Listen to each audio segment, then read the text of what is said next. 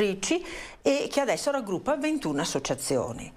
Dal 2023 collaboriamo con le consulte non politicizzate di Milano, Trieste e Genova e con loro abbiamo partecipato al 69esimo CSW, quindi Consiglio allo Stato Generale delle Donne a New York l'anno scorso, per presentare proprio questo nuovo modello gestionale. La consulta è il luogo dove le donne presentano, tramite le associazioni referenti, presentano le loro difficoltà, i loro problemi e si cercano soluzioni che poi vengono portate anche all'amministrazione. Ha fatto benissimo a fare questo cappello, era doveroso, era doveroso. E questa è una tematica, diciamo, importante che le donne sentono tanto vicina, anche perché la denatalità ha, diciamo, cause importanti e provoca effetti altrettanto importanti che cadono sulle spalle proprio delle donne. È estremamente vero, anche perché appunto denatalità significa appunto un minor numero di nascite e questo può comportare, ne parleremo un attimo dopo, di questo problema. In consulta devo fare una precisazione: l'idea di fare un convegno sulla denatalità era partito da una delle associazioni della consulta, Moica, Donne Attive in Famiglia e in Società, che si occupa del lavoro invisibile e dell'empowerment delle donne. Poi tutto il convegno è stato, l'iter per promuovere questo convegno, per determinarlo eccetera, è stato portato avanti dalla consulta.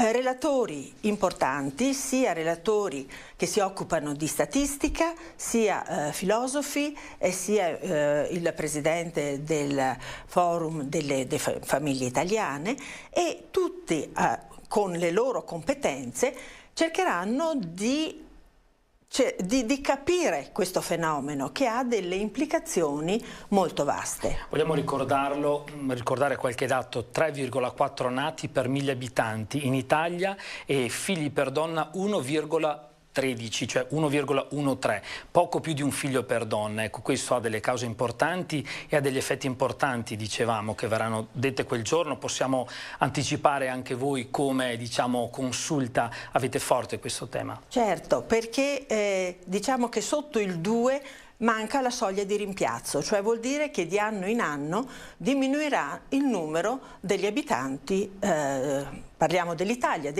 ma del mondo intero, perché è un problema che va a toccare soprattutto i paesi, diciamo, industrializzati, quindi in primis l'Europa, che è sicuramente il continente più vecchio in questo momento, però poco o tanto inciderà su tutto l'ambiente, su tutti i continenti.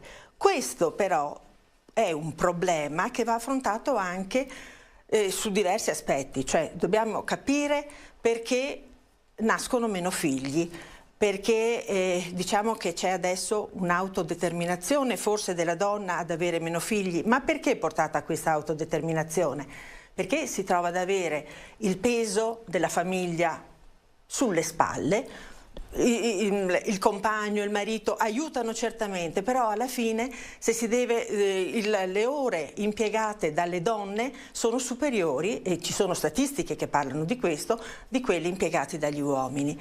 Le famiglie sono sempre più lunghe e più strette, quindi la donna sa che dovrà aiutare i genitori o i genitori del compagno quando questi saranno molto anziani e non ha un supporto tra fratelli, cugini, eccetera, proprio per la struttura delle famiglie. Abbiamo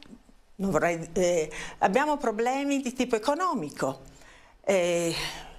La donna, se lavora e se ha un figlio, deve fare poi una scelta, e quindi dall'altra parte, perché così diciamo i nostri politici dicono denatalità, mancano le risorse per pagare le pensioni. Può essere, cioè è sicuramente un dato. Dall'altra parte dobbiamo considerare che stiamo consumando il nostro pianeta. Le statistiche, cioè i conti che vengono fatti parlando dell'Earth Overshoot Day, cioè della giornata in cui la comunità consuma le risorse del pianeta si sta progressivamente accorciando. Per l'anno scorso era dato il 24 luglio, quando negli anni 70 era alla fine di dicembre. Abbiamo visto nel periodo del Covid che abbiamo guadagnato 15 giorni con tutte le malefatte e il periodo tragico che ha comportato del Covid, però il fatto di non muoversi in macchina, di fare meno viaggi in aereo, abbiamo risparmiato risorse. Diciamo che tutto questo va ad incidere sulla denatalità e diciamo che anche le politiche familiari in Italia spesso e volentieri sembrano non accogliere, diciamo, questa diminuzione e non realizzare un vero cambiamento. Penso che si parlerà anche di questo, giusto, nel convegno. Certo, però dobbiamo considerare anche che in paesi dove diciamo la comunità, lo Stato eccetera garantisce dei supporti maggiori alle donne, quindi più asili nido, che era uno dei piani del PNRR un po' disatteso, maggiori possibilità di astensione dal lavoro anche per i papà. È importante la figura paterna, in Italia hanno 10 giorni, in altri paesi parliamo di mesi, però anche in paesi dove queste manovre, diciamo, assistenziali ci sono, migliori delle nostre, anche lì il problema della denatalità esiste. Grazie tante. Allora io vado a ricordare quando sarà questo convegno, questo venerdì alle 17. Mi scusi, in Piazza dei Signori. 16:30 perché abbiamo dovuto anticipare. Benissimo, allora alle 16:30 interverranno Linda Laura Sabadini, statistica, dirigente dell'Istat e anche una pioniera per quanto riguarda le statistiche sociali e di genere, poi il dottor Adriano Bordignon, presidente del Forum Nazionale delle Associazioni Familiari, Marco Minozzo, professore associato di statistica all'Università di Verona e Anna Maria Piussi, già ordinaria di pedagogia all'Università di Verona. Grazie tante quindi a Cecilia Residori per essere stata con noi e buon convegno questo venerdì. E noi cambiamo argomento e parliamo di sanità. Ogni giorno sono oltre 4.000 i pazienti ambulatoriali che frequentano gli ospedali dell'azienda ospedaliera di Verona per visite, follow-up e controlli. L'offerta clinica specialistica a Borgo Trento e Borgo Roma è infatti elevata non solo nella quantità ma soprattutto nella qualità dei medici. Per tutti questi utenti a breve sarà operativo un nuovo modello organizzativo totalmente semplice a misura di paziente. In un solo punto si svolgono tutte le funzioni oggi frammentate in vari passaggi. Sentiamo. Oggi è il coronamento di un sogno che avevamo da anni, è poter accettare e dare maggiore accessibilità ai cittadini della nostra azienda. Si parte dal bancone qui al Polo Confortini, si passa per il Donna Bambino e per Borgo Roma. Le tre gambe del progetto sono, oltre all'accettazione che permetterà ai pazienti di uscire con una prenotazione anche per le visite di controllo, anche la navigazione con l'app che verrà attivata a marzo, che si chiama My Aui Verona, e la terza gamba saranno i nuovi totem in aggiunta a quelli già presenti che riguarderanno la possibilità del cittadino di autoaccettarsi quando si presenta in ospedale, sia qua che alla Donna Bambino che al Borgo Roma. Benissimo, allora proseguiamo parlando di un evento molto spiacevole che abbiamo sentito i giorni scorsi a Verona, in questo asilo privato dove ci sono stati bambini maltrattati e spostati con forza, trascinati per terra, episodi che hanno spinto le autorità a porre i sigilli ad un asilo posto appunto sotto sequestro per interrompere i maltrattamenti ed effettuare ulteriori accertamenti. Il GIP ha disposto anche un'interdittiva di esercizio della professione per la durata di un anno nei confronti di 5 educatrici che lavoravano nella struttura. Noi vogliamo parlare di questo, ma soprattutto di cosa significa educare in modo adeguato i bambini con la presidente delle scuole FISM di Verona, Luciana Brentegani. Grazie per essere con noi. Grazie.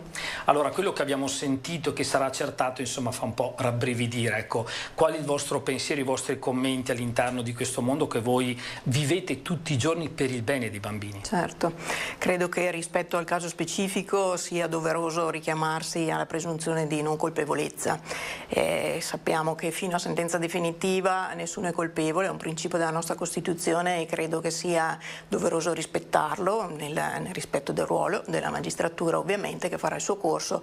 Non spetta a noi emettere sentenze preventive. Certo, il caso ci richiama un'attenzione particolare e ovviamente è ben comprensibile la preoccupazione anche dei genitori e dei bambini coinvolti, e c'è tutto il rispetto anche di quella. Dal punto di vista nostro, noi come Federazione Italiana di Scuole Materne nella provincia di Verona raccogliamo e promuoviamo e accompagniamo 169 scuole dell'infanzia, e di queste in tutto il territorio della provincia, appunto, accogliendo in totale circa 14.000 bambini, quindi capite che effettivamente è un mondo molto vasto, è un'età anche molto delicata, dallo 0 ai 6 anni. E i bambini hanno tanto da fare, lo sappiamo benissimo, e gli insegnanti e il lavoro per il quale c'è da avere una passione ma anche una serietà, una preparazione, ecco, è impegnativo. Voi come fate in questo caso? Quali strumenti avete di controllo e di prevenzione? Certo, allora senz'altro un lavoro delicato, un lavoro vitale, importantissimo. Sappiamo quanto i primi anni di vita del bambino possono essere incisivi per tutta la sua vita futura.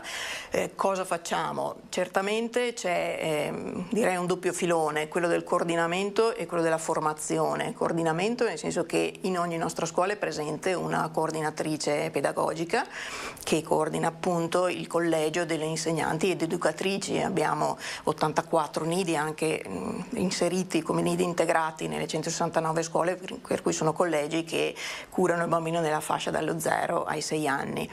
Ed è un coordinamento pedagogico specifico, quindi che coordina, pensa, produce progetti educativi, eccetera. E poi c'è la parte della formazione, la formazione che passa a sua volta attraverso un coordinamento pedagogico di FISM Verona. FISM Verona, le scuole di FISM Verona sono suddivise in 26 zone. Ognuna di queste zone è seguita da una coordinatrice centrale, ne abbiamo 11 in totale, e le coordinatrici del coordinamento pedagogico, guidata dalla nostra referente, la dottoressa Balli, studiano percorsi formativi, si confrontano ovviamente con diverse professionalità e a caduta accompagnano i servizi, i 169 servizi con presenza, quindi non solo, non direi controlli, ma proprio accompagnamenti di supervisione, quindi aiuti anche laddove ce ne fosse necessità, anche su casi specifici, ad esempio il tema tanto ampio al giorno d'oggi di bambini che hanno bisogni educativi speciali o di bambini certificati, confronti tra insegnanti, quindi incontri che sono per zona tra tutte le insegnanti. Una rete molto grande, insomma, molto quindi ampia, una vastità di esperienze che può aiutare anche a capire certo, come agire nel caso specifico. Certo, professionalità specifiche che accompagnano le professionalità che sono già inserite ovviamente nelle scuole, perché le insegnanti che lavorano all'interno delle scuole, insegnanti ed educatrici, ovviamente hanno i titoli specifici per poterlo fare, quindi hanno già una loro professionalità, però hanno anche una formazione costante. C'è una scuola di formazione all'interno di FISM, nata proprio all'interno di FISM, con insegnanti di FISM ma anche insegnanti del mondo universitario, insegnanti esterni, e le nostre insegnanti sono chiamate ovviamente a proseguire nella loro formazione in modo che sia una formazione davvero continua. È una formazione continua scuola e famiglia, perché la famiglia insomma è un po' il centro, visto che è parte proprio dalle famiglie la vostra organizzazione. Certo, nella nostra maggior parte delle scuole sono organizzate proprio come associazioni di genitori, per cui il genitore, accompagnando il figlio alla scuola, diventa socio dell'associazione, per cui è in primis parte di quell'associazione, la rende attuale, ed è una partecipazione dei genitori a diversi livelli, anche a livello della gestione della scuola, perché le nostre scuole sono per la maggior parte gestite appunto da genitori che sono accompagnati, professionalizzati, e non mettono solo ovviamente la buona volontà, ma mettono la competenza accompagnata alla competenza specifica pedagogica. Quest'anno avete una tematica particolare che è quella della spiritualità che vi è stata consegnata dal Vescovo. Una parola su questo? Sì, abbiamo avviato l'anno proprio sulla spiritualità con un intervento del Vescovo Domenico, spiritualità intesa proprio come una spiritualità una connaturata capacità di stupore, di meraviglia da parte del bambino, quindi un senso del mistero e del trascendente che è insito nel bambino e che va accompagnato, quindi non indotto a, ma valorizzata questa sua capacità proprio perché il bambino possa avere uno sviluppo della sua intera personalità. Ultimo minuto per dire l'appuntamento che ci sarà a Firenze a marzo, dove è coinvolta FISM Nazionale ma anche FISM Verona, proprio sì, un minuto sì, giusto. a Didacta, dall'11 al 13 di marzo, per la prima volta FISM Nazionale sarà presente in questa fiera, che è la fiera principale del mondo dell'educazione e della scuola. Sarà presente anche FISM Verona con un laboratorio specifico sugli spazi e i materiali, con un tema specifico rispetto al quale abbiamo anche detto un libro, oltre a FISM Veneto con altri laboratori su tutte le tematiche che sono le tematiche del mondo 06 innovativo, perché non c'è volontà di mantenere la situazione sempre ferma e custodire chissà cosa, ma proprio di innovare a partire però dai valori che non mutano e che restano quelli sì radicati. Grazie tanto allora Luciana Brentegani per quello che state facendo per i nostri piccoli, ecco, grazie e buon lavoro. E noi chiudiamo ricordando che questa mattina si è tenuto nella chiesa parrocchiale di Parona il funerale di Monsignor Carlo Tezza, sacerdote della diocesi di Verona, aveva 92 anni. Le esequie sono state presiedute dal vescovo Domenico, ecco vediamo qualche immagine proprio fresca. Don Carlo era appartenente alla parrocchia di Parona, dove era stato ordinato sacerdote nel giugno del 62 e quindi 63 anni di sacerdozio per lui, e fu poi parroco di Pazzon e poi per lunghi anni ad Arbizzano e poi anche a Sant'Anna e San Marco dei Boschi, infine a Mazzurega. Stasera manderemo in onda l'omelia del Vescovo e un ricordo di Don Carlo alle 19:35 e in replica poi anche alle 22. Il nostro appuntamento con l'informazione termina qui, torna puntuale come sempre domani alle 13:30. A tutti voi grazie per l'ascolto e buon proseguimento con i programmi di Telepace.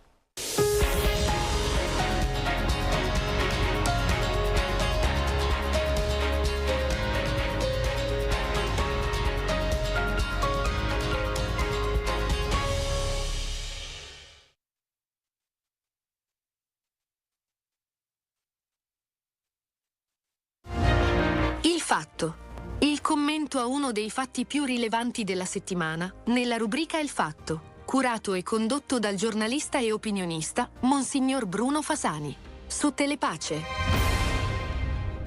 Giovanni Paolo I chiamava il rosario la Bibbia dei poveri. Su Telepace, la preghiera del Santo Rosario, guidata dal cardinale Angelo Comastri, dal lunedì al venerdì alle 15:50. Si è formata un'immensa famiglia che prega e alza verso il cielo l'accorata preghiera perché il mondo si rinnovi, perché il mondo cambi, perché ritorni nel mondo la pace. Una immensa famiglia.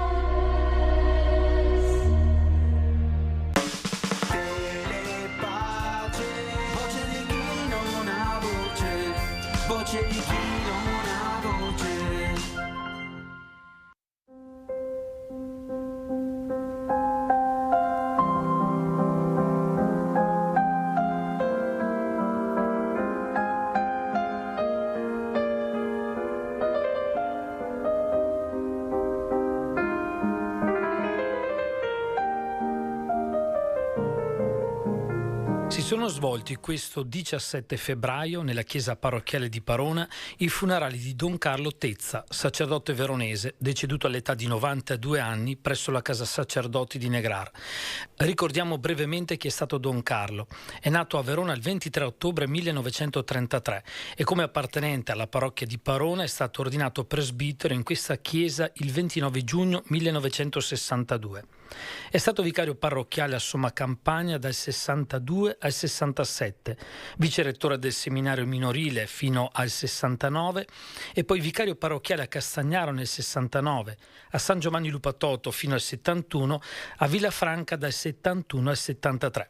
Fu poi nominato parroco di Pazzon fino al 1980 e poi per lunghi anni dall'80 al 2003 parroco ad Arbizzano. Infine a Sant'Anna e a San Marco dei Boschi Boschi dal 2003 al 2005, di Mazzurega dal 2005 al 2008, di cui poi è stato amministratore parrocchiale fino al 2019. Vi proponiamo ora l'omelia pronunciata nella chiesa di Parona nei funerali presieduti dal vescovo Domenico Pompili. Nel Vangelo di Marco, di cui abbiamo ascoltato poc'anzi un frammento, i farisei e gli aderenti al partito di Erodi sono legati da una trama oscura: colpire il giovane rabbi di Nazaret. La paura di perdere il prestigio religioso per i farisei o la paura di compromettere il potere o successo politico per gli erodiani alimenta un comune sospetto e fa entrambi schierare contro il maestro. Questa paura dunque è come un lievito che fermenta e che impedisce di accogliere il maestro nella sua sconvolgente originalità. Un rabbi del III secolo d.C., a proposito del lievito, così si esprime: Signore dell'universo, è manifesto al tuo cospetto che nostra volontà sarebbe fare la tua volontà. E chi lo impedisce? Il lievito che è nella pasta è l'asservimento ai re stranieri. Sia tua volontà di liberarci dal loro potere e che torniamo a compiere le leggi della tua volontà con tutto il cuore. Il lievito, dunque, è quella corruzione che ci impedisce di vivere secondo le nostre convinzioni. Don Carlo, a cui oggi diamo l'estremo saluto, è stato sempre immune dal lievito della corruzione, cioè libero da interessi e indifferente ai giudizi degli altri. Dunque così è stato sia a Somma Campagna, Castagnaro, San Giovanni Lupatoto, Villafranca come curato e a Pazzon, ad Arbizzano, dove dice che siano stati gli anni più intensi della sua vita, a Boschi San Marco e a Sant'Anna ai Boschi, che dice lui essere stati i doni più preziosi, anche se, come mi diceva Don Roberto Campostrini, sono stati anche gli anni più complicati. E poi ancora a Mazzurega, dove Don Carlo registra un'accoglienza straordinaria con un'attenzione delicata. Ecco, in tutte queste tappe del suo ministero lui è sempre apparso come lontano da qualsiasi fermento di corruzione, rivelandosi un pastore concreto e affidabile, tutto concentrato sul servizio della comunità. Poi Gesù continua: perché discutete che non avete pane? Non capite ancora e non comprendete? Avete il cuore indurito?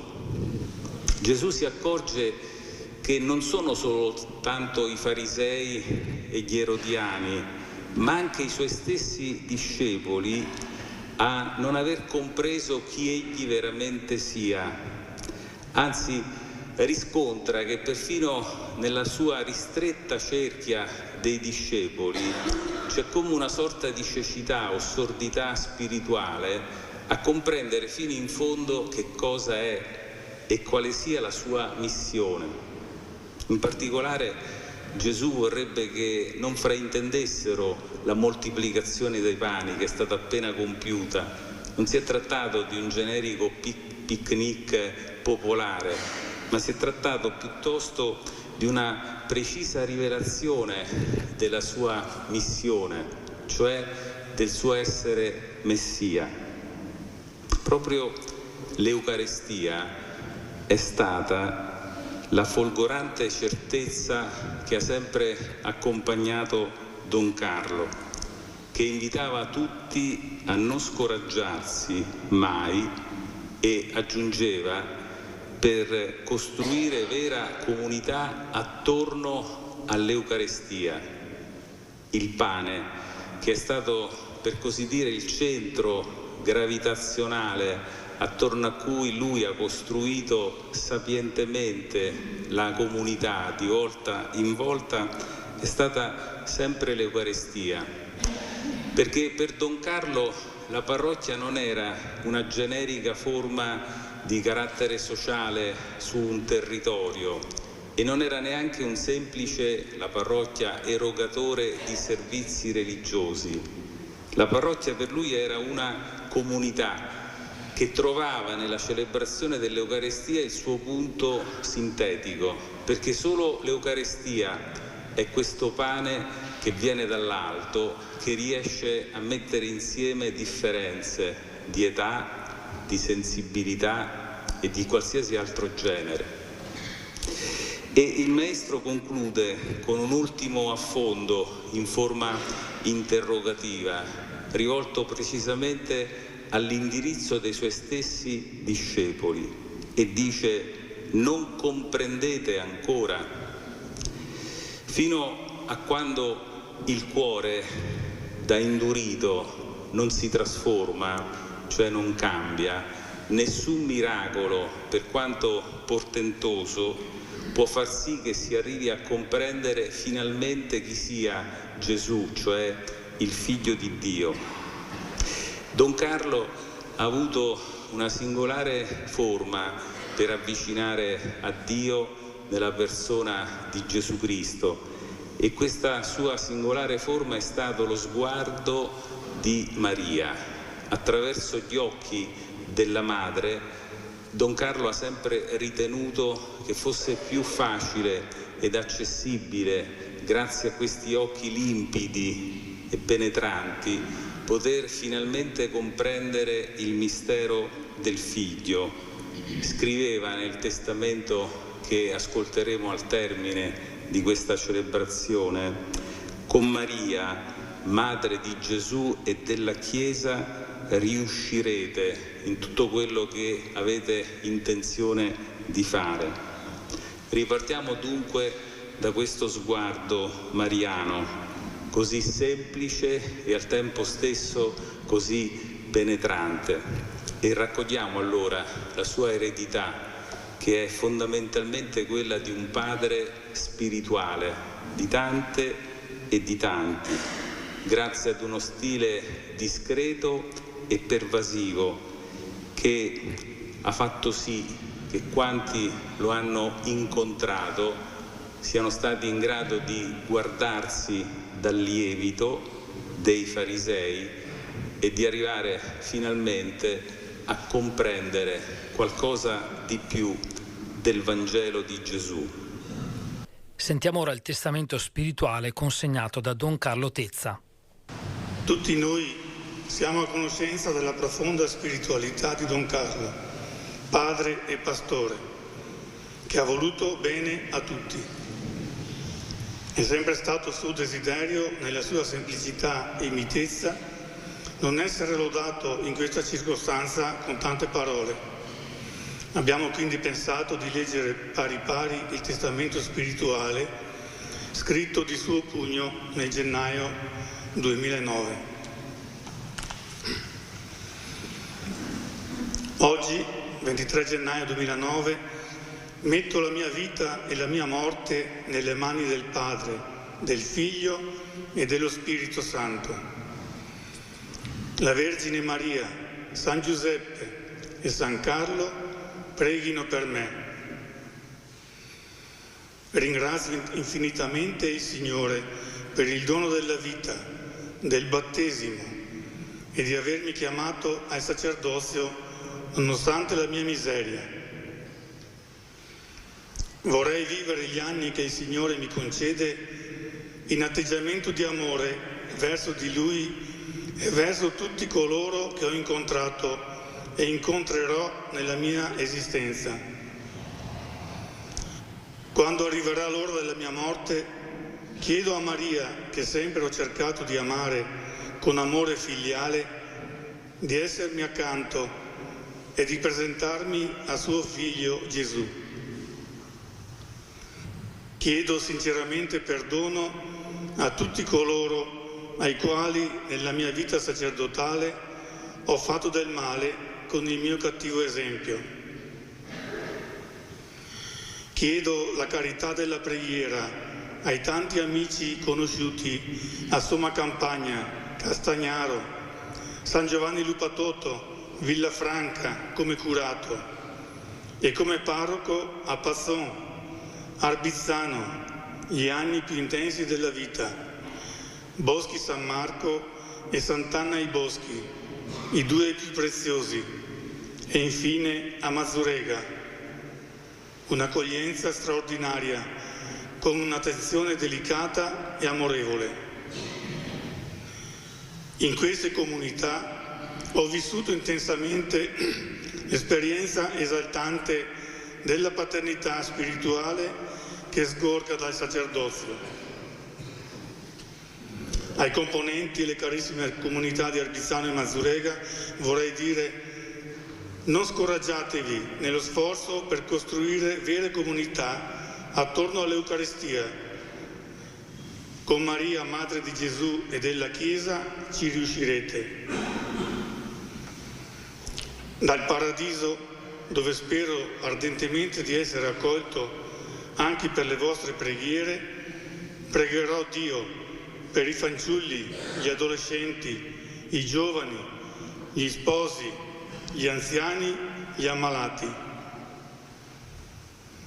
A tutti un arrivederci nella casa del Padre. Vi aspetto tutti. Ringrazio i miei parenti che mi hanno sempre aiutato e non mi hanno mai chiesto niente. Ringrazio i superiori della fiducia che mi hanno sempre dimostrato. Voglio morire povero come ho cercato di vivere. Desidero essere sepolto nel cimitero di Parona, in terra, per esprimere la mia fede nella risurrezione finale. San Fidenzio, 23 gennaio 2009, Carlo Tessa.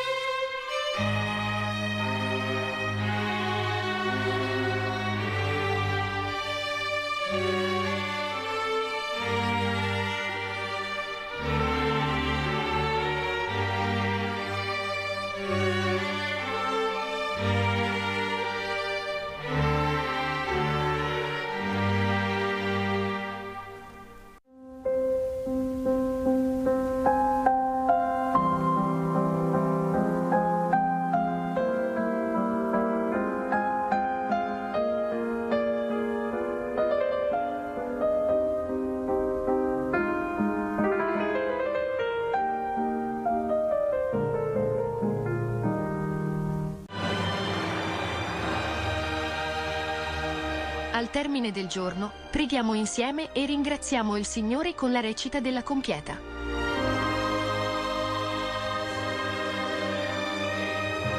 Tutti i giorni, alle ore 23, su Telepace.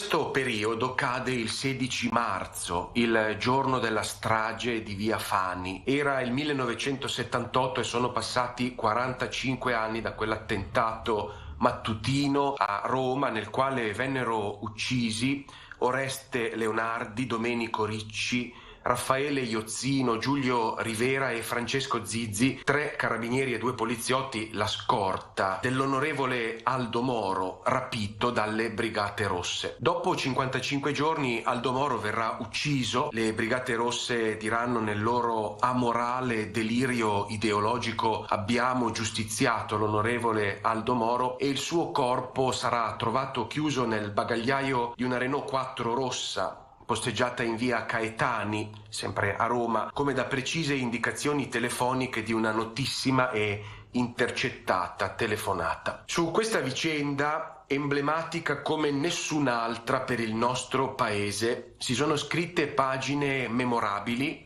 altre discutibili, si sono girati film anche recentemente, si sono prodotti documentari, saggi, inchieste, articoli sui giornali. Una quantità monumentale. Su Netflix, a proposito di recenti produzioni, è possibile seguire proprio in questo periodo la serie TV Esterno Notte di Marco Bellocchio, che se da un lato ricostruisce in modo davvero coinvolgente alcuni tratti della vicenda Moro, ad esempio l'agguato terroristico ed alcune tensioni interne al gruppo delle Brigate Rosse, dall'altro lato purtroppo presenta aspetti imbarazzanti e grotteschi che sembrano respingere con malvagia tenacia ogni atomo di verità storica, raccontando non si capisce bene che cosa e perché. Ad esempio Papa Paolo VI, interpretato in modo pessimo da Tony Servillo, non restituisce nulla dello spessore umano e spirituale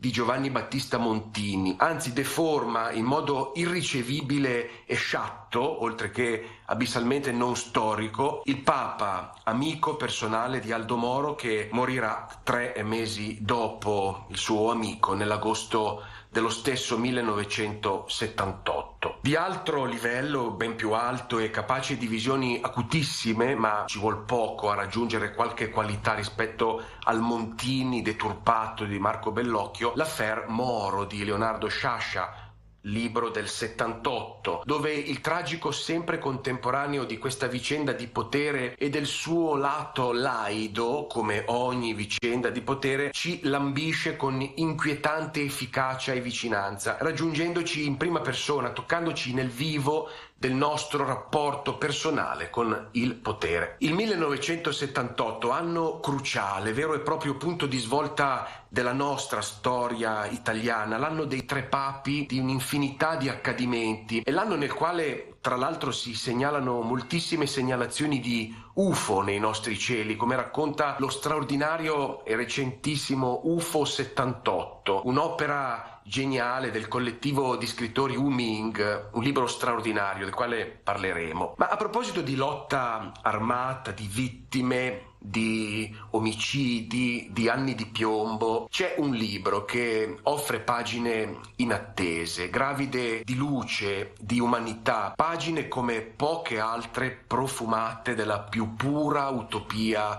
evangelica. È il libro dell'incontro, a cura del padre gesuita Guido Bertagna, del criminologo Adolfo Ceretti e della docente di diritto penale Claudia Mazzuccato. I 3 si definiscono mediatori di un incontro suggerito, avviato dal cardinale Carlo Maria Martini, incontro tra vittime e responsabili della lotta armata. Sì, lontano, lontanissimo dalla spettacolarizzazione narcotizzante dei pomeriggi televisivi, lontano dagli scoop, lontano dagli slogan che da troppo tempo decidono i destini anche del nostro paese, lontano dalla superficialità e dall'ideologia. Dal 2009 al 2014 è accaduto non sotto la luce dei riflettori, senza telecamere, ma è accaduto questo incontro impensabile, inimmaginabile se non in chiave evangelica. È accaduto l'incontro tra chi ha subito il male, il grande male, e chi lo ha compiuto in prima persona. Vittime e responsabili della lotta armata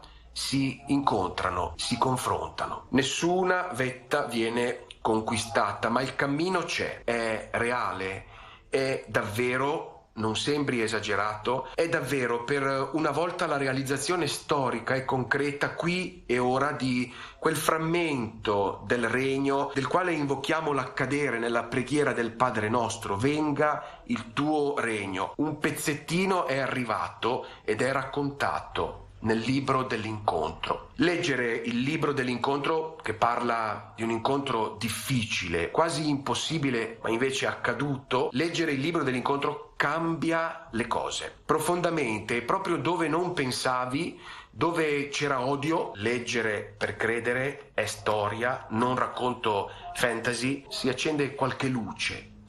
Lo spunto metodologico della giustizia riparativa, sullo sfondo c'è la vicenda dell'apartheid, si compie in un percorso riparativo di verità, di profonda condivisione, che però tiene tutto unito con la forza di un cavo di acciaio capace di reggere grandi pesi e di sopportare tensioni altissime senza spezzarsi. Tutto si tiene e queste pagine si leggono con il batticuore e sospirando. Sono pagine disarmanti, parola appropriata per raccontare il 78. Sono pagine disarmanti e persino il lettore, tu, io, ci accorgiamo di esserci avventurati nella lettura con qualche arma ideologica in tasca. Sì, queste pagine disarmano, cambiano le armi di morte in falci che raccolgono il grano che dà vita. Leggendo queste pagine gli occhi divengono nuovi, parole bellissime del nostro Camillo Sbarbaro,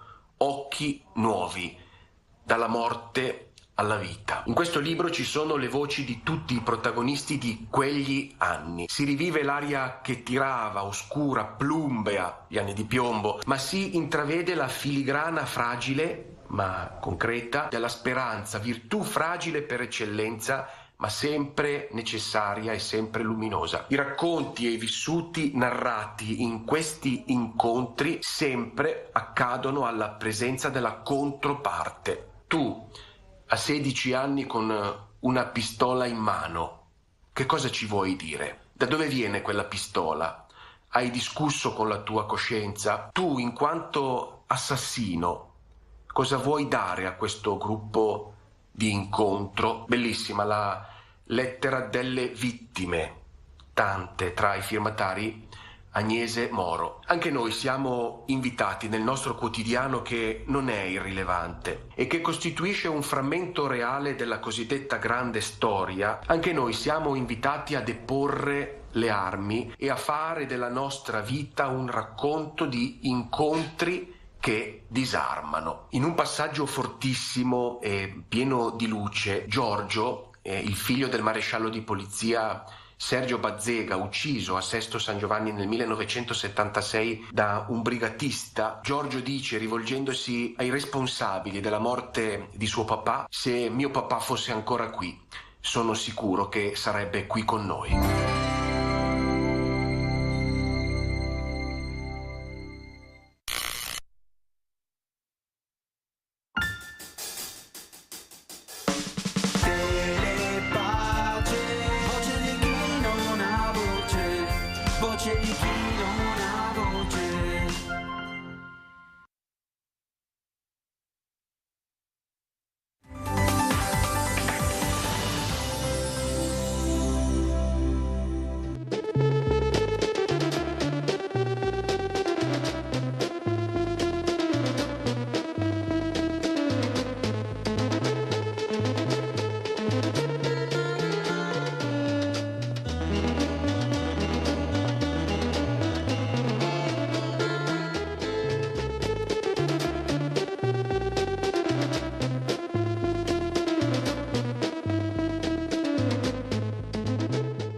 La provvidenza, cari amici, è sempre misteriosa. Le piccole suore della Sacra Famiglia di Castelletto sono state le mie suore, sono state coloro che mi hanno aiutato quando ero seminarista a San Martino Buonalbergo. Mi hanno soprattutto sostenuto quando, andando con gli zingari, io avevo bisogno soprattutto di vestiti, avevo bisogno di qualche cosa da dare a questi zingari. Mi portavo nei vari accampamenti, incontravo dei gruppi, ma soprattutto incontravo i bambini, e non potrò mai dimenticare quella che era la superiora della comunità di San Martino Buonalbergo, Suor Tarcisia. È stata veramente una madre. Io la venero e tante volte la invoco perché è stata una santa suora. Ebbene, la superiora generale delle piccole suore della Sacra Famiglia di Castelletto mi invitò a celebrare la Santa Messa sul loro cimitero a Castelletto di Brenzone il 2 novembre 1997. Per me era un dovere rispondere affermativamente a quella richiesta, anche perché in quegli anni, in quei tempi, la congregazione delle piccole suore della Sacra Famiglia si era sempre dimostrata attenta nei confronti di Telepace. Ebbene, celebrai la messa sul cimitero con la presenza di tantissime suore, e poi Madre Giannandreina Todesco mi invitò a passare da casa madre e andai. La superiora mi mise in mano una busta, e devo dire che era anche una busta, un'offerta, diciamo. Io sentivo dalla mole che aveva abbastanza consistente. Non so perché, mettendomi in mano quell'offerta, Madre Giannandreina, una vera madre. È bello perché quando una suora merita questo appellativo di madre, io credo che sia la cosa più bella. Infatti Dio dirà ad Abramo: tu diventerai padre di una moltitudine di figli, pater multarum gentium. Una suora è mater multarum gentium. Una madre generale, indubbiamente, è la madre delle sue suore. Ebbene, dicevo, non so come e perché, accanto a lei c'era anche la suora economa, c'era anche la segretaria, e la madre mi chiese come andava Telepace. E proprio in quei giorni io ero molto preoccupato. Certo, non potevo, davanti all'offerta che mi veniva affidata, dire: suore, datemi di più, al di là che io non sapevo che cosa c'era in quella busta. Però avevo capito subito che ci doveva essere un'offerta veramente consistente. E forse è stato lo Spirito che mi ha suggerito e mi ha detto: sentite suore, però mi sono rivolto prima di tutto alla madre, non è che voi potreste fare un prestito a Telepace? Telepace in questo momento sta attraversando veramente un periodo alquanto difficile dal punto di vista economico, dal punto di vista finanziario. Avevamo da un anno il satellite, naturalmente il satellite ci portava delle preoccupazioni. Ho già avuto modo di accennare che la spesa del satellite per un anno, l'affitto diciamo, si aggirava sul miliardo delle vecchie lire, quindi diremo oggi su 500-520 mila euro. Non è che potreste fare uno sforzo, darci un prestito? E Madre Giannandreina ricordo che chiese: ma dica grosso modo quanto, come? Ma dico, mi sono fatto forza, mi sono fatto coraggio, ho detto: madre, avremo bisogno di 1 miliardo, 1,5 miliardi. ricordo la risposta. È stata così toccante. Avrei potuto aspettarmi una risposta non solo negativa, ma anche di meraviglia. Ma cosa sta dicendo? Ma cosa sta chiedendo? Invece maternamente mi ha detto: guardi, dice, la somma è alta e probabilmente dovremmo chiedere anche a Roma, dovremmo chiedere alla congregazione per i religiosi, per la vita consacrata. Ma io dico, conosco molto bene il prefetto della congregazione dei religiosi e della vita consacrata, che è il cardinale Martinez Somalo, che vuol tanto bene a Telepace. Allora, senta, Don Guido, adesso vedremo.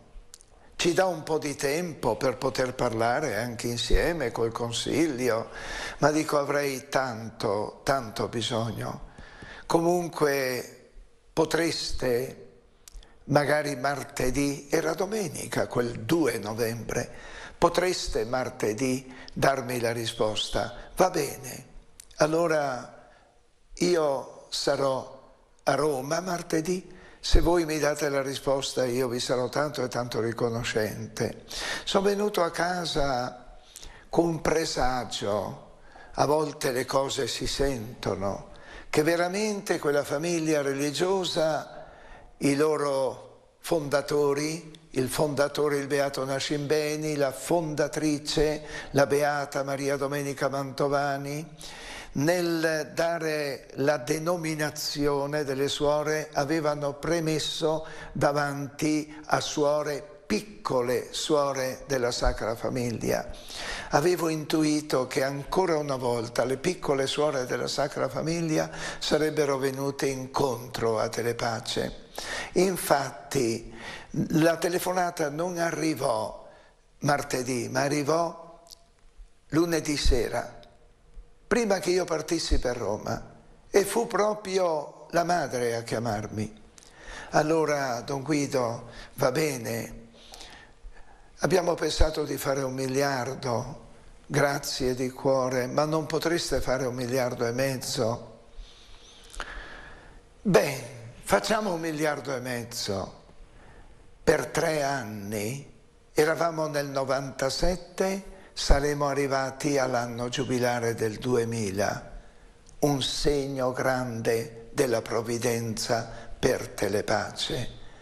E io sono qui ancora una volta a dire: Dio benedica le piccole suore della Sacra Famiglia, i loro fondatori che sono già dichiarati beati, il Beato Giuseppe Nascimbeni, la Beata Maria Domenica Mantovani. Intercedano grazie in modo particolare perché non vengano a mancare vocazioni a questa famiglia religiosa che io ho avuto modo di conoscere quando ero, come ho detto, ancora seminarista, aperta soprattutto ai poveri e ai sofferenti.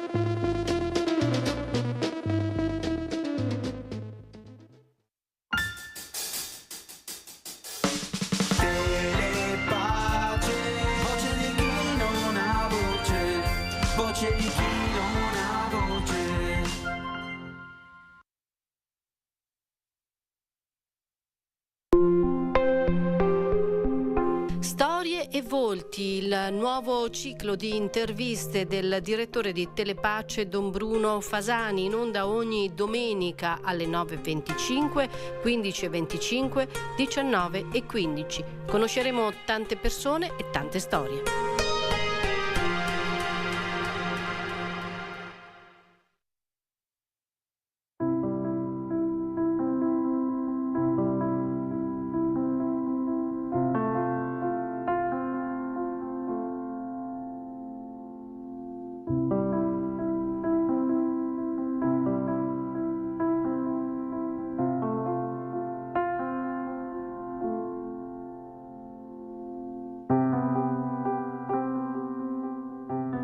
guardatevi dal lievito dei farisei e dal lievito di Erode, dice Gesù.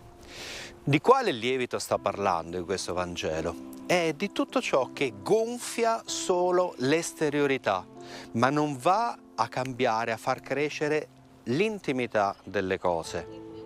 E riprende Gesù questo discorso, lo fa a margine della moltiplicazione dei pani e dei pesci, dove tutti sono stati sfamati e è avanzata una quantità indescrivibile di cibo, proprio perché tanti altri possano arrivare all'esperienza della sazietà, del sentirsi sazi, cioè risolti.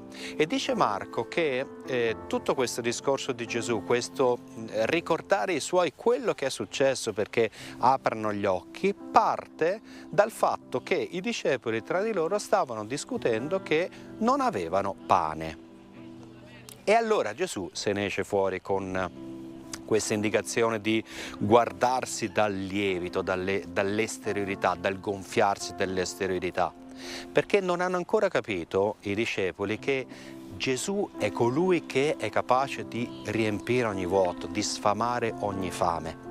E finché la nostra vita sarà un continuo lamentarci perché non abbiamo del pane materiale, del pane esteriore, quando invece non ci facciamo le domande serie su quello che interiormente manca alla nostra vita, non ne usciremo mai fuori. Togliete pane, metteteci successo, metteteci soldi, metteteci potere. Non abbiamo più potere, non abbiamo più soldi, non abbiamo più successo.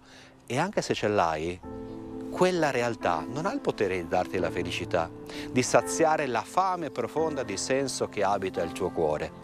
Solo il pane eucaristico, solo la presenza di Dio ha questo potere.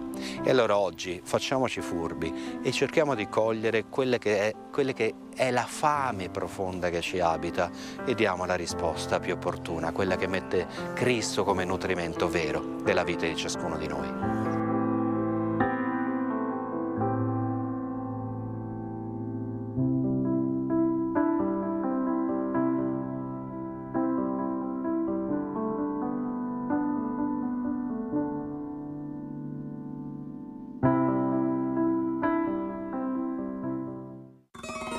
Sinceramente a me sembra ancora incredibile quello che è avvenuto. Ogni giorno Don Guido Todeschini ci racconta la nascita delle nostre emittenti attraverso la trasmissione I Medaglioni, le grandi opere di Dio. Lo Spirito Santo aveva già suscitato nei ragazzi quella intuizione profetica. Ogni giorno alle 8:20, alle 13 e alle 20, uno spazio per conoscere la nostra storia. Non dimentichiamo le parole sempre di San Giovanni Paolo II quando ci ha affidato l'icona di Maria Stella dell'Evangelizzazione. Sarà la celeste patrona di Telepace. Le grandi opere di Dio, a cura di Don Guido Todeschini. Perché in questa casa ci sono state centinaia di migliaia di ragazzi, centinaia di migliaia, di ogni ceto sociale, cioè abbiamo raccolto tutti.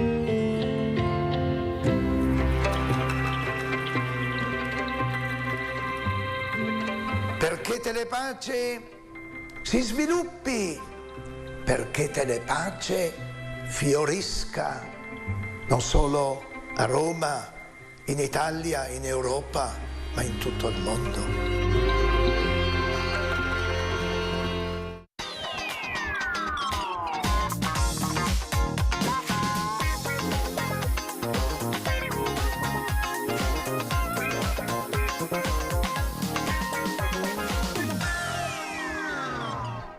Ben ritrovati a tutti voi che ci seguite su Telepace. Quest'oggi sono in compagnia di padre Medard Aboué, consigliere generale dell'Ordine dei Ministri degli Infermi, comunemente noti anche come Camilliani, per parlare della 34esima giornata mondiale del malato che è stata celebrata l'11 febbraio del 2026. Padre Medard, Papa Leone ha scelto come tema di questo messaggio in occasione della giornata mondiale del malato la compassione del Samaritano amare portando il dolore dell'altro. Sì. A suo parere, qual è il messaggio più forte e più attuale che il Santo Padre ha voluto lanciare? Ma il titolo stesso del messaggio, che si riferisce alla parabola del buon samaritano, è molto significativo, e ognuno di noi che ha avuto più volte nella vita, confrontandosi con questo tema, o perché siamo noi stessi ammalati o sofferenti, o abbiamo parenti e amici che sono sofferenti, che sono stati malati, e abbiamo toccato di mano la realtà della sofferenza per noi stessi o per gli altri. E là il senso di una presenza che consola, una presenza che cura, una presenza che manifesta affetto, in quel momento tutti noi lo sappiamo. E dunque questo messaggio ci raggiunge in pieno nella nostra umanità, che è una umanità, come diceva il Santo Giovanni Paolo II, che fa quotidianamente l'esperienza della sofferenza. Giovanni Paolo II, lo ricordiamo, è il pontefice che ha istituito la Giornata Mondiale del Malato. La prima è stata celebrata nel 1993. Abbiamo detto, il titolo di questo messaggio di Papa Leone parla di amare portando il dolore dell'altro, che non è semplicemente assistere il malato. Allora, che differenza c'è tra aiutare qualcuno e portarne il dolore? Ecco, aiutare portando il dolore. Per capire la seconda parte di questo portare il dolore, ritorniamo alla prima parte, la compassione, con passione, manifestare empatia, cioè non essere là solamente per portare gesti, attenzione, ma vivere in modo tale che la persona senta che sei presente a lei, sei presente in questa sua sofferenza. Questo sicuramente ci ritorneremo, però si riferisce anche alla spiritualità che noi camiliani viviamo, cioè vedere Cristo nella persona sofferente e servire in modo tale che la persona riconosca in te il Cristo che lo serve.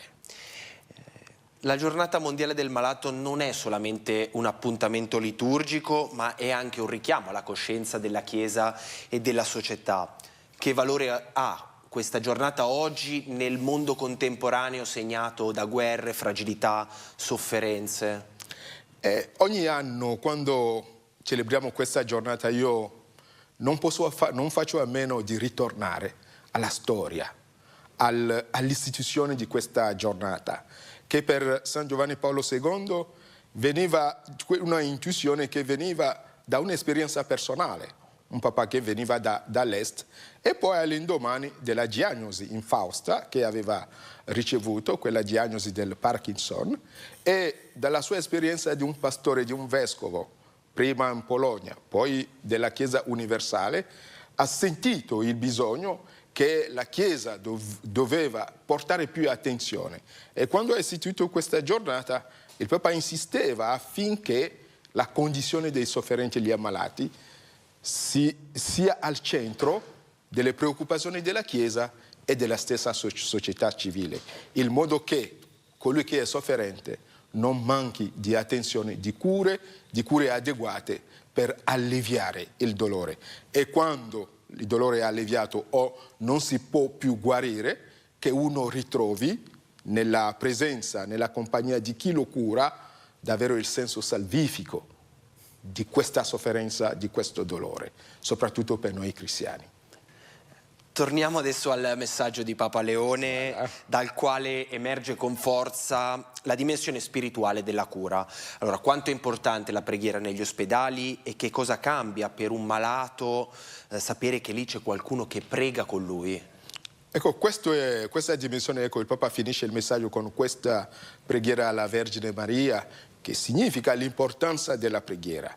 Ecco, una presenza accanto a chi soffre è una preghiera, cioè la preghiera al Signore affinché colui che soffre ritrovi sollievo. È anche una preghiera per chi cura, chi è presente in quel momento, affinché colui che soffre veda in te un amico, un parente che porta con lui la propria sofferenza. E dunque per noi cristiani la preghiera come diceva un autore, la preghiera è la debolezza di Dio, ma la forza dell'uomo. E in quel momento di fragilità, quando siamo in capacità di pregare e di offrire o di gridare il nostro dolore al Signore, ecco, sono momenti forti, sono preghiere di un senso teologico e pasquale e profondi. Ecco, questo è la preghiera per noi. E vedete, quel giorno dell'11 febbraio, tutto il popolo che va a Lourdes, nei santuari, e quest'anno è stato celebrato alla Nostra Signora della Paz, a Chiclayo, la diocesi l'ex diocesi del Santo Padre. Ecco, sono momenti in cui, ecco, quella preghiera ristora l'anima di ciascuno di noi e soprattutto di quello che soffre, portando il proprio dolore al Signore, che è il Signore della vita. E voi come camilliani avete proprio come servizio quello di essere negli ospedali, di aiutare, di essere al servizio degli infermi, sempre sulle orme di San Camillo dell'Ellis. Voi lo avete proprio nel DNA questo servizio. Allora, so che avete un quarto voto particolare, le chiedo di raccontarcelo e poi di spiegarci che cosa significa vivere il carisma camilliano oggi. Ti ringrazio per questa domanda, davvero che come il consigliere generale incaricato del Ministero io faccio la promozione del nostro carisma, del nostro servizio nel mondo. Ecco, per noi camilliani è il quarto voto, servire gli ammalati anche col pericolo della vita, soprattutto gli ammalati appestati. E questo non lo riceviamo come un insegnamento, ma come una vita vissuta da Camillo. Perché prima che Camillo ricevesse dalla Santa Sede l'autorizzazione di fondare un ordine religioso e di poter portare questa croce rossa sull'abito che i membri della compagnia portavano nel 1586, ecco, Camillo usciva e tutti i suoi compagni uscivano da un servizio grande della peste che ha travolto Roma nel 1590 e 91. E dunque dal servizio che hanno fatto, di cui la compagnia in quel momento ha perso almeno la metà, ecco, il Papa ha riconosciuto il valore di quello che chiedeva Camillo, che in quel momento, quando, ecco, non c'era più nessuno per servire ma che i camilliani giravano per Roma, nelle case, a curare, a prendere le persone e portarli al Santo Spirito qua, al San Giacomo. Ecco, il Papa ha riconosciuto il valore del nostro servizio e così che ha accettato per noi che possiamo emettere il quarto voto anche col pericolo della vita. Dunque per noi, ecco, la sofferenza è come quando serviamo gli ammalati, è come il pesce nell'acqua, il nostro ossigeno.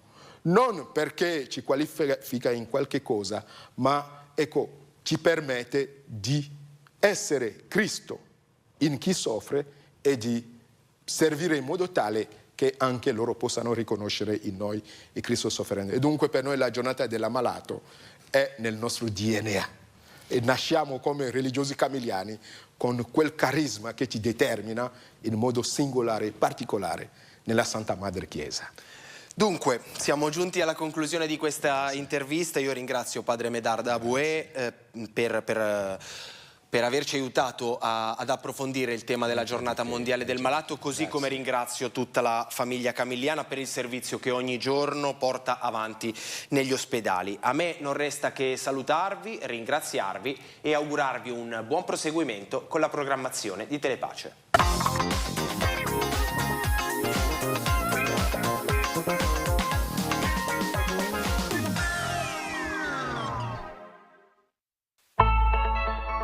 La pace vola sulle ali di 1000 colombe. Bastano 1000 euro donati da 1000 di voi per far volare più in alto la voce di Telepace. Ogni dono, piccolo o grande che sia, è un battito d'ali che porta luce e fede là dove c'è bisogno di pace. Vola insieme a noi, sostienici.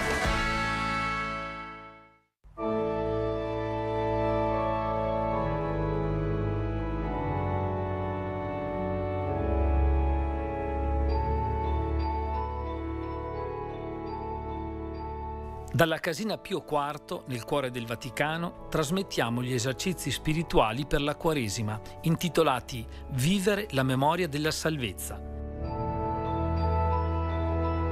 Riflessioni guidate dal predicatore Monsignor Dario Edoardo Viganò. In onda dal 22 al 28 febbraio alle 8:30, alle 17:30 e alle 20:30.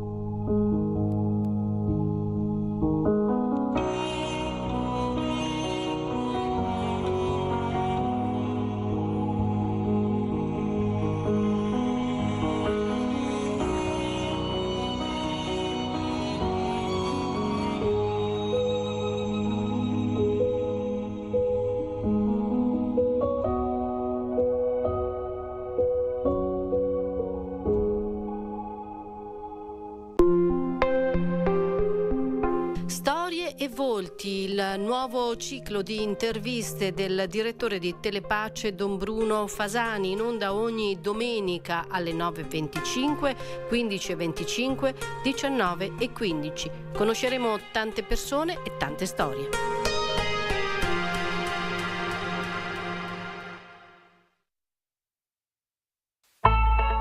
La pace vola sulle ali di 1000 colombe. Abbiamo un sogno semplice, 1000 cuori che scelgono di donare 1.000 euro per sostenere il cammino di Telepace. Ma anche un solo gesto, piccolo o grande che sia, può aiutarci a portare la pace ancora più lontano. Vola insieme a noi, sostienici.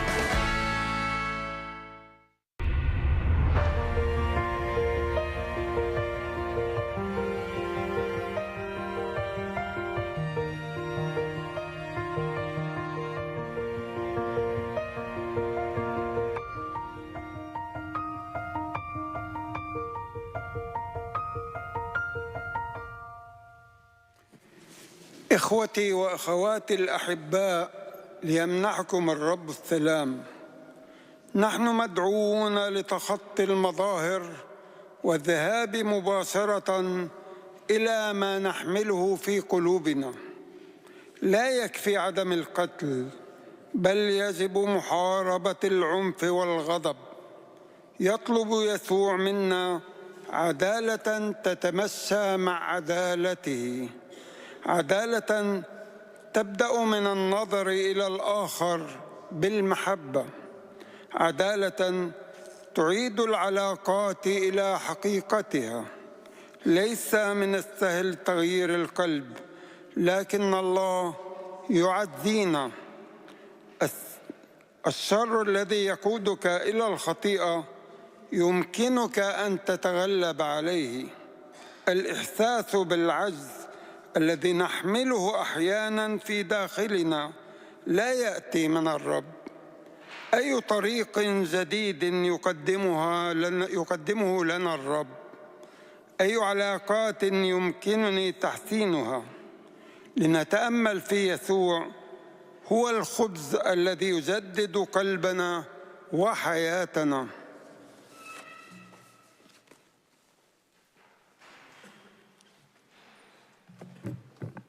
Cari fratelli e sorelle, il Signore vi dia pace.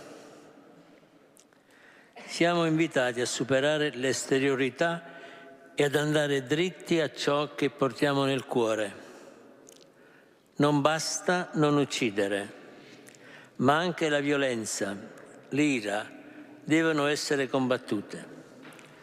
Gesù ci chiede una giustizia che sia conforme alla sua, una giustizia che parte dal guardare l'altro con amore, una giustizia che ristabilisca le relazioni nella verità.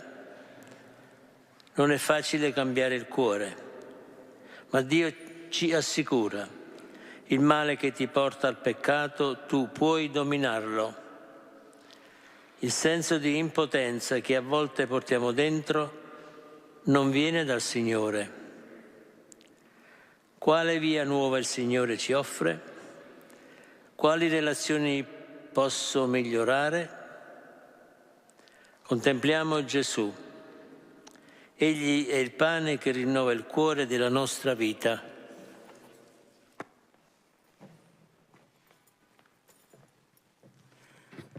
Dear brothers and sisters, may the Lord give you peace. We are invited today to go beyond outward appearances and to look directly at what is inside of our hearts. It is not enough to simply refrain from killing. Violence and anger must also be fought. Jesus asks for a justice that aligns with his own, a justice that begins by looking at others with love, a justice that restores relationships in truth. It is never easy to change the heart, yet God assures us the evil that leads you to sin, you can master. The sense of helplessness we sometimes carry does not come from the Lord. What new path is He opening before us? Which relationship is He inviting us to renew? Let us fix our gaze on Jesus, for He is the bread that restores and renews the very heart of our lives.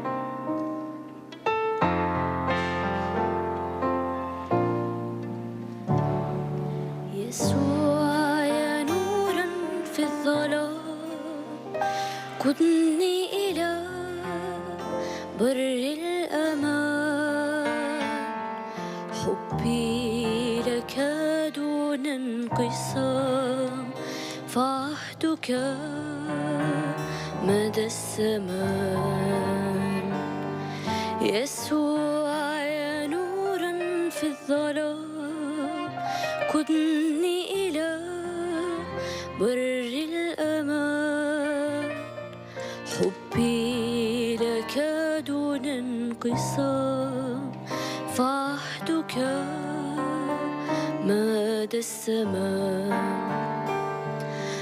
أنت سامع الدعاء ومنقذي من الشقاء إن أصابني ارتياح أحييت في قلبي الرجاء يسوع يا نورا في الظلام قدني إلى بر الأمان حبي لك دون انقسام فعهدك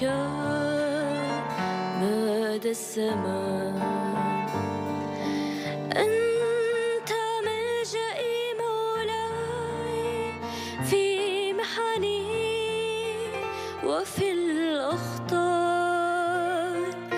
لن تزل قدماي فمنك يأتي الانتصار أنت من كونتني واخترتني منذ القديم أنت من أحببتني بالرغم من فعل الأثيم يسوع يا نورا في الظلام قدني إلى بر الأمان حبي لك دون انقسام فعهدك مدى الزمان أنت نوري لا أخاف من الصعاب والأحزان إن عطشت في المسيح فأنت ينبع الحياة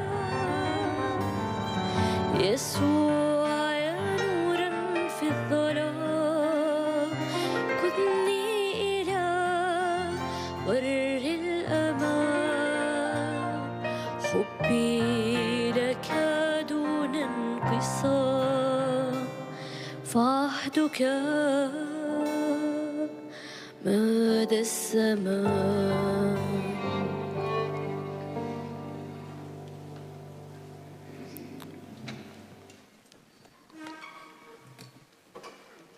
In nomine Patris et Filii et Spiritus Sancti.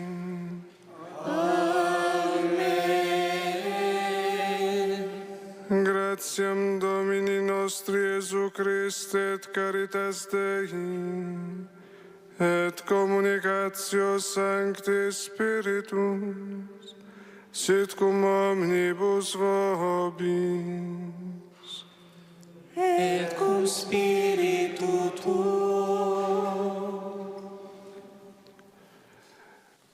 Adoramus Te, Sanctissime Domine Iesu Christe, hic et de Domnes Ecclesias Tuas, que sunt in toto mundo, et benedicimus Tibi, quia per sanctam crucem Tuam redimisti mundum.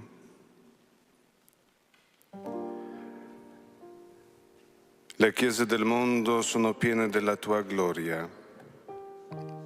La Tua Maestà risiede davanti a noi oggi, questa sera, in questo luogo da Te prescelto, sull'altare.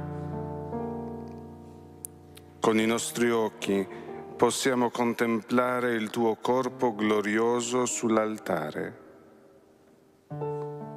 Questo altare rappresenta e rende oggi la grazia che scaturisce dalla tua immensa e dolorosa passione, il sacrificio che riscatta i nostri peccati, il dono della tua stessa vita che hai offerto volontariamente per noi quando ancora eravamo nell'ignoranza, ma anche oggi, quando cadiamo nei peccati e nei tradimenti. Per questo è giusto e necessario renderti grazie e gloria, perché hai redento la nostra vita al prezzo del tuo sangue, elevandoci alla dignità di figli di Dio.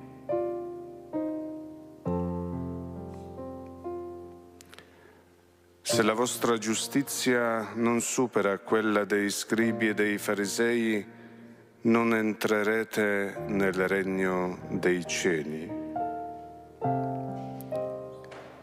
La nostra giustizia, in quanto cristiani, deve essere modellata secondo la giustizia del giusto, ossia Gesù Cristo, Verbo di Dio incarnato, che ha vissuto in mezzo al suo popolo.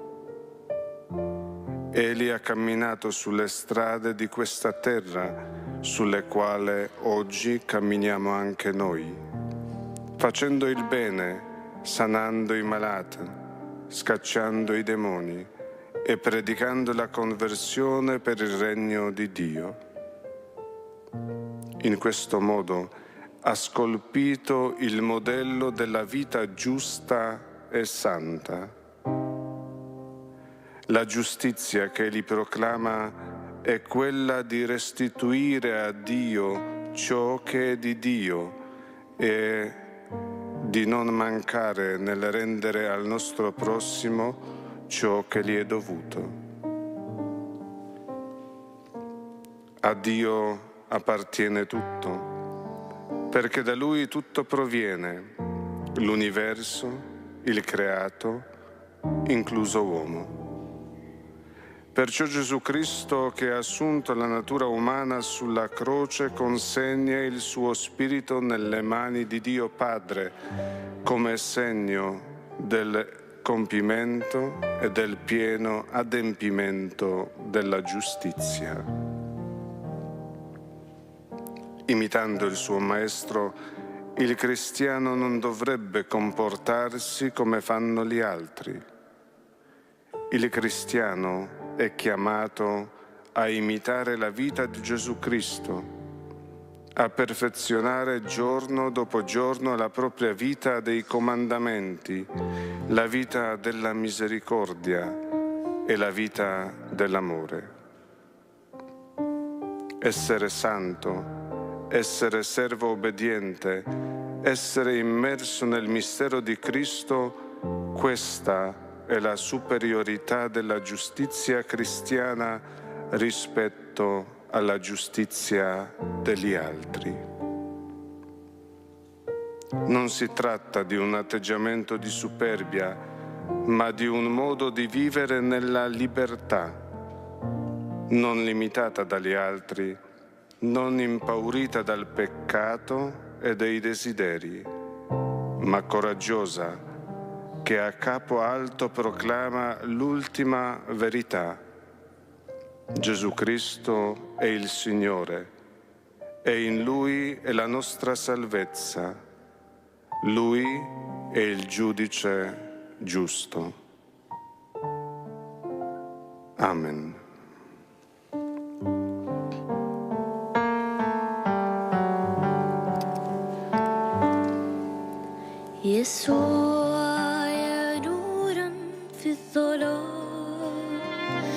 قدني إلى بر الأمان حبي لك دون انقصام فاهدك وحدك مدى السماء أنت من كونتني واخترتني منذ القديم أنت من أحببتني بالرغم من فعل الأثيم يسوع يا نورا في الظلام قدني إلى بر الأمان حبي لك دون انقسام فوحدك مدى السماء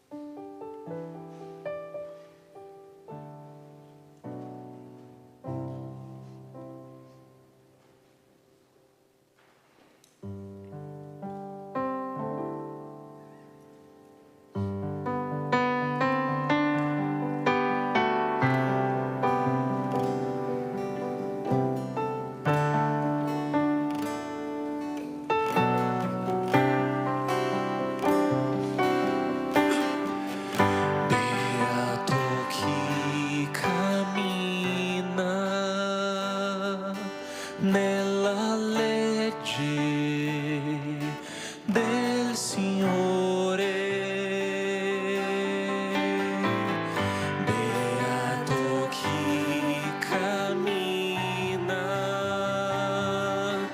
nella legge del Signore. طوبى لمن يتبعون شريعتك يا رب. الطوبى لمن كان سلوكهم كاملا، أولئك الذين يتبعون شريعة المولى. الطوبى لمن يحفظون ما له من آيات ومن صميم قلوبهم يلتمسونه.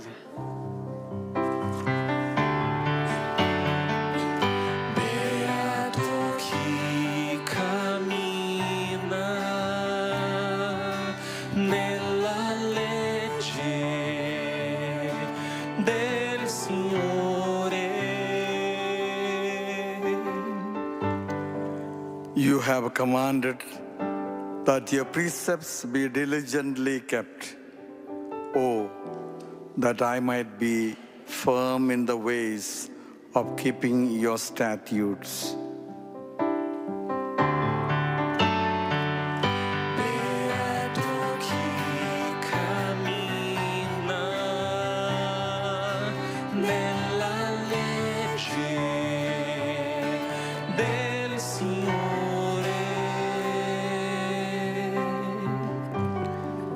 Sois bon pour ton serviteur, et je vivrai, j'observerai ta parole. Œuvre mes yeux, que je contemple les merveilles de ta loi.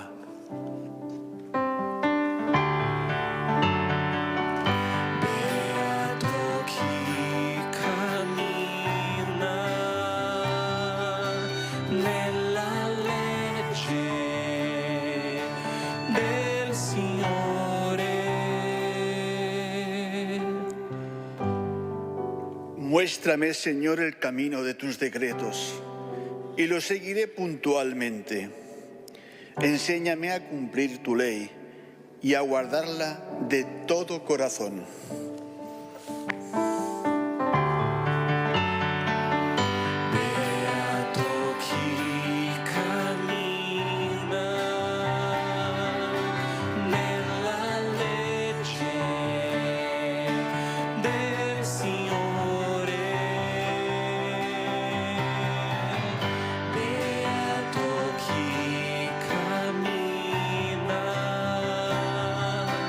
Nella legge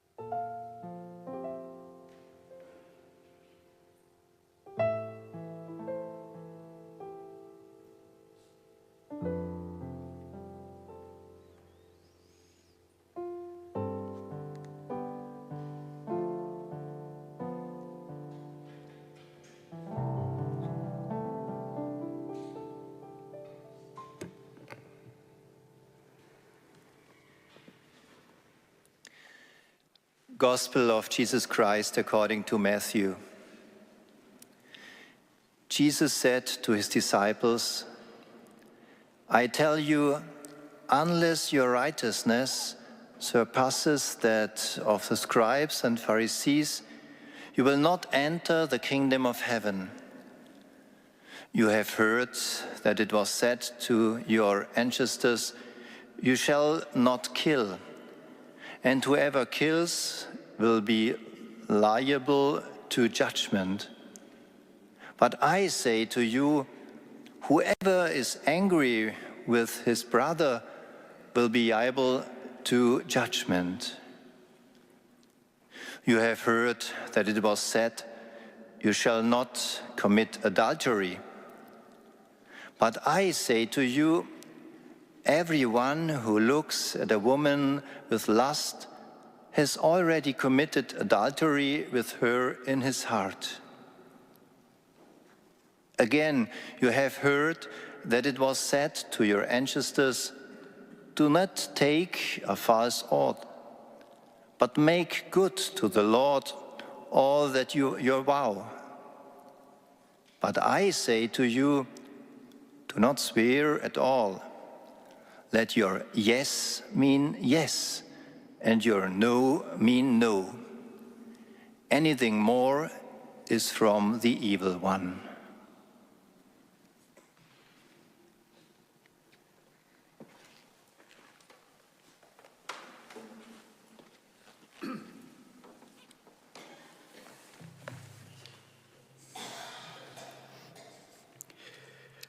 Del Evangelio según San Mateo.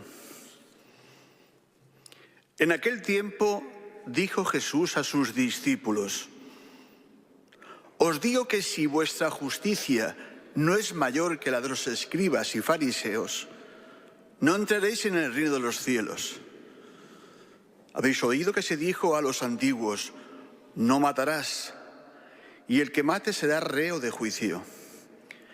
Pero yo os digo, todo el que se deja llevar de la cólera contra su hermano será procesado.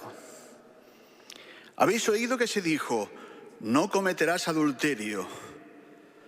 Pero yo os digo, todo el que mira a una mujer deseándola ya ha cometido adulterio con ella en su corazón. También habéis oído que se dijo a los antiguos, no jurarás en falso y cumplirás tus juramentos al Señor. Pero yo os digo que no juréis en absoluto, que vuestro hablar sea sí, sí, no, no. Lo que pase de ahí viene del maligno.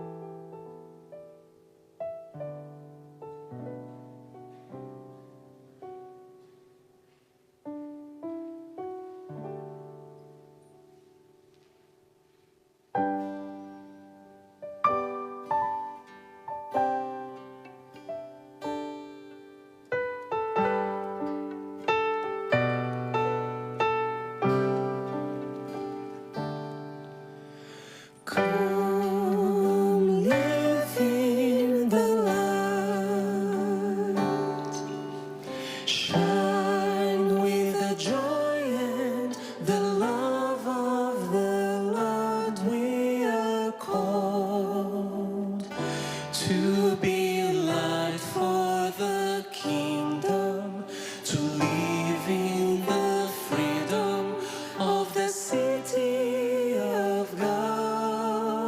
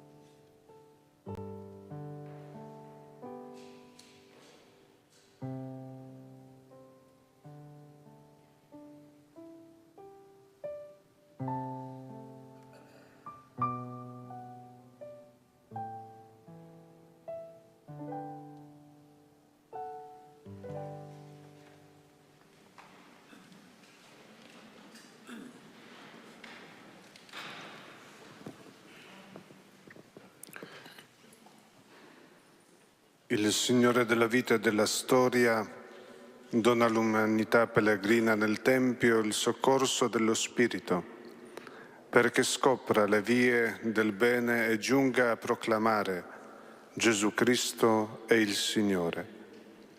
Intercediamo per tutti, preghiamo insieme, cantando.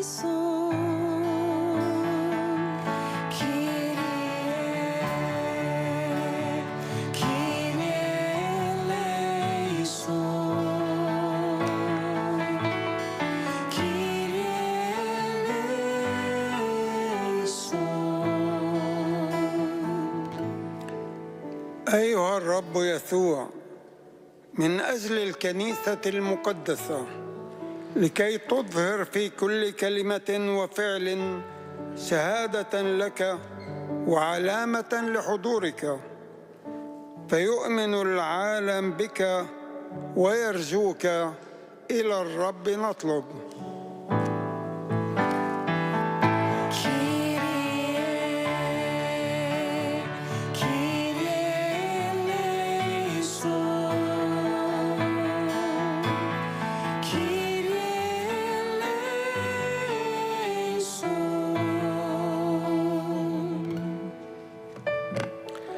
Signore Gesù, per quanti soffrono a causa della violenza e dell'oppressione, perché vedano riconosciuto il diritto di costruire in piena dignità il proprio futuro, preghiamo.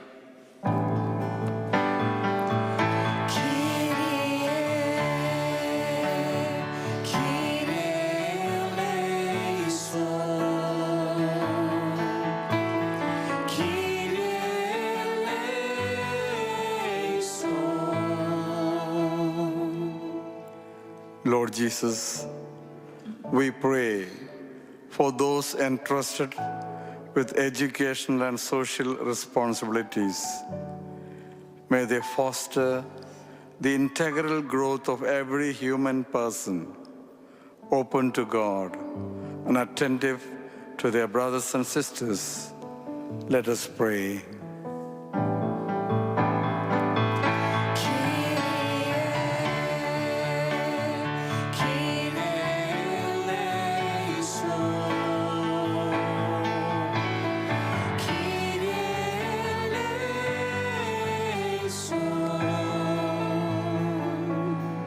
Seigneur Jésus, prends-nous ici présents que la familiarité quotidienne avec la parole de Dieu nous rende capables de discerner avec maturité ce que Dieu veut dans la situation concrète de la vie.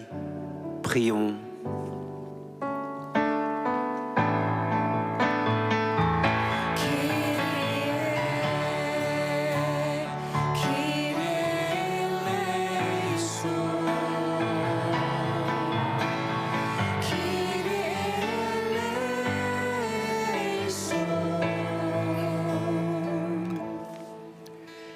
Señor Jesús, te pedimos que los que viven en la duda y la incertidumbre se entreguen confiadamente al seno de Dios, en quien toda la vida tiene su origen. Oremos.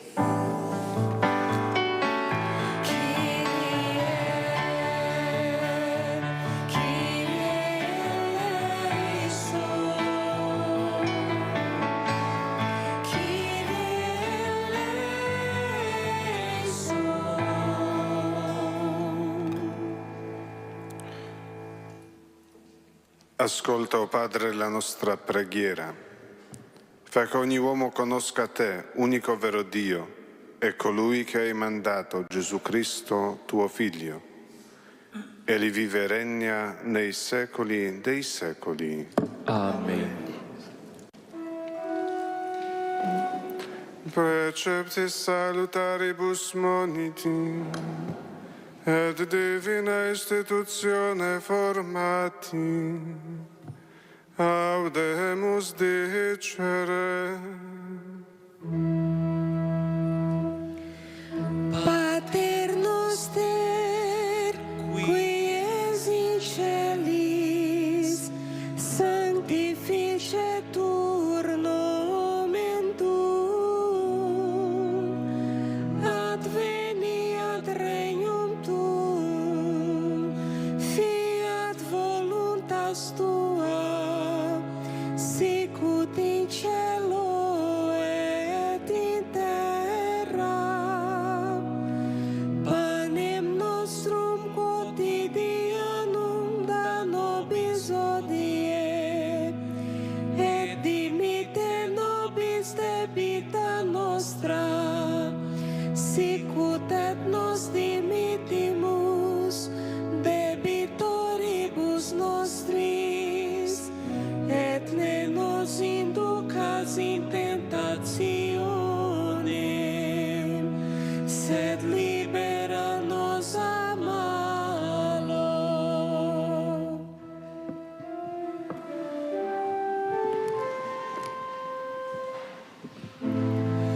Tantum ergo sacramentum veneremur cernui,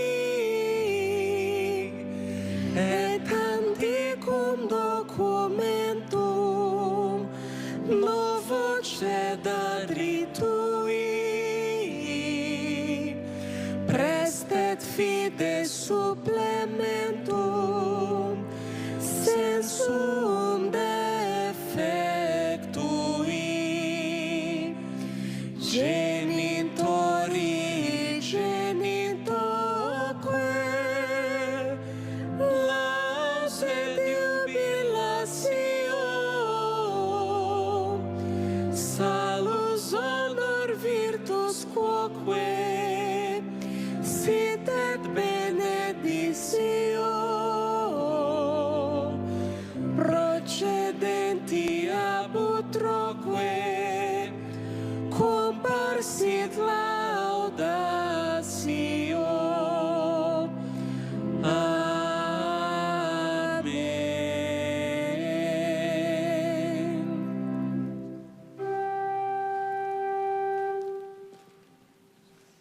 Panem de cielo prestitis tiei, Omne delectamentum isse abentem, Oremus. Deus, qui nobis sub sacramento mirabili passionis Tuae memoriam reliquisti, tribue quesumus et nos corporis et sanguinis Tui sacra mysteria venerari, ud redemptionis Tuae fructum in nobis iugiter sentiamus, qui vivis et regnas in saecula saeculorum.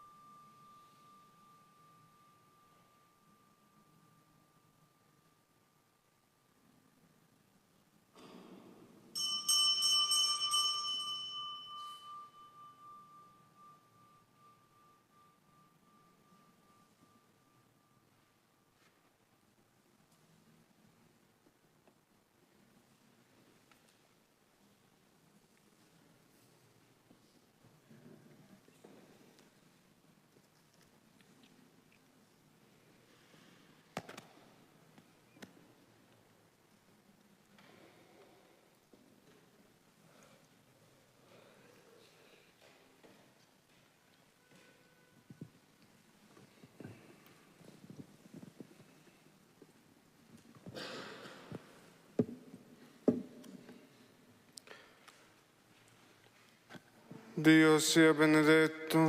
Dio sia benedetto. Benedetto il suo santo nome. Benedetto il suo santo nome. Benedetto Gesù Cristo, vero Dio e vero uomo. Benedetto Gesù Cristo, vero Dio e vero uomo. Benedetto il nome di Gesù. Benedetto il nome di Gesù. Benedetto il suo sacratissimo cuore. Benedetto il suo sacratissimo cuore. Benedetto il suo preziosissimo sangue. Benedetto il suo preziosissimo sangue. Benedetto Gesù nel santissimo sacramento dell'altare. Benedetto Gesù nel santissimo sacramento dell'altare. Benedetto lo Spirito Santo Paraclito. Benedetto lo Spirito Santo Paraclito. Benedetta la Gran Madre di Dio Maria Santissima. Benedetta la Gran Madre di Dio Maria Santissima. Benedetta la sua Santa Immacolata Concezione. Benedetta la sua Santa Immacolata Concezione. Benedetta la sua gloriosa Assunzione. Benedetta la sua gloriosa Assunzione. Benedetto il nome di Maria Vergine Madre. Benedetto il nome di Maria Vergine Madre. Benedetto San Giuseppe, suo castissimo sposo. Benedetto San Giuseppe, suo castissimo sposo. Benedetto Dio nei suoi angeli, nei suoi santi. Benedetto Dio nei suoi angeli e nei suoi santi.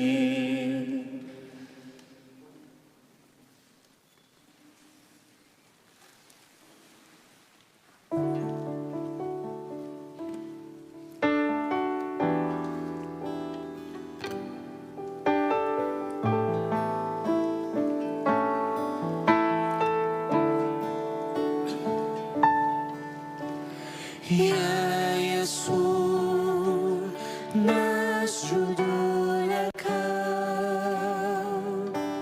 Ya Yesus nasjudu laka.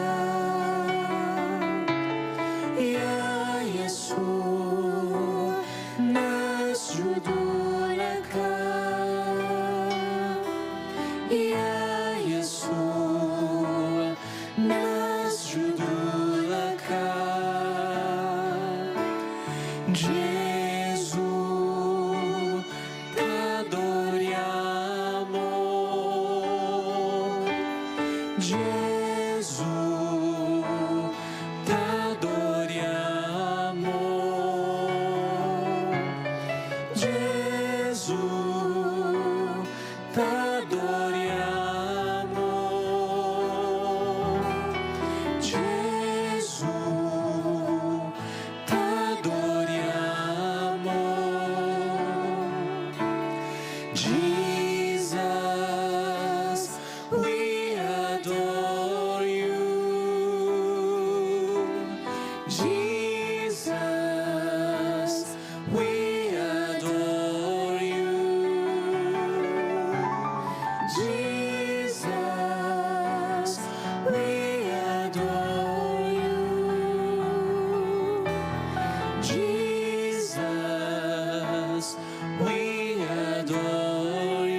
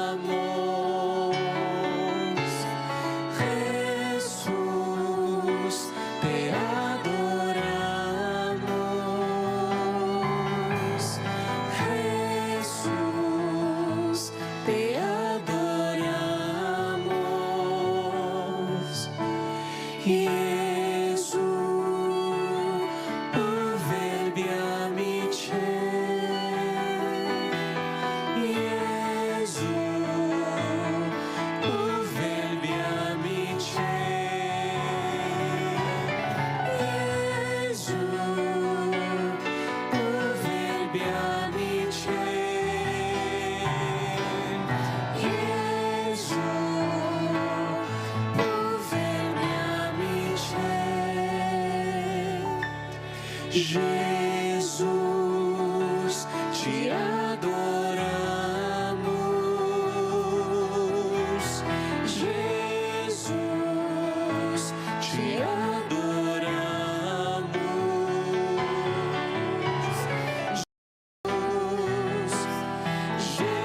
Jesus, te adoramos. Ya Yeshua, nas judulaka. Ya Yeshua, nas judulaka. Ya Yeshua, nas judulaka. Ya Yeshua, nas judulaka. Gesù, t'adoriamo.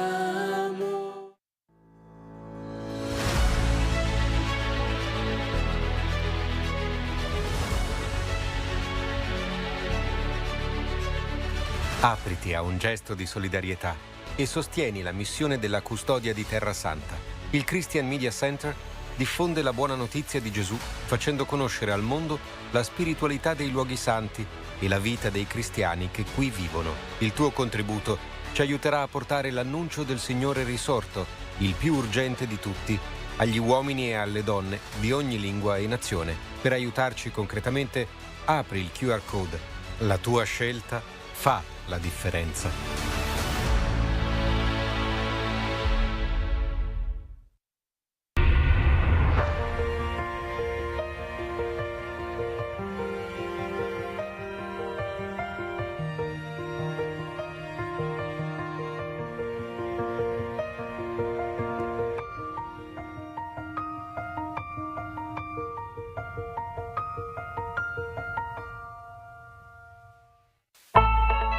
La pace vola sulle ali di 1000 colombe. Abbiamo un sogno semplice, 1000 cuori che scelgono di donare 1.000 euro per sostenere il cammino di Telepace. Ma anche un solo gesto, piccolo o grande che sia, può aiutarci a portare la pace ancora più lontano. Vola insieme a noi, sostienici.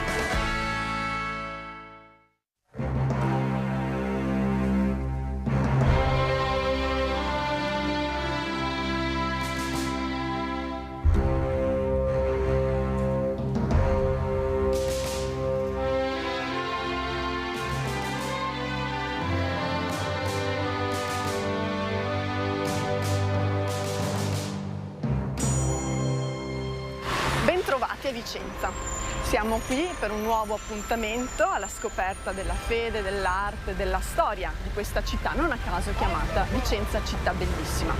Oggi ci troviamo presso la Basilica dei Santi Felice e Fortunato, un luogo molto importante per la storia di questa città, perché oggi sede di un'antica basilica, di un'antica chiesa vicentina, ma in realtà all'epoca della Vicenza romana, della Vicezia romana, così come veniva chiamata, era invece sede dell'antica necropoli.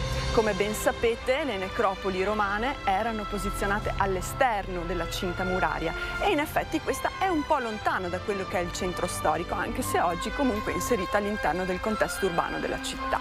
Dietro a me, come ben potete vedere, ci sono dei sarcofagi antichi, dei sarcofagi ad acroteri che testimoniano com'era considerata questa zona.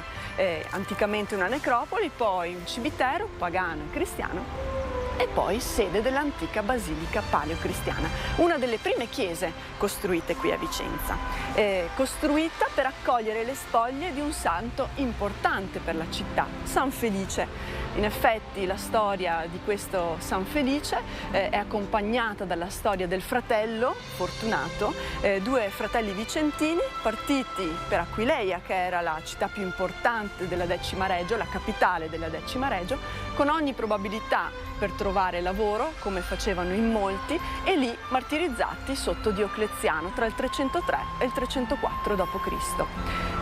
Questi due santi vicentini sono stati considerati i patroni a lungo della città di Vicenza.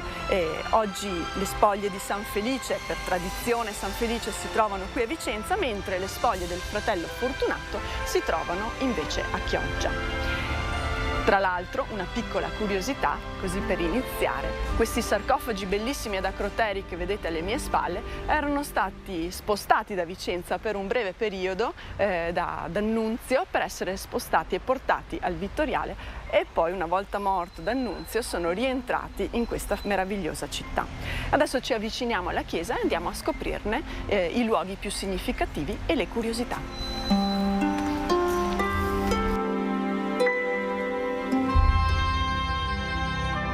Eccoci qui di fronte alla facciata di questa chiesa, ormai una chiesa romanica, la chiesa paleocristiana. Della chiesa paleocristiana si possono ritrovare i mosaici antichi che presto ci appresteremo ad osservare.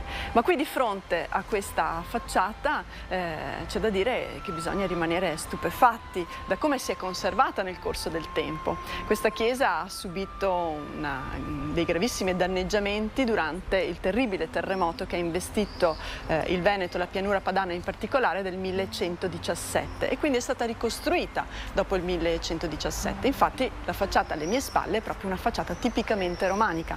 Guardate il bellissimo portale, ma anche i lacerti di affresco che affiorano ancora oggi sopra il portale, ritrovati negli anni 30, quando è stato tolto l'intonaco che esisteva in questa facciata. Una cosa interessante di cui avrei piacere di parlarvi è la colonna che si trova oggi dal 1805 qui di fronte nel sagrato, posizionata nel sagrato della chiesa.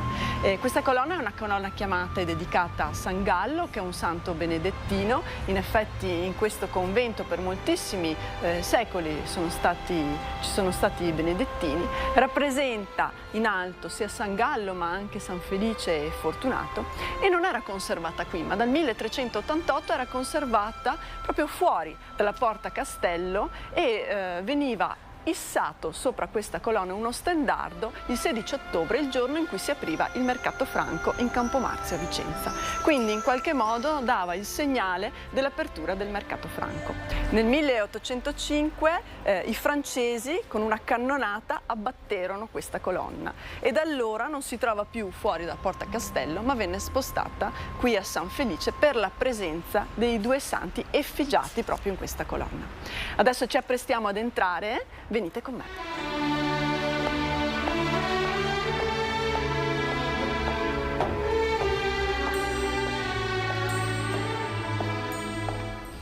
Entriamo in chiesa. Allora, ripercorriamo un po' quelle che sono state le fasi costruttive e storiche di questa chiesa. Nel 303-304 questi due fratelli vicentini si trovano ad Aquileia e vengono martirizzati durante le persecuzioni di Diocleziano, perché non volevano in alcun modo abiurare la loro fede cristiana. I corpi di questi due fratelli vicentini rimangono per un po' ad Aquileia, raccolti dai cristiani e conservati con cura.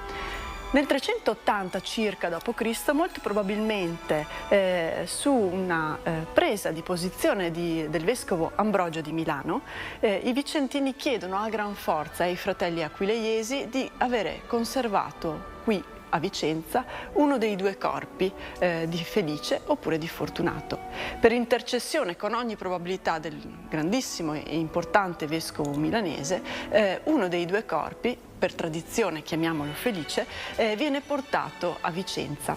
Ecco allora che proprio alla scadere del IV secolo viene costruito inizialmente un piccolo sacello, poi una prima aula basilicale piccolina, di cui si conservano dei meravigliosi mosaici pavimentali, e 50 anni dopo, per forza dell'editto di Teodosio, con cui il cristianesimo diventava religione di Stato, e quindi per l'aumento importante dei cristiani a Vicenza, c'è la necessità di costruire una nuova aula, molto più grande con ogni probabilità come quella odierna che vedete qui. Di quella basilica paleocristiana rimangono semplicemente dei lacerti, dei piccoli brani di mosaico pavimentale, ma null'altro. altro, perché come vi raccontavo prima, nel 1117 un grandissimo terremoto investe in Nord Italia, in particolare la pianura padana. Questa chiesa subisce moltissimi danni e viene completamente ricostruita. Quindi qui siamo all'interno di quelle che sono le tracce di una chiesa romanica. Adesso ci avviciniamo e andiamo a vedere quello che rimane dell'antichissima aula paleocristiana.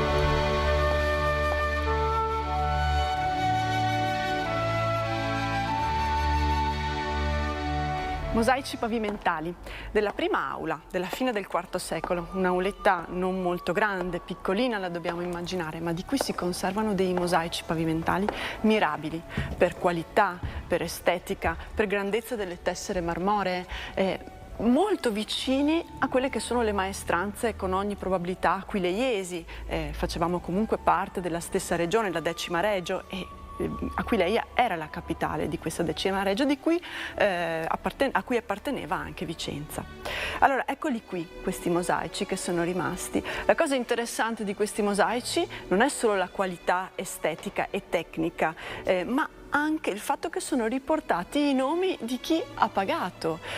Troviamo tutta quella che era la comunità qui presso San Felice di questa chiesa martiriale. Troviamo molti nomi riferibili già a Felice e Fortunato, quindi la comunità era già fortissimamente devota a questi due martiri vicentini. In più troviamo una comunità variegata nei ceti sociali, troviamo dei plebei, troviamo dei borghesi e troviamo anche dei nobili. E lo vediamo proprio dai titoli nobiliari. In questo caso, per esempio, qui vicino a me c'è Felix Vir Clarissimo, quindi un uomo notabile, un notabile locale, certamente un nobile, insieme a Ioribius e Imola ex voto. E questa persona, questa famiglia deve avere pagato anche un bel po', perché se voi osservate i loro nomi sono stati inseriti all'interno di una tabella molto ampia. Ma accanto possiamo trovare anche semplicemente dei piccoli devoti della città, Fortunatus per esempio, cum suis, quindi con la famiglia, che non deve avere speso moltissimo ma che comunque è stato ricordato all'interno di questi mosaici. E ancora c'è Splendonius. Non era un nobile, ma era comunque una persona che si è fatta inserire all'interno di una stella a 4 punte splendente, quasi come il suo nome. E accanto ai nomi di queste persone che hanno pagato sostanzialmente il mosaico pavimentale, troviamo il nodo di Salomone. Questo elemento simbolico ancora pagano, quindi ancora legato in qualche modo al paganesimo, ripreso poi però come simbolo cristiano, che rappresenta un po' il patto che esiste tra il Dio e gli uomini, un patto tra la terra e il cielo. E questo simbolo noi lo ricordiamo e lo ritroviamo anche moltissimo nella nostra quotidianità. Non vi dico dove, ma provate a immaginare, guardatevi intorno quando andate in giro, percorrete le strade vicentine e non, e lo ritroverete di sicuro, perché molta pubblicità attuale riprende in qualche modo quelli che sono gli antichi simboli paleocristiani, perché avevano una potenza, una forza nel messaggio che ancora oggi noi riportiamo e ricordiamo attraverso la nostra coscienza e il nostro sguardo. Un'altra cosa che vi volevo dire era che questi mosaici sono avvicinabili ai mosaici che ancora oggi si possono osservare sotto la cattedrale di Vicenza, perché in effetti le chiese paleocristiane a Vicenza erano due. Una era quella legata al vescovo e quindi la chiesa cattedrale, che con ogni probabilità si ritrovava proprio sotto all'attuale cattedrale vicentina, e una invece era la chiesa legata al culto del martire, che quasi sempre si trova all'esterno della cinta muraria nelle antiche necropoli romane, poi diventate cimiteri. Adesso ci spostiamo e andiamo a vedere cosa è rimasto invece del martirio, cioè del luogo dove sono conservate ancora oggi le reliquie del corpo di San Felice.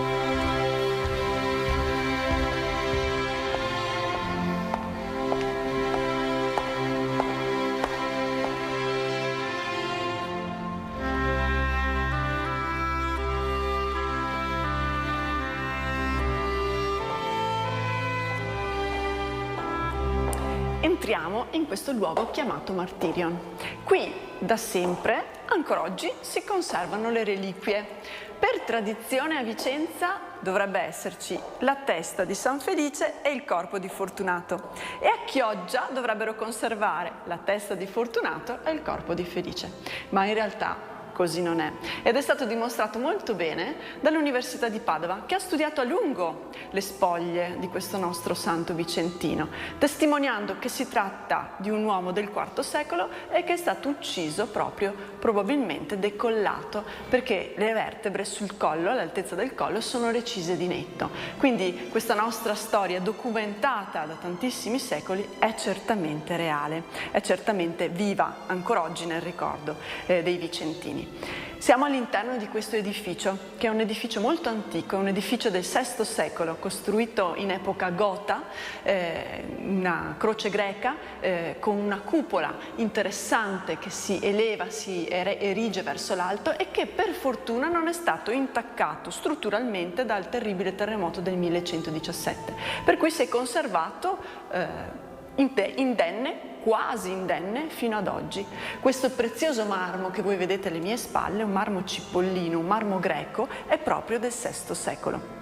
Qualcosa naturalmente è stato risistemato, negli ultimi anni è stato oggetto di un importante restauro, però se voi osservate anche nell'alto, verso l'alto, si riescono ancora oggi ad osservare dei bellissimi lacerti di mosaico. Dovevano nei 4 pennacchi rappresentare il tetramorfo, quindi i 4 simboli degli evangelisti. Noi qui ci ritroviamo solo San Marco, e al centro di questa bellissima cupola rimangono le sinopie, doveva essere rappresentato un bellissimo cielo stellato, e quindi le spoglie di San Felice dovevano essere conservate al di sotto di questo meraviglioso cielo stellato. Il martirium è stato intitolato fin dalla sua erezione a Santa Maria Mater Domini, perché questo piccolo sacello doveva ricordare la dedicazione importante della Chiesa vicentina. La cattedrale infatti è da sempre dedicata alla Madre di Dio, a Santa Maria Mater Domini, oggi Santa Maria Annunciata, ma anticamente era dedicata alla Madre di Dio, quindi la dedicazione ricordava quella ben più importante della prima e in più importante Chiesa vicentina, cioè la cattedrale. Adesso ci spostiamo e andiamo a vedere invece la cripta.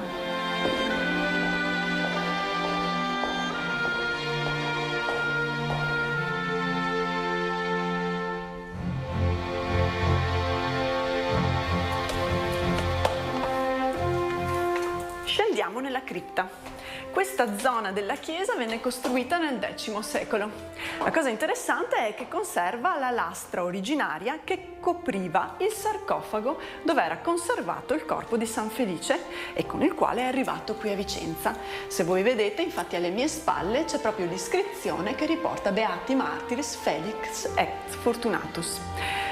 Una particolarità è quel foro che vedete in alto della lastra.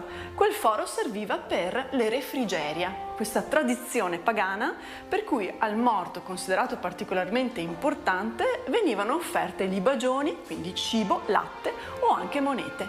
In effetti all'interno del sarcofago dove era conservato il corpo di San Felice sono state trovate proprio monete della fine del IV secolo. Quel foro tuttavia può essere stato utilizzato anche per un altro culto, per un'altra tradizione. Questa invece è tutta cristiana, cioè quella delle reliquie a tocco. Veniva inserito un piccolo fazzolettino che toccava il corpo di San Felice e quel fazzolettino diventava una reliquia stessa. Veniva poi conservato con molta cura e importanza perché era una sorta di amuleto, una sorta di protezione per la persona che lo portava appresso. Questa bellissima cripta del X secolo è tutta da osservare, tutta da vedere. Pensate che ancora oggi conserva nelle finestre le lastrine di alabastro antichissime riferibili proprio al X secolo. E adesso, se avete un po' di pazienza e un po' di curiosità, ci inoltriamo sotto al pavimento della primitiva chiesa e osserviamo quelli che sono dei reperti del 1600 e vi racconterò un'altra curiosità di questa chiesa. Andiamo.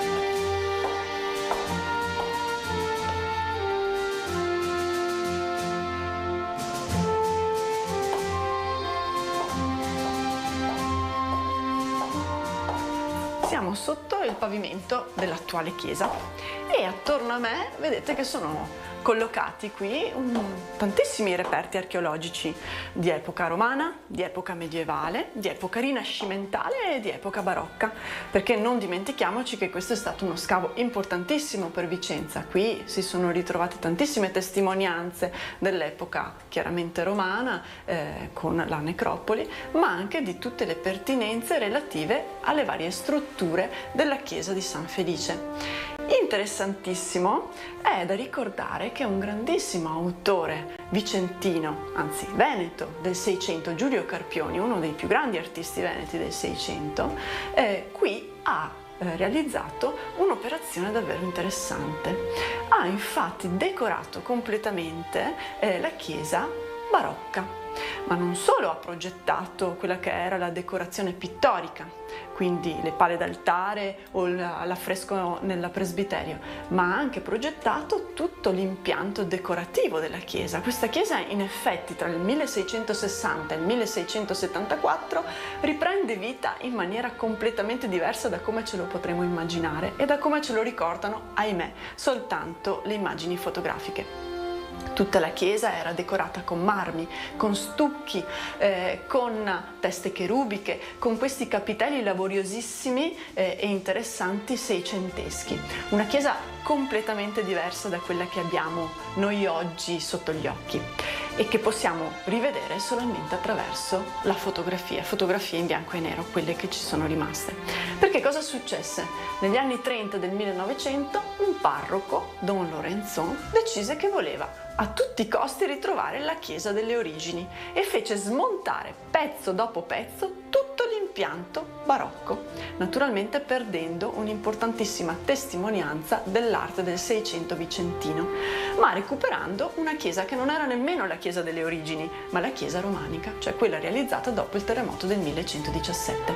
Oggi noi siamo chiaramente affezionati all'immagine romanica della chiesa di San Felice, ma abbiamo anche un po' di rammarico nel non poter osservare in alcun modo tutta la decorazione plastica e pittorica barocca realizzato da un grande artista veneto, Giulio Carpioni.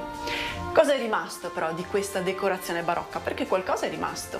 Allora vi porterei ad osservare quella che sono i lacerti di affresco del presbiterio e anche le pale d'altare di Giulio Carpioni.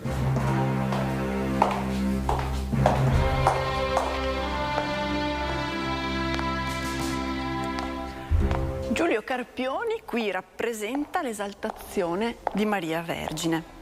In effetti, se voi potete osservare, questa immagine riporta gli angeli musicanti e questi angeli eterei che raccontano quelle che sono le litanie lauretane.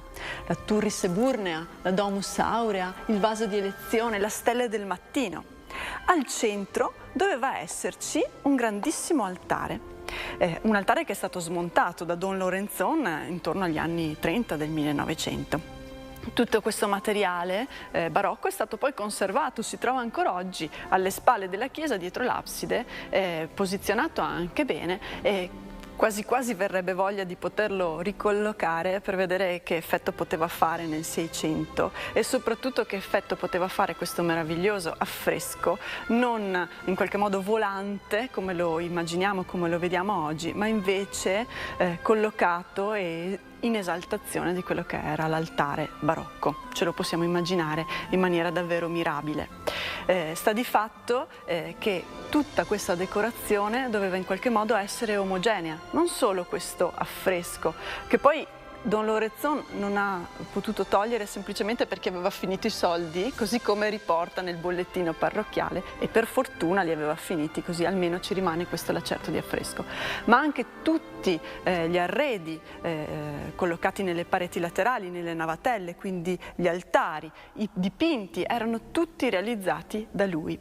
Dipinti che rappresentano storie di santi benedettini, perché questa era comunque una chiesa legata all'ordine dei benedettini, chiesa e convento annesso, oppure a un episodio particolare come la strage degli innocenti, qui rappresentato da Giulio Carpioni in maniera angosciante, perché si tratta comunque di un episodio davvero drammatico nel Vangelo. In questa chiesa poi troviamo tantissimi oggetti di riuso, di riutilizzo. Come ben sappiamo nell'antichità era cosa consueta. Alle mie spalle per esempio c'è l'altare al popolo, cioè quell'altare che nelle chiese è stato collocato dopo il Concilio Vaticano II, quando il sacerdote non dava più le spalle all'assemblea, ai fedeli collocati nella navata, ma invece dava finalmente il viso. E cosa hanno ben pensato di utilizzare come altare al popolo? Un sarcofago di riutilizzo, un sarcofago che non sappiamo in realtà se all'interno conservasse il corpo di un cristiano o di un pagano, perché quelli che vedete ai lati non sono piccoli putti, angioletti, ma sono degli amorini che erano delle divinità nel mondo pagano. Al centro c'era sicuramente l'iscrizione dedicata al defunto, che oggi però è stata rasata e quindi non sappiamo assolutamente né chi fosse né se era un cristiano o un pagano. All'interno della chiesa ci sono tantissimi altri oggetti di riutilizzo, di riuso, come per esempio le acquasantiere, che sono state recuperate da dei capitelli, o come degli elementi di arredo che oggi fanno parte dell'arredo liturgico della chiesa, che sono dei capitelli di epoca paleocristiana. In particolare ce n'è uno che a me piace sempre osservare con grande interesse, perché riproduce l'ictius, cioè il pesce, un elemento cristologico, un acrostico. In realtà, se noi svolgiamo questo acrostico, la frase che ne si evidenzia è Gesù Cristo, figlio di Dio, salvatore del mondo, e questo ictius, questo elemento simbolico, era proprio rappresentante Cristo. In effetti i primi cristiani non amavano rappresentare direttamente Gesù. I primi cristiani utilizzano i simboli, che sono degli elementi potenti, come si diceva poc'anzi, degli elementi che riportano tantissimi messaggi sovraiscritti l'uno sull'altro. Questo ictius, per esempio questo pesce, veniva utilizzato anche dai primi cristiani per riconoscersi. Come si faceva? Banalmente un cristiano, se aveva di fronte a lui una persona che non riconosceva, indicava per terra e disegnava la curva sovrastante, la curva alta del pesce. Se colui che aveva di fronte era un cristiano, chiudeva il disegno con la curva bassa. Così ci si riconosceva in momenti di particolare difficoltà, come durante le persecuzioni. Questa chiesa è stata oggetto sicuramente di un grandissimo scavo archeologico portato avanti dalla Soprintendenza ai beni archeologici del Veneto, ma è stato oggetto anche di una risistemazione importante, soprattutto nel sagrato, ed è stato evidenziato in quel momento quanto materiale archeologico sia presente. Per poterlo rendere fruibile si è deciso di costruire un piccolo museo. A conclusione di questa visita noi andremo proprio a vedere le meraviglie che conserva questo museo e che possono essere considerate un unicum nel panorama vicentino. La chiesa la salutiamo, è una chiesa davvero suggestiva, magnifica. Vi invito a venirla a vedere perché certamente ne vale la pena.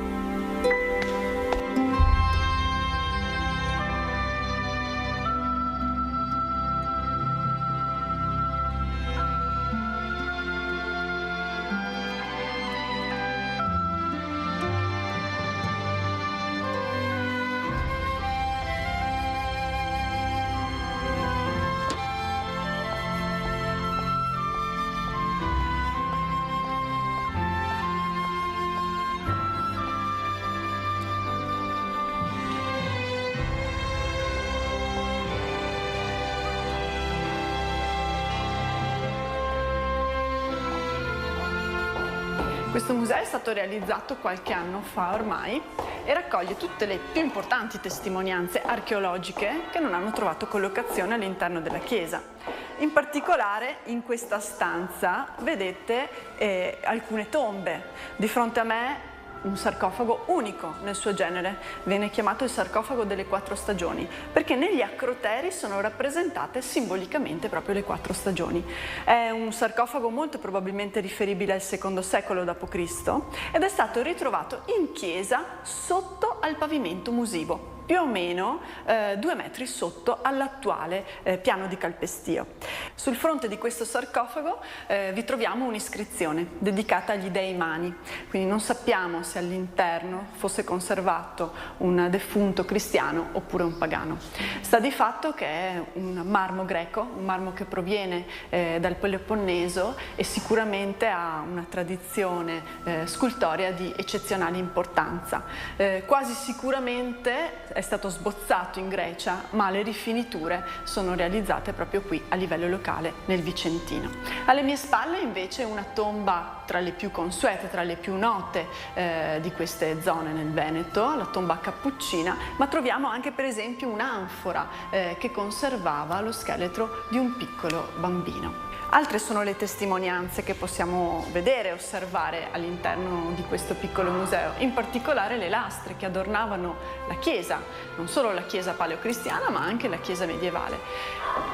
L'interessante è sicuramente questo piccolo frammento di fronte di un sarcofago strigilato che riporta quello che è uno dei simboli principe della cristianità perlomeno antica, cioè il crismon. Si tratta di 2 lettere greche, la chi e la ro, per noi sostanzialmente la P e la X, che si incrociano e vanno a formare un simbolo cristologico, il simbolo cristologico per eccellenza.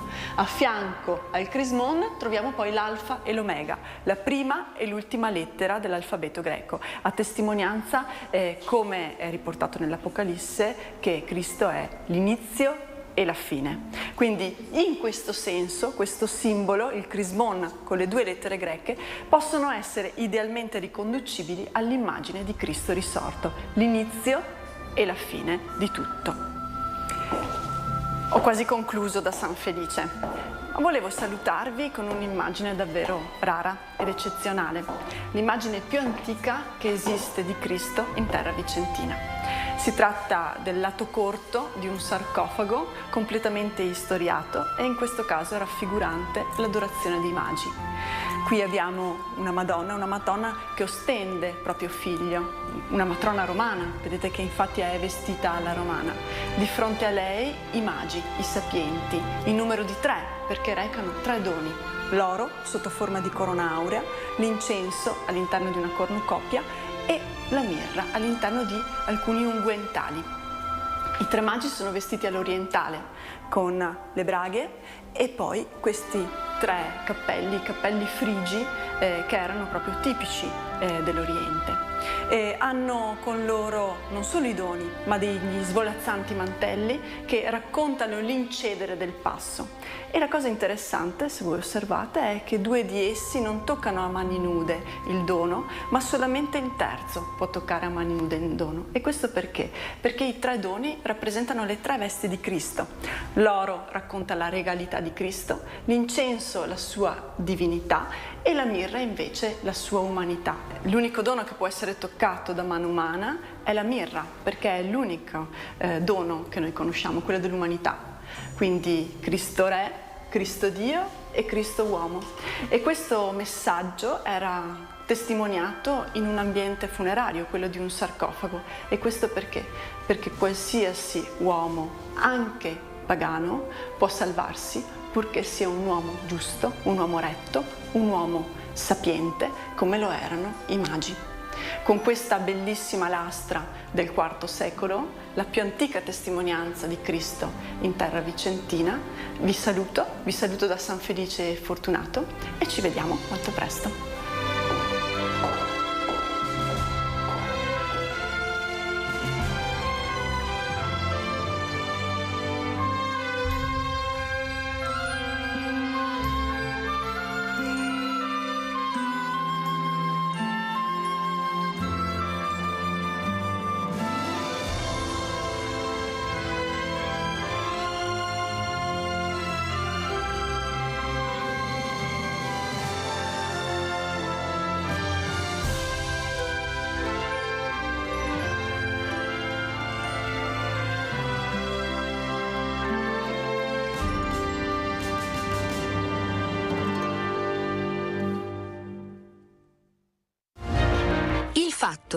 Il commento a uno dei fatti più rilevanti della settimana nella rubrica Il Fatto, curato e condotto dal giornalista e opinionista Monsignor Bruno Fasani, su Telepace.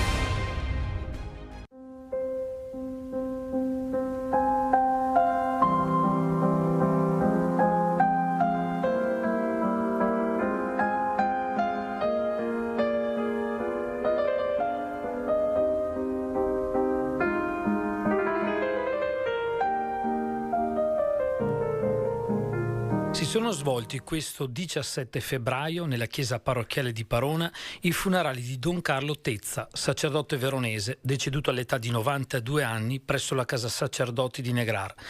Ricordiamo brevemente chi è stato Don Carlo.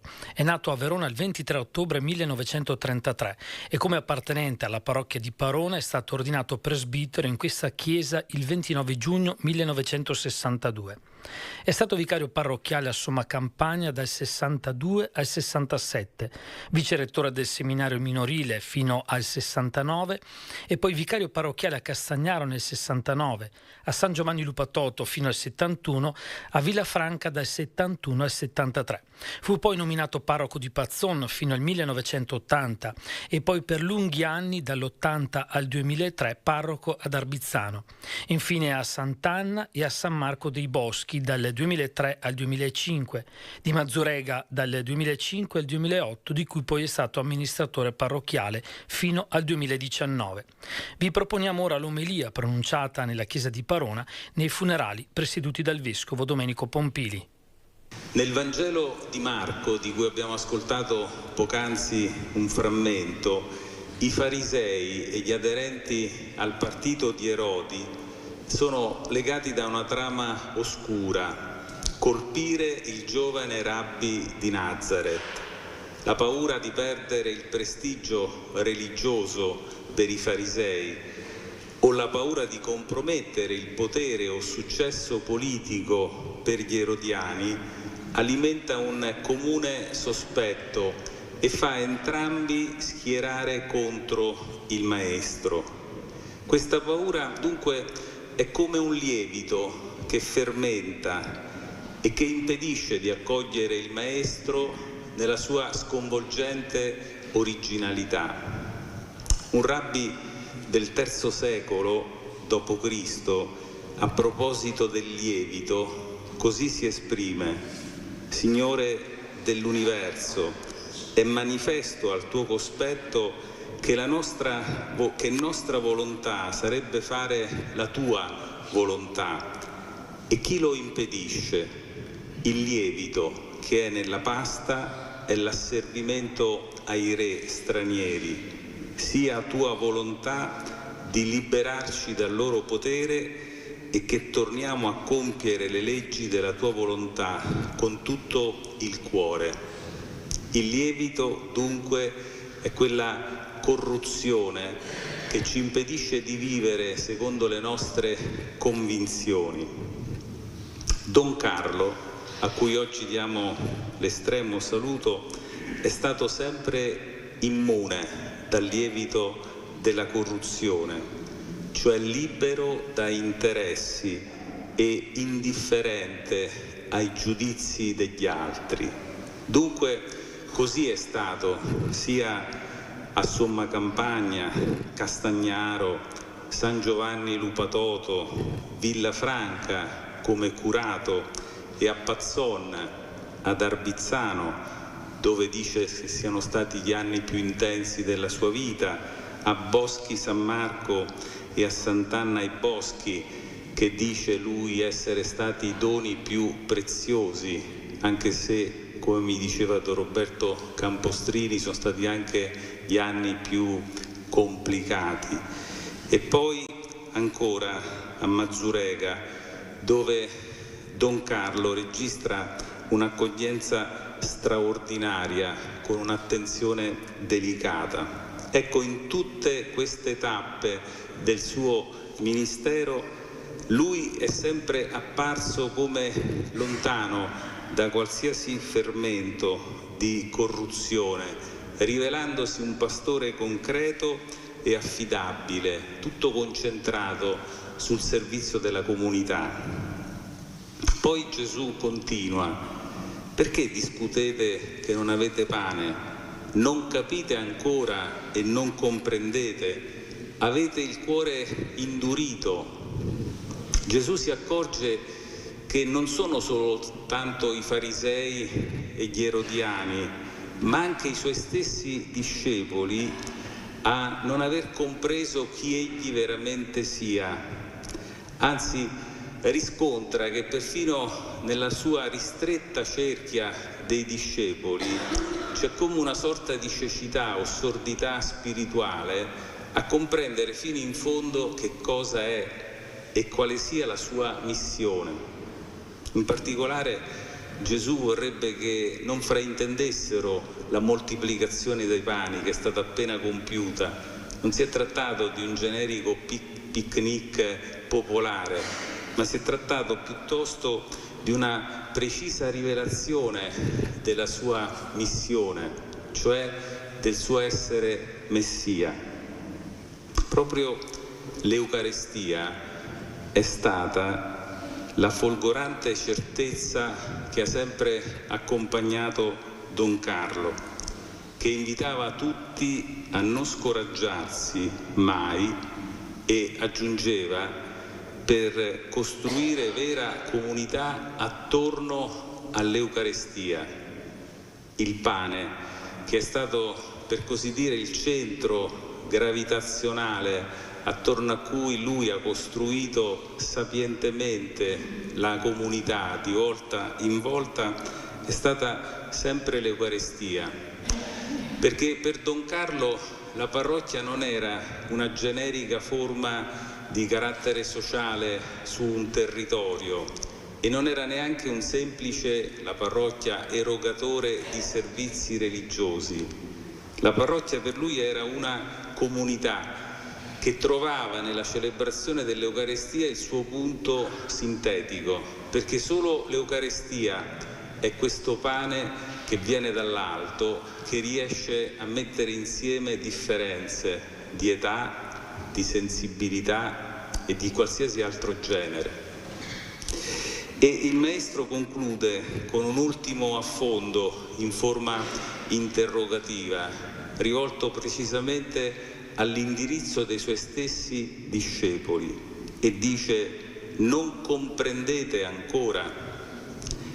Fino a quando il cuore da indurito non si trasforma, cioè non cambia, nessun miracolo, per quanto portentoso, può far sì che si arrivi a comprendere finalmente chi sia Gesù, cioè il Figlio di Dio. Don Carlo ha avuto una singolare forma per avvicinare a Dio nella persona di Gesù Cristo, e questa sua singolare forma è stato lo sguardo di Maria. Attraverso gli occhi della madre, Don Carlo ha sempre ritenuto che fosse più facile ed accessibile, grazie a questi occhi limpidi e penetranti, poter finalmente comprendere il mistero del Figlio. Scriveva nel testamento che ascolteremo al termine di questa celebrazione: con Maria, madre di Gesù e della Chiesa, riuscirete in tutto quello che avete intenzione di fare. Ripartiamo dunque da questo sguardo mariano, così semplice e al tempo stesso così penetrante, e raccogliamo allora la sua eredità, che è fondamentalmente quella di un padre spirituale, di tante e di tanti, grazie ad uno stile discreto e pervasivo che ha fatto sì che quanti lo hanno incontrato siano stati in grado di guardarsi dal lievito dei farisei e di arrivare finalmente a comprendere qualcosa di più del Vangelo di Gesù. Sentiamo ora il testamento spirituale consegnato da Don Carlo Tezza. Tutti noi siamo a conoscenza della profonda spiritualità di Don Carlo, padre e pastore, che che ha voluto bene a tutti. È sempre stato suo desiderio, nella sua semplicità e mitezza, non essere lodato in questa circostanza con tante parole. Abbiamo quindi pensato di leggere pari pari il testamento spirituale scritto di suo pugno nel gennaio 2009. Oggi, 23 gennaio 2009, metto la mia vita e la mia morte nelle mani del Padre, del Figlio e dello Spirito Santo. La Vergine Maria, San Giuseppe e San Carlo preghino per me. Ringrazio infinitamente il Signore per il dono della vita, del battesimo e di avermi chiamato al sacerdozio nonostante la mia miseria. Vorrei vivere gli anni che il Signore mi concede in atteggiamento di amore verso di Lui e verso tutti coloro che ho incontrato e incontrerò nella mia esistenza. Quando arriverà l'ora della mia morte, chiedo a Maria, che sempre ho cercato di amare con amore filiale, di essermi accanto e di presentarmi a suo figlio Gesù. Chiedo sinceramente perdono a tutti coloro ai quali nella mia vita sacerdotale ho fatto del male con il mio cattivo esempio. Chiedo la carità della preghiera ai tanti amici conosciuti a Somma Campagna, Castagnaro, San Giovanni Lupatoto, Villafranca come curato e come parroco a Passon, Arbizzano, gli anni più intensi della vita, Boschi San Marco e Sant'Anna ai Boschi, i due più preziosi, e infine a Mazzurega, un'accoglienza straordinaria con un'attenzione delicata e amorevole. In queste comunità ho vissuto intensamente l'esperienza esaltante della paternità spirituale che sgorga dal sacerdozio. Ai componenti e le carissime comunità di Arbizzano e Mazzurega vorrei dire: non scoraggiatevi nello sforzo per costruire vere comunità attorno all'Eucaristia. Con Maria, Madre di Gesù e della Chiesa, ci riuscirete. Dal Paradiso, dove spero ardentemente di essere accolto anche per le vostre preghiere, pregherò Dio per i fanciulli, gli adolescenti, i giovani, gli sposi, gli anziani, gli ammalati. A tutti un arrivederci nella casa del Padre. Vi aspetto tutti. Ringrazio i miei parenti che mi hanno sempre aiutato e non mi hanno mai chiesto niente. Ringrazio i superiori della fiducia che mi hanno sempre dimostrato. Voglio morire povero come ho cercato di vivere. Desidero essere sepolto nel cimitero di Parona, in terra, per esprimere la mia fede nella risurrezione finale. San Fidenzio, 23 gennaio 2009, Carlo Tessa.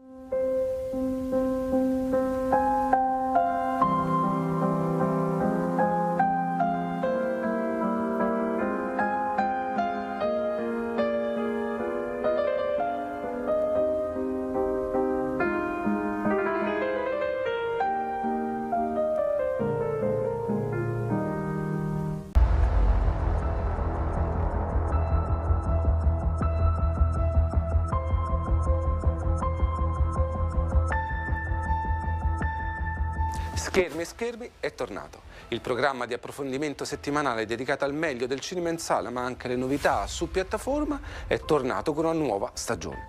A produrre sempre Telepace Roma, in collaborazione con la Commissione Film della Conferenza Episcopale Italiana, e come sempre ci rivolgiamo a tutti voi spettatori, appassionati di cinema, di serie TV, accompagnandovi nelle scelte appunto tra quelli che sono i titoli più interessanti che troviamo nelle sale cinematografiche, ma anche nel mondo della televisione lineare o sulle principali piattaforme. Titoli votati all'intrattenimento, all'evasione e, perché no, anche a qualche proposta in chiave educational da recuperare in ambito educativo o pastorale.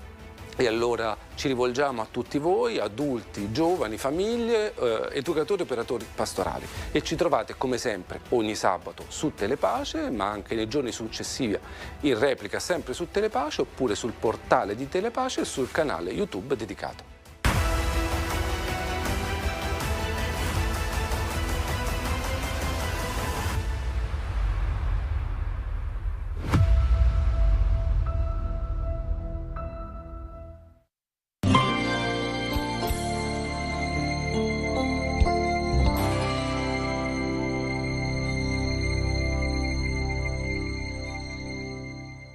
Ed ogni male mi guarisce un bel verso. È il titolo di un preziosissimo libretto di Fabio Stassi. L'autore è scrittore, è bibliotecario al Dipartimento di Studi Orientali dell'Università La Sapienza a Roma, proprio due riduttive indicazioni biografiche. Questo libro apre una porta, ci fa entrare nella bottega di un artigiano all'opera. Lui, l'artigiano, alza un momento lo sguardo dal suo lavoro, ma presto si rituffa di nuovo nella sua passione, che in questo caso è la poesia, la parola poetica, che è più importante della presenza di noi spettatori sempre un po' turisti fuori luogo e spaesati. Questo libro è La bottega di un artigiano, è un posto sincero. Possiamo entrare, c'è la porta aperta, guardare da molto vicino l'artigiano all'opera sulla poesia, sulla parola poetica, i suoi strumenti, i suoi maestri, tutti personaggi che si occupano come lui di poesia. Questa è l'opera in corso, tutti talmente innamorati della parola poetica al punto che parlando fanno innamorare la gente. Viene in mente Sant'Agostino, che qui vediamo cardioforo, cioè con il cuore in mano, in una tela francese di metà Seicento, perché Agostino dice che per accendere la scintilla del Vangelo serve una persona innamorata. Comprenderà quello che si vuol dire parlando di Vangelo. Nessuno si spaventi, queste sono pagine libere da pesantezze accademiche. L'autore, ad esempio, dichiara fin dall'inizio, con grande libertà e senza nessuna preoccupazione, di aver ritrovato su Google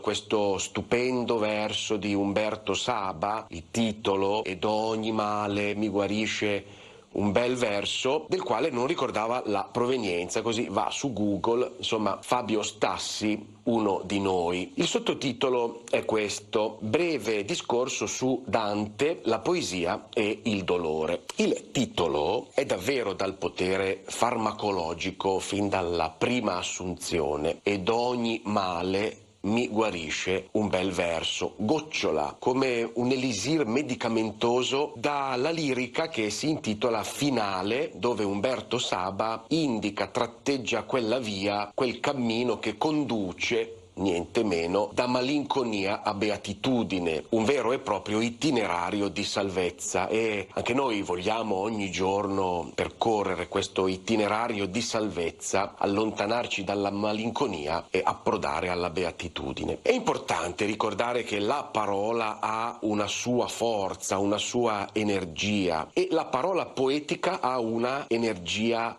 terapeutica che fa bene. La parola poetica è curativa, la parola poetica possiede alte dosi di principi farmacologici. La parola poetica, nella sua bellezza, guarisce. Ne abbiamo bisogno. Siamo immersi in un flusso inquinato di altre parole tossiche, parole aggressive, rabbiose, risentite. C'è bisogno di un bel verso, di una medicina, di una parola poetica che ci guarisca. La poesia ci fa bene, ci guarisce. Siete scettici? Ma abbassiamo un po' le difese, magari riflettendo che anche la psicoterapia, attraverso la lenta e faticosa ricerca di parole adatte, stimola alcune aree cerebrali che passo dopo passo conducono, come la lirica di Saba, dalla malinconia patologica alla possibilità concreta di felicità e beatitudine. Come dice Saba, alla fine, finale, quel che conta è proprio questo passaggio dall'oscurità alla luce, dalla malinconia alla beatitudine. Anche la preghiera, in particolare i salmi, è indicata da un'antica tradizione monastica come parola curativa, parola che cura perché ci restituisce bei versi e beatitudine. Il Salterio, 150 poesie bibliche, sono un orto lussureggiante di piante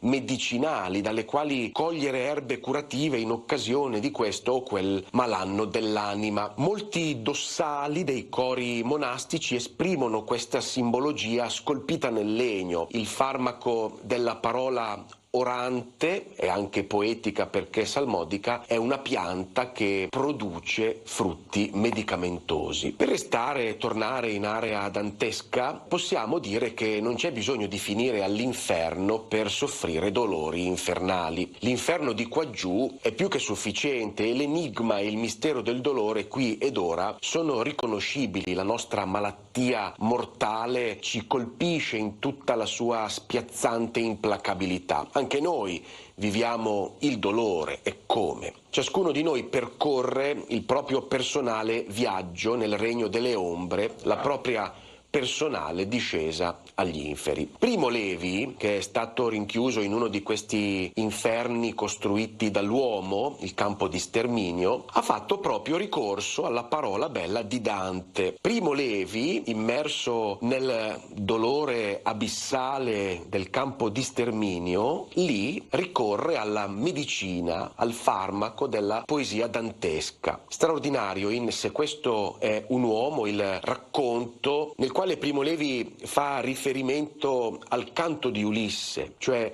Primo Levi ha cercato di fare imparare a memoria nel campo di sterminio alcuni versi di Dante, quelli del canto di Ulisse, ad un ragazzo e annota così: dovevo finire in un lager per capire tutta la bellezza che c'è in queste parole, ma misi me per l'alto mare aperto, la partecipazione al nostro destino. E poi ancora davvero struggente pensare a Primo Levi che pronuncia nel cuore dell'inferno sulla terra, nel cuore del lager, queste altre parole dantesche, sempre dell'area di Ulisse: fatti non foste a viver come bruti, ma a seguir virtute e conoscenza. Davvero commovente. Se da ogni male ci guarisce un bel verso, dov'è il più grande giacimento di bei versi, di questi principi attivi che guariscono? È in Dante Alighieri. Questo è veramente una riserva inesauribile di bei versi che ci aiutano ad uscire dal nostro inferno personale dove non si vede più il cielo. Attraverso i bei versi si esce, si rivedono le stelle. Sì, stiamo già meglio. Annota Fabio Stassi in queste pagine che proprio nei luoghi più estremi, luoghi di pena, di detenzione, negli ospedali, nelle carceri, nei lager, nel cuore forse del nostro personale dolore che ci imprigiona, proprio lì la poesia mostra tutto il suo sorprendente potere curativo. Sono parole del libro. Sentite cosa scrive Fabio Stassi. Nei penitenziari dotati di una biblioteca la percentuale di suicidi cala drasticamente. Anche un singolo verso può salvare una vita, restituire l'umanità a chi l'ha smarrita, a chi se l'è tolta. E dunque d'ogni male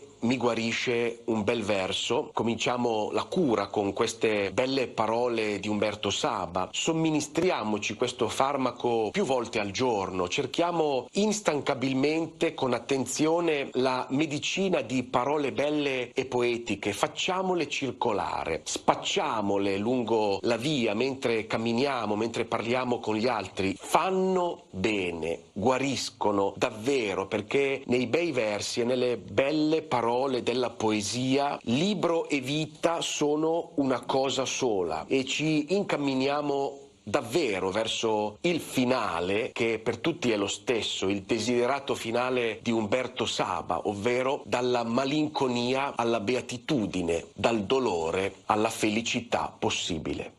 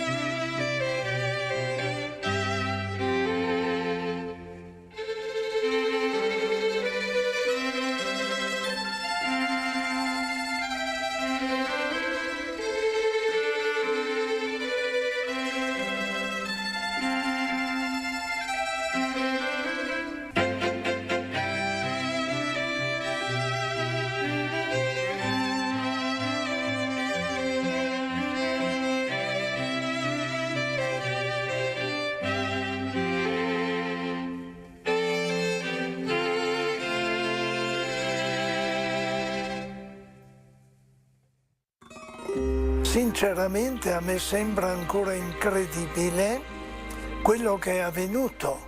Ogni giorno Don Guido Todeschini ci racconta la nascita delle nostre emittenti attraverso la trasmissione I Medaglioni, le grandi opere di Dio.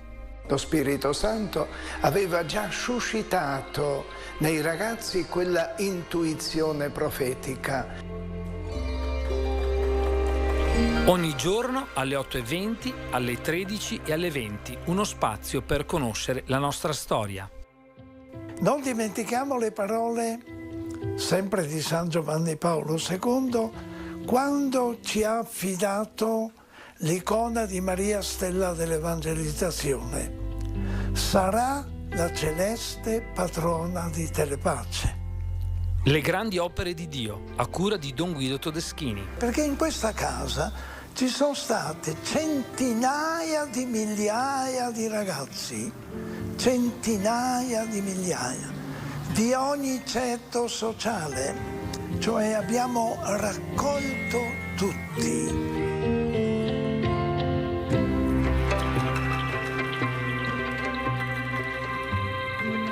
Perché Telepace si sviluppi, perché Telepace fiorisca non solo a Roma, in Italia, in Europa, ma in tutto il mondo.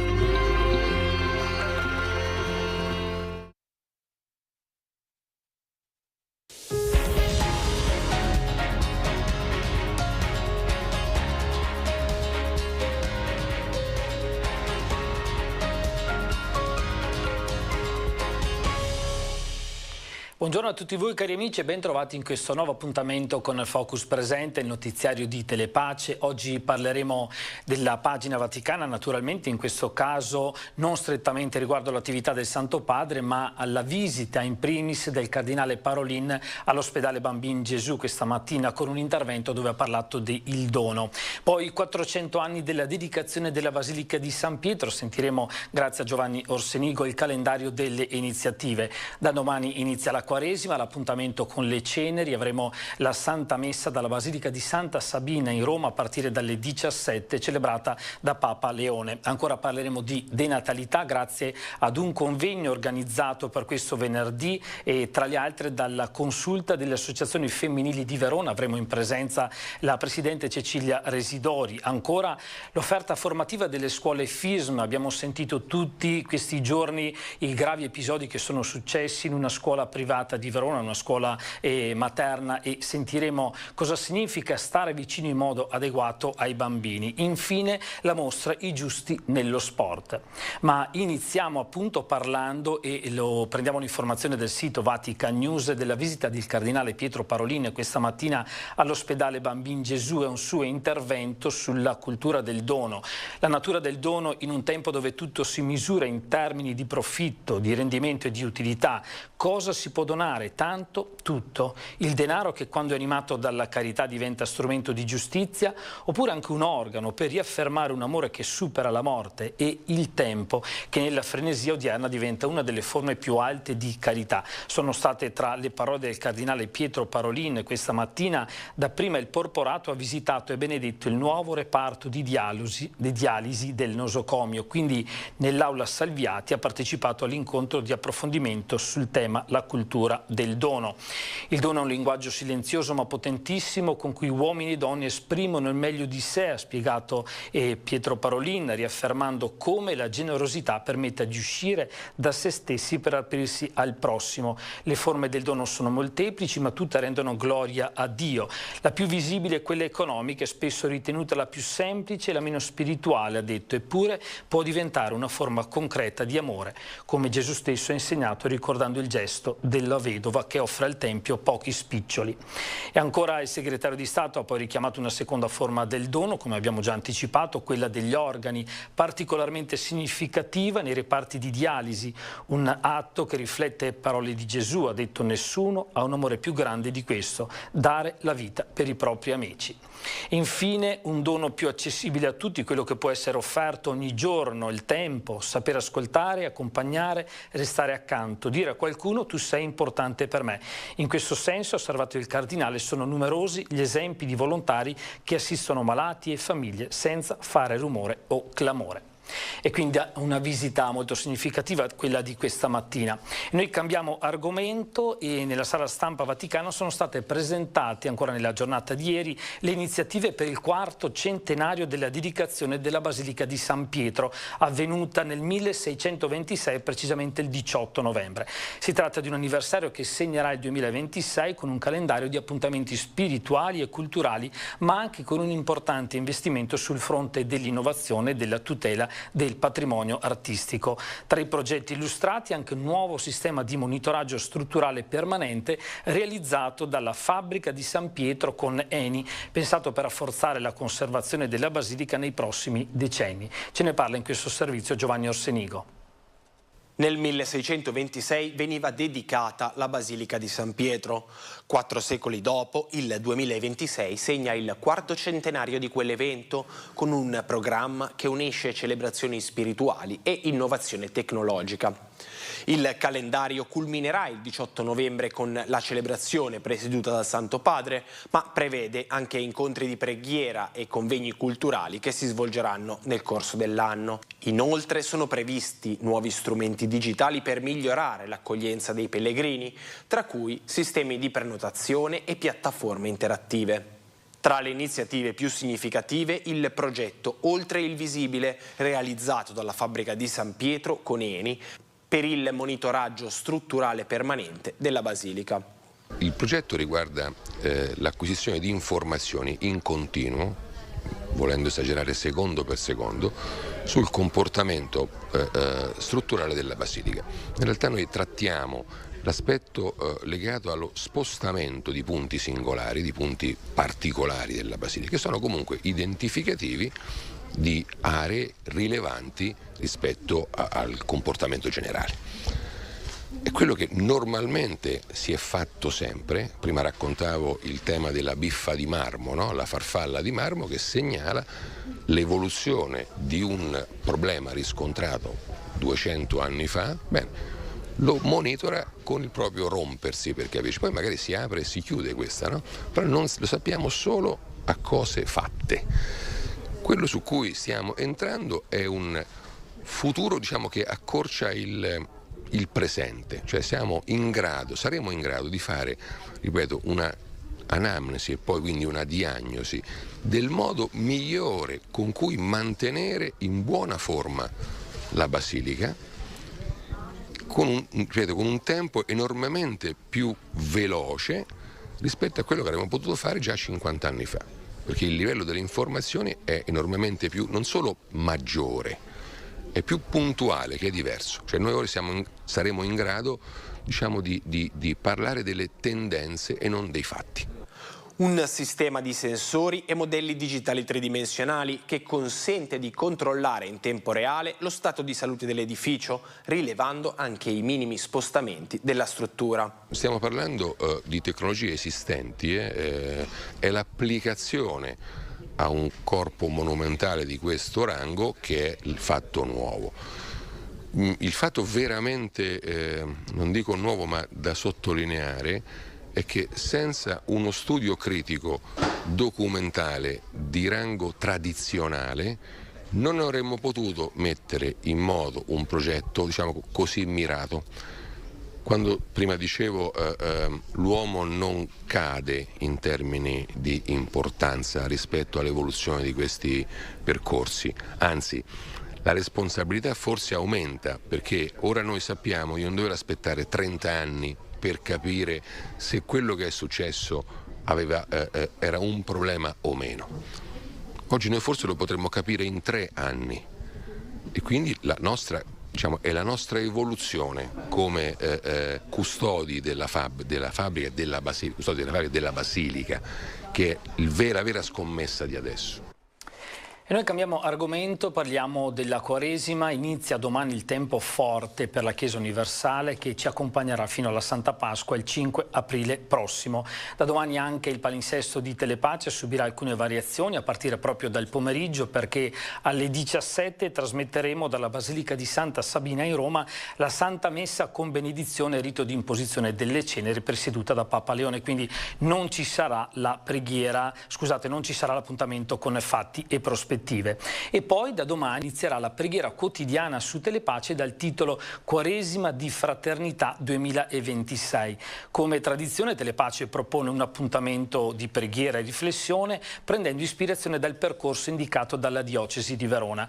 Partendo dalla risurrezione di Lazzaro, il cammino suggerito si accompagna all'auspicio evidenziato dal Vescovo di Verona Domenico Pompilio. Oggi c'è stata anche la conferenza per spiegare appunto la Quaresima per la Diocesi di Verona. Il Vescovo ha detto l'invito di Gesù di Nazaret è per Lazzaro, ma è anche per ogni vita che si trova rinchiusa in tante situazioni diverse, che vanno dalle tenebre del dolore alla falsa luce delle prigioni dorate. Il titolo scelto è Il coraggio di uscire, l'arte di attraversare, intende il Vescovo, e 2 richieste che vengono dalla Quaresima: la disponibilità a lasciarci raggiungere dalla parola che ci chiama per nome e la pazienza di apprendere giorno dopo giorno il passo dell'attraversamento, sapendo che come per Lazzaro tutto questo è possibile solo con l'intervento della comunità e accettando di aprirci alla vita insieme agli altri. Quindi il Vescovo ha detto: abbiamo voluto che anche la preghiera, e noi ve la riproponiamo quindi su Telepace di queste settimane, si intrecciasse con la voce dei missionari e con il volto delle comunità che la Chiesa Scaligera accompagna in diverse parti del mondo. Quindi gli appuntamenti con questa preghiera saranno tutti i giorni dal lunedì al venerdì venerdì dalle 7 alle 7:15 del mattino e poi in serata alle 20:15 alle 23:15. Avremo la possibilità di proporvi le voci dei missionari, le loro storie, le diverse esperienze, i cammini di vicinanza alle persone nei 5 continenti che la Chiesa di Verona da decenni sta portando avanti per aiutarci a riflettere e vivere in questo periodo di Quaresima con spunti e riflessioni che possano aiutare. E andiamo nella diocesi di Padova velocemente. Il vescovo Claudio Cipolla presiederà la celebrazione della Santa Messa domani con il rito di imposizione delle ceneri a partire dalle 21 in cattedrale. Alla celebrazione parteciperanno anche i giovani che nel tardo pomeriggio avranno vissuto un tempo di ritiro spirituale nella chiesa di Santa Sofia a Padova sul tema Ritorniamo al Signore con tutto il cuore. E a chi partecipa viene proposto il digiuno e il corrispettivo sarà donato al poliambulatorio della Caritas diocesana di Padova.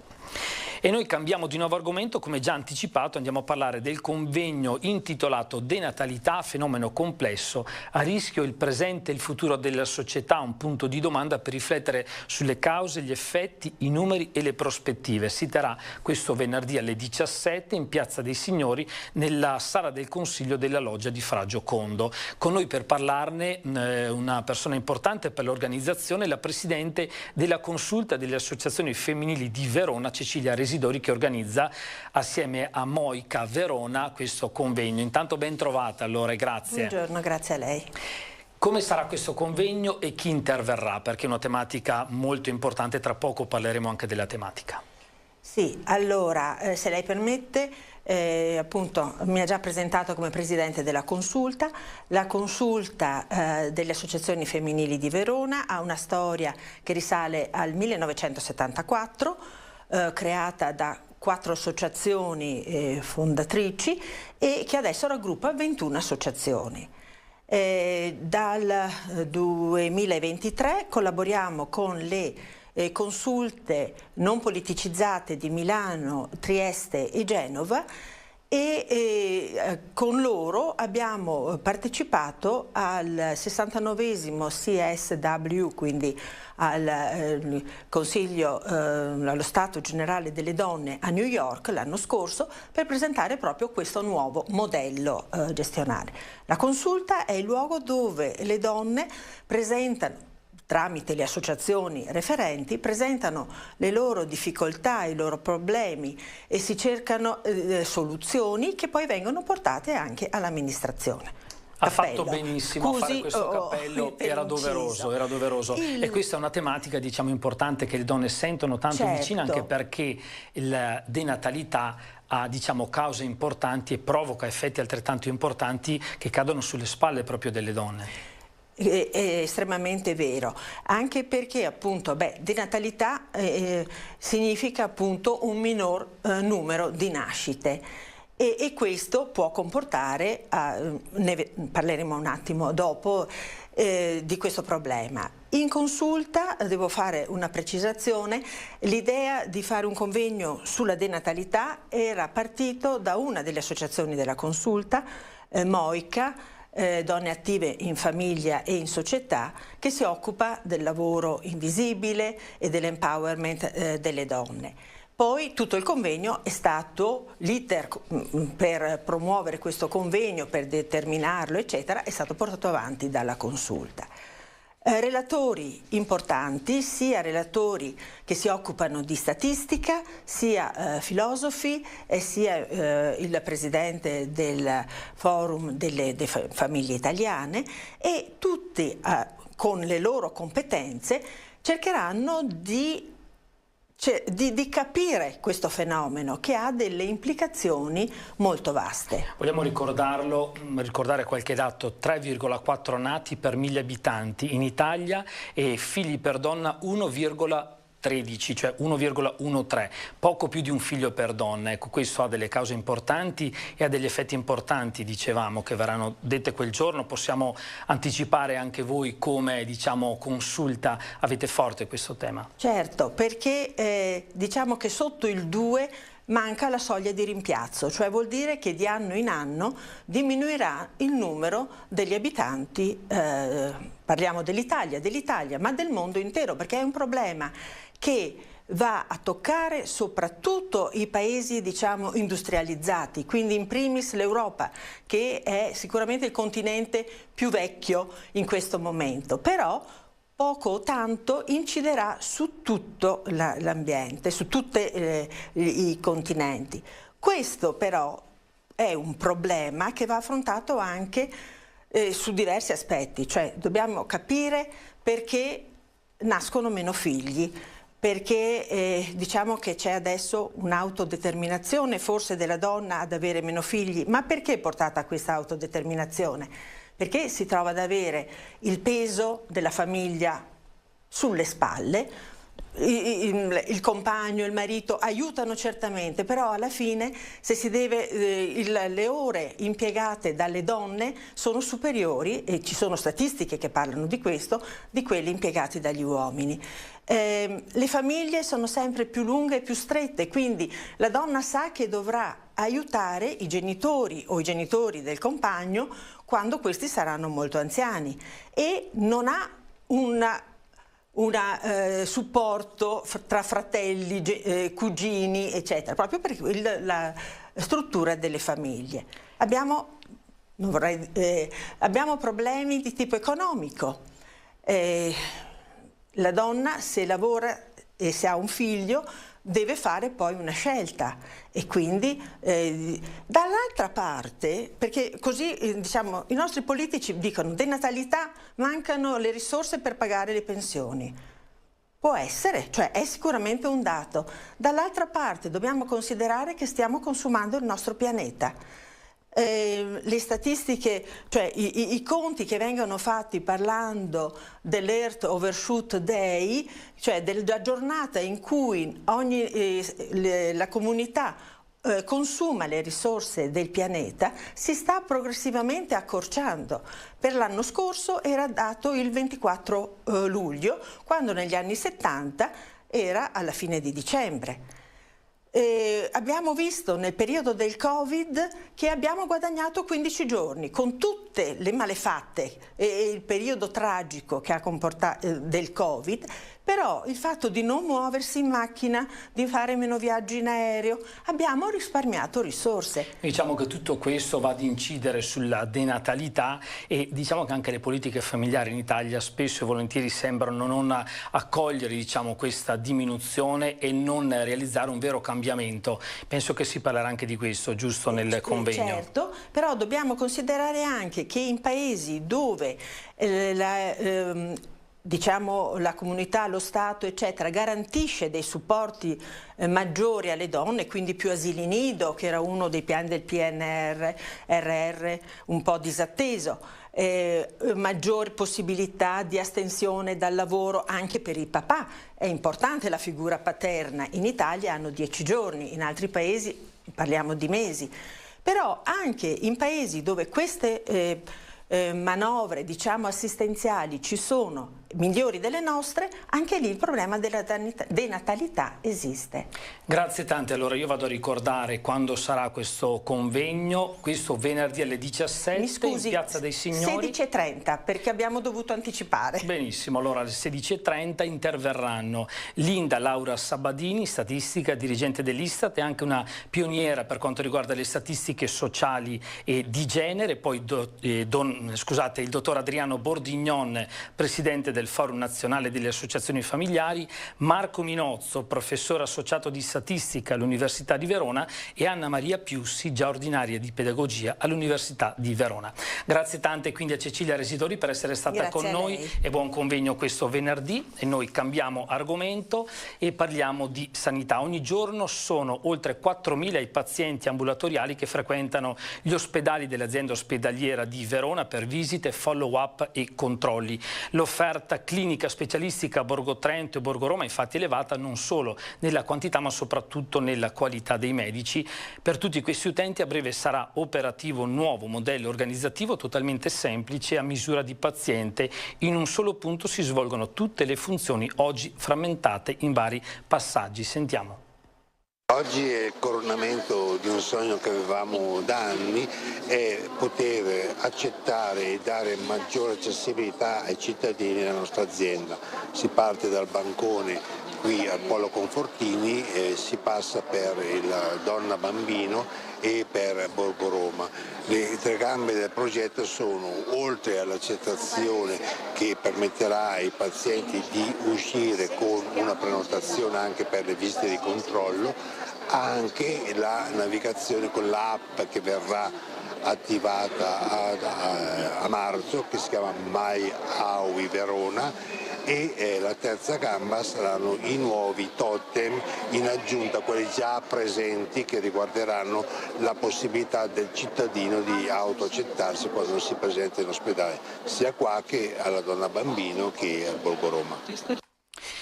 Benissimo, allora proseguiamo parlando di un evento molto spiacevole che abbiamo sentito i giorni scorsi a Verona, in questo asilo privato, dove ci sono stati bambini maltrattati e spostati con forza, trascinati per terra, episodi che hanno spinto le autorità a porre i sigilli ad un asilo posto appunto sotto sequestro per interrompere i maltrattamenti ed effettuare ulteriori accertamenti. Il GIP ha disposto anche un'interdittiva di esercizio della professione per la durata di un anno nei confronti di 5 educatrici che lavoravano nella struttura. Noi vogliamo parlare di questo, ma soprattutto di cosa significa educare in modo adeguato i bambini, con la presidente delle scuole FISM di Verona, Luciana Brentegani. Grazie per essere con noi. Grazie. Allora, quello che abbiamo sentito, che sarà accertato, insomma, fa un po' rabbrividire. Ecco, qual è il vostro pensiero, i vostri commenti all'interno di questo mondo che voi vivete tutti i giorni per il bene dei bambini? Certo, credo che rispetto al caso specifico sia doveroso richiamarsi alla presunzione di non colpevolezza. Sappiamo che fino a sentenza definitiva nessuno è colpevole, è un principio della nostra Costituzione e credo che sia doveroso rispettarlo nel rispetto del ruolo della magistratura, ovviamente, che farà il suo corso. Non spetta a noi emettere sentenze preventive. Certo, il caso ci richiama un'attenzione particolare e ovviamente è ben comprensibile la preoccupazione anche dei genitori e dei bambini coinvolti, e c'è tutto il rispetto anche di quella. Dal punto di vista nostro, noi come Federazione Italiana di Scuole Materne nella provincia di Verona raccogliamo e promuoviamo e accompagniamo 169 scuole dell'infanzia, e di queste in tutto il territorio della provincia, appunto, accogliendo in totale circa 14.000 bambini, quindi capite che effettivamente è un mondo molto vasto, è un'età anche molto delicata, dallo 0 ai 6 anni. I bambini hanno tanto da fare, lo sappiamo benissimo, e gli insegnanti, il lavoro per il quale c'è davvero una passione ma anche una serietà, una preparazione, ecco, è impegnativo. Voi come fate in questo caso? Quali strumenti avete di controllo e di prevenzione? Certo, allora senz'altro un lavoro delicato, un lavoro vitale, importantissimo. Sappiamo quanto i primi anni di vita del bambino possono essere incisivi per tutta la sua vita futura.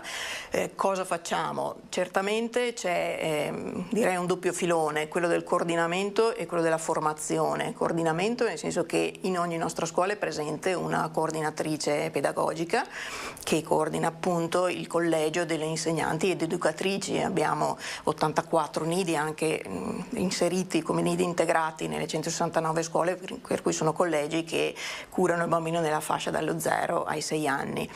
Ed è un coordinamento pedagogico specifico, quindi che coordina, pensa, produce progetti educativi, eccetera. E poi c'è la parte della formazione, la formazione che passa a sua volta attraverso un coordinamento pedagogico di FISM Verona. FISM Verona, le scuole di FISM Verona sono suddivise in 26 zone.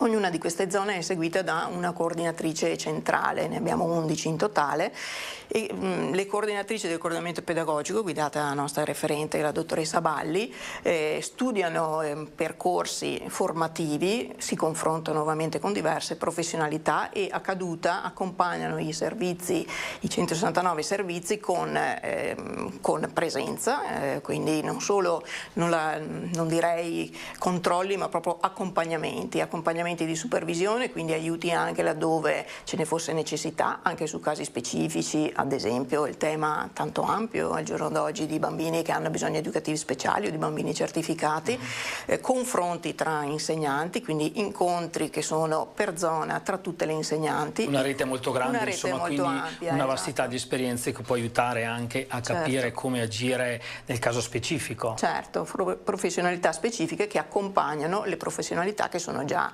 inserite ovviamente nelle scuole, perché le insegnanti che lavorano all'interno delle scuole, insegnanti ed educatrici, ovviamente hanno i titoli specifici per poterlo fare, quindi hanno già una loro professionalità, però hanno anche una formazione costante, cioè una scuola di formazione all'interno di FISM, nata proprio all'interno di FISM con insegnanti di FISM, ma anche insegnanti del mondo universitario, insegnanti esterni, e le nostre insegnanti sono chiamate ovviamente a proseguire nella loro formazione in modo che sia una formazione davvero continua. È una formazione continua scuola e famiglia, perché la famiglia insomma un po' il centro, visto che è parte proprio dalle famiglie la vostra organizzazione. Certo, nelle nostra maggior parte delle scuole sono organizzate proprio come associazioni di genitori, per cui il genitore accompagnando il figlio alla scuola diventa socio dell'associazione, per cui è in primis parte di quell'associazione, la rende attuale, ed è una partecipazione dei genitori a diversi livelli, anche a livello della gestione della scuola, perché le nostre scuole sono per la maggior parte gestite appunto da genitori che sono accompagnati, professionalizzati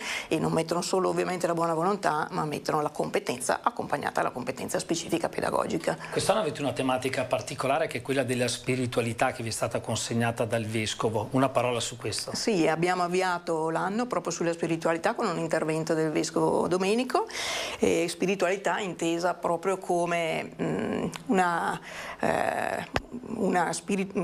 connaturata capacità di stupore, di meraviglia da parte del bambino, quindi un senso del mistero e del trascendente che è insito nel bambino e che va accompagnato, quindi non indotto a, ma valorizzata questa sua capacità proprio perché il bambino possa avere uno sviluppo della sua intera personalità. Ultimo minuto per dire l'appuntamento che ci sarà a Firenze a marzo, dove è coinvolta FISM Nazionale ma anche FISM Verona, proprio sì, un minuto sì, a Didacta, dall'11 al 13 di marzo, per la prima volta FISM Nazionale sarà presente in questa fiera che è la fiera principale del mondo dell'educazione e della scuola, sarà presente anche FISM Verona con un laboratorio specifico sugli spazi e i materiali, con un tema specifico rispetto al quale abbiamo anche detto un libro, oltre a FISM Veneto con altri laboratori su tutte le tematiche che sono le tematiche del mondo 06 innovativo, perché non c'è volontà di mantenere la situazione sempre ferma e custodire chissà cosa, ma proprio di innovare a partire però dai valori che non mutano e che restano quelli sì radicati. Grazie tanto allora Luciana Brentegani per quello che state facendo per i nostri piccoli, ecco, grazie e buon lavoro.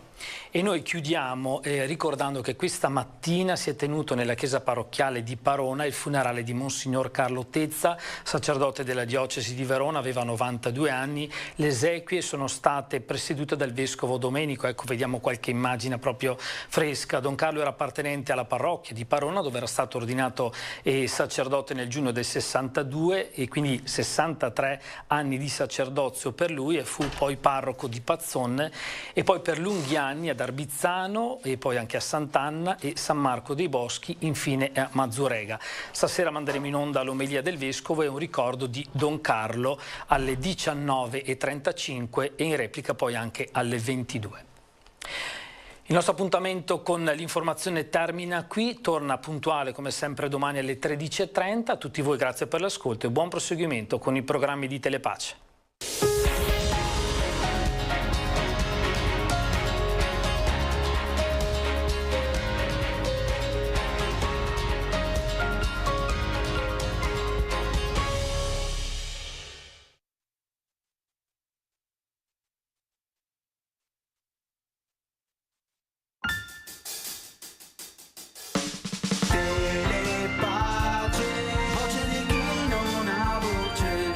Voce di chi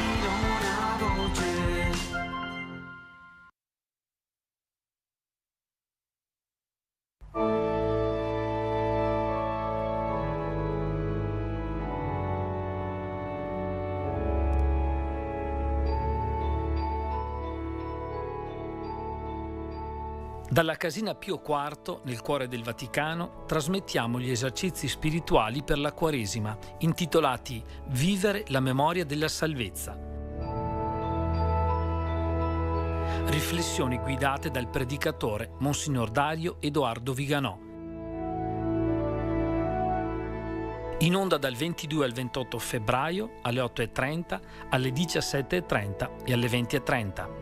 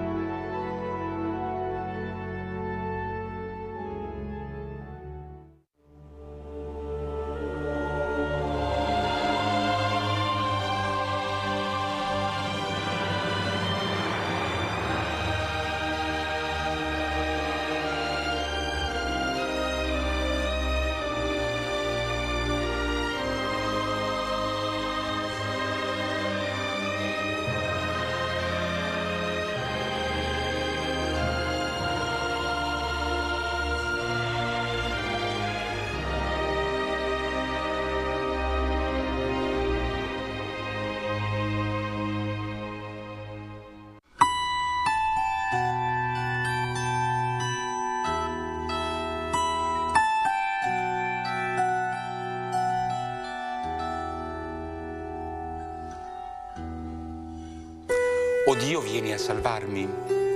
Signore, vieni presto in mio aiuto.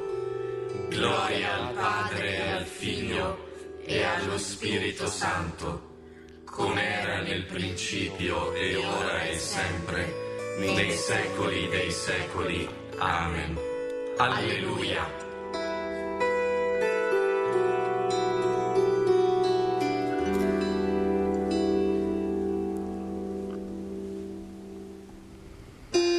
Buono e giusto è il Signore, il nostro Dio è misericordioso.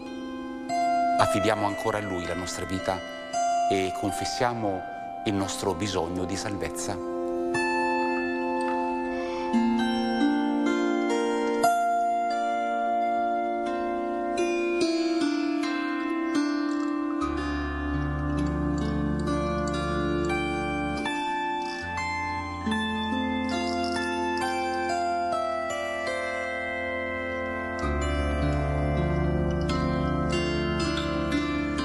Dio Onnipotente abbia misericordia di noi, perdoni i nostri peccati e ci conduca alla vita eterna.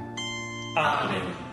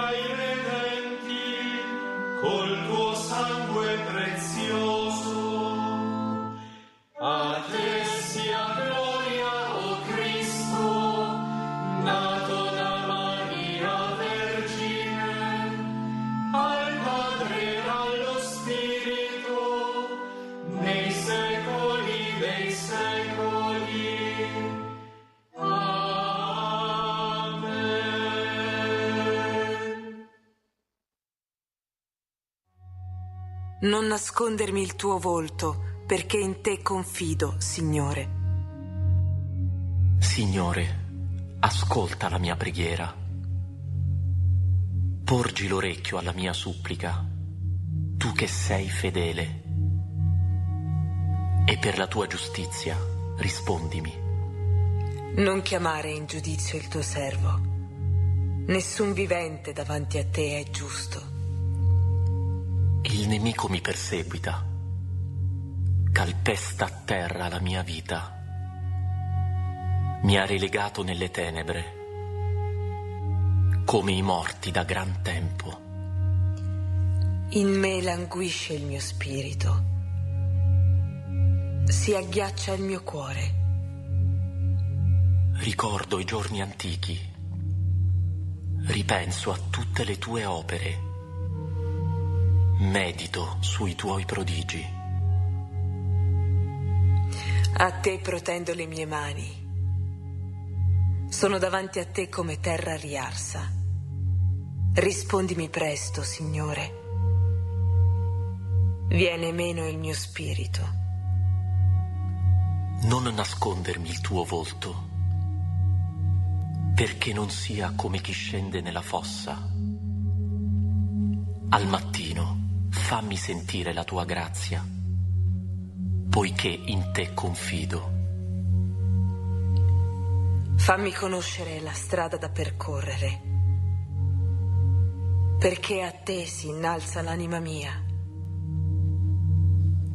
Salvami dai miei nemici, Signore. A te mi affido. Insegnami a compiere il tuo volere, perché sei tu il mio Dio. Il tuo spirito buono mi guidi in terra piana. Per il tuo nome, Signore, fammi vivere. Liberami dall'angoscia per la tua giustizia. Gloria al Padre, e al Figlio e allo Spirito Santo, come era nel principio e ora e sempre, nei secoli dei secoli. Amen. Non nascondermi il tuo volto, perché in te confido, Signore.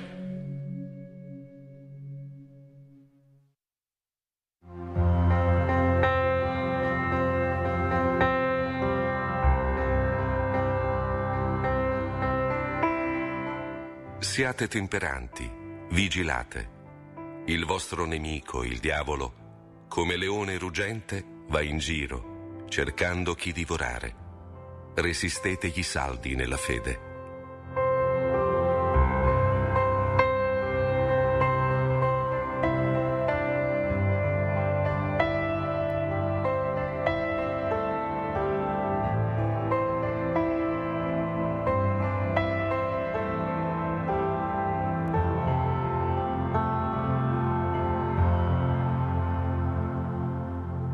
Signore, nelle tue mani affido il mio spirito.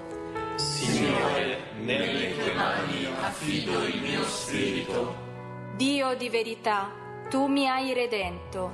Nelle tue mani affido il mio spirito. Gloria al Padre e al Figlio e allo Spirito Santo.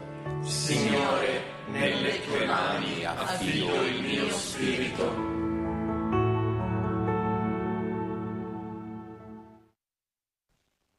Nella veglia salvaci, Signore, nel sonno non ci abbandonare, il cuore vegli con Cristo e il corpo riposi nella pace.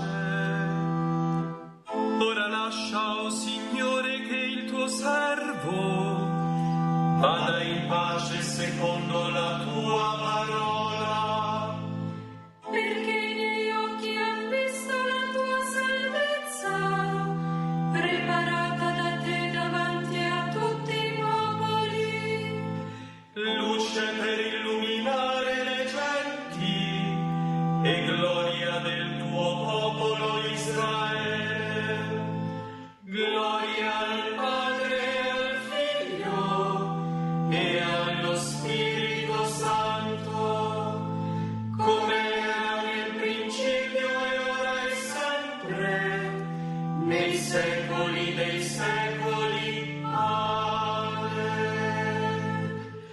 Nella veglia salvaci, Signore.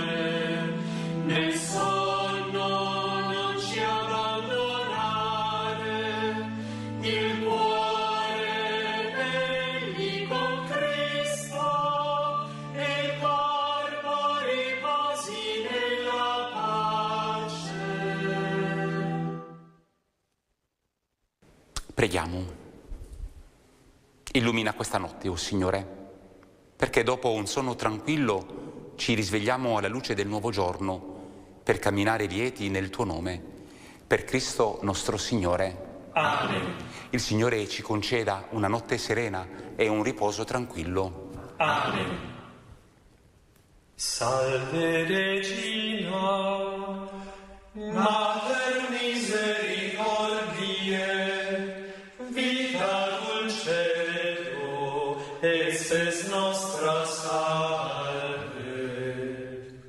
Ad te clamamus, exules filii Eve, ad te suspiramus, gementes et flentes, in ac lacrimarum valle. Eia ergo, advocata nostra, illos tuos misericordes oculos, ad nos converte. Et Iesum benedictum fructum ventris tui, nobis post hoc exilium ostende.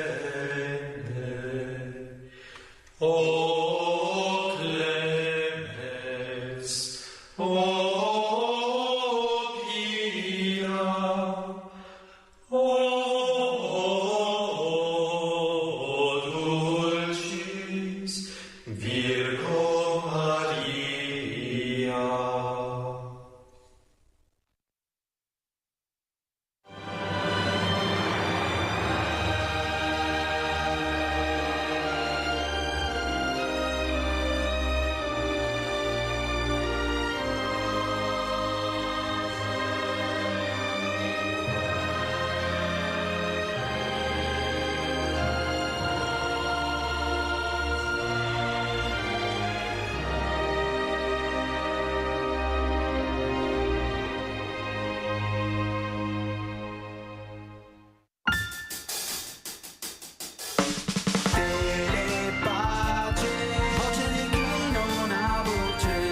Voce di chi non ha voce.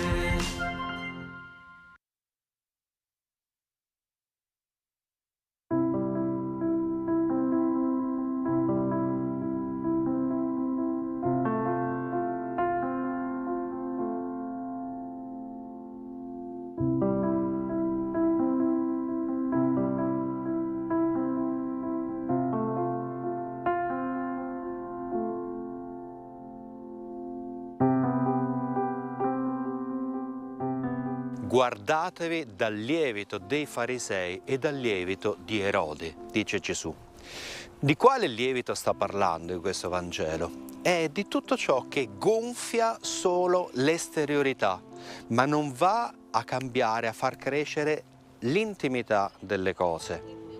E riprende Gesù questo discorso, lo fa a margine della moltiplicazione dei pani e dei pesci, dove tutti sono stati sfamati e è avanzata una quantità indescrivibile di cibo, proprio perché tanti altri possano arrivare all'esperienza della sazietà, del sentirsi sazi, cioè risolti. E dice Marco che tutto questo discorso di Gesù, questo ricordare ai suoi quello che è successo perché aprano gli occhi, parte dal fatto che i discepoli tra di loro stavano discutendo che non avevano pane. E allora Gesù se ne esce fuori con questa indicazione di guardarsi dal lievito, dall'esteriorità, dal gonfiarsi dell'esteriorità, perché non hanno ancora capito i discepoli che Gesù è colui che è capace di riempire ogni vuoto, di sfamare ogni fame. E finché la nostra vita sarà un continuo lamentarci perché non abbiamo del pane materiale, del pane esteriore, quando invece non ci facciamo le domande serie su quello che interiormente manca alla nostra vita, non ne usciremo mai fuori. Togliete pane, metteteci successo, metteteci soldi, metteteci potere. Non abbiamo più potere, non abbiamo più soldi, non abbiamo più successo. E anche se ce l'hai, quella realtà non ha il potere di darti la felicità, di saziare la fame profonda di senso che abita il tuo cuore. Solo il pane eucaristico, solo la presenza di Dio ha questo potere. E allora oggi facciamoci furbi e cerchiamo di cogliere quelle che è la fame profonda che ci abita e diamo la risposta più opportuna, quella che mette Cristo come nutrimento vero della vita di ciascuno.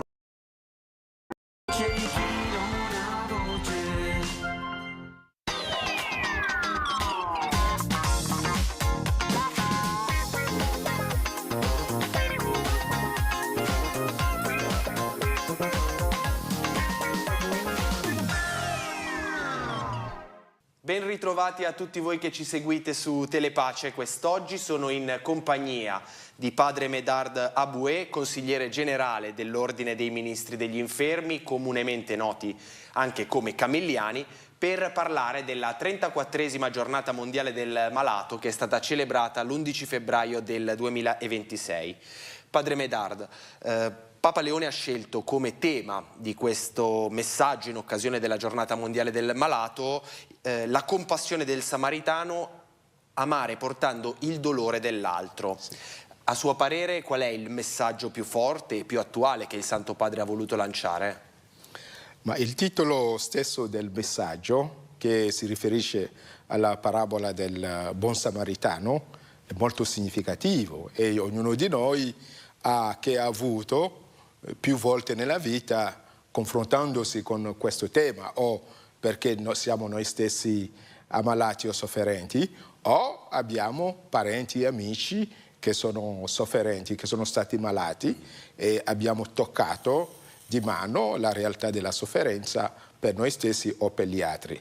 E là il senso di una presenza che consola, una presenza che cura, una presenza che manifesta affetto, in quel momento tutti noi lo sappiamo. E dunque questo messaggio ci raggiunge in pieno nella nostra umanità, che è una umanità, come diceva il Santo Giovanni Paolo II, che fa quotidianamente l'esperienza della sofferenza. Giovanni Paolo II, lo ricordiamo, è il pontefice che ha istituito la giornata mondiale del malato. La prima è stata celebrata nel 1993. Abbiamo detto, il titolo di questo messaggio di Papa Leone parla di amare portando il dolore dell'altro, che non è semplicemente assistere il malato. Allora, che differenza c'è tra aiutare qualcuno e portarne il dolore? Ecco, aiutare portando il dolore.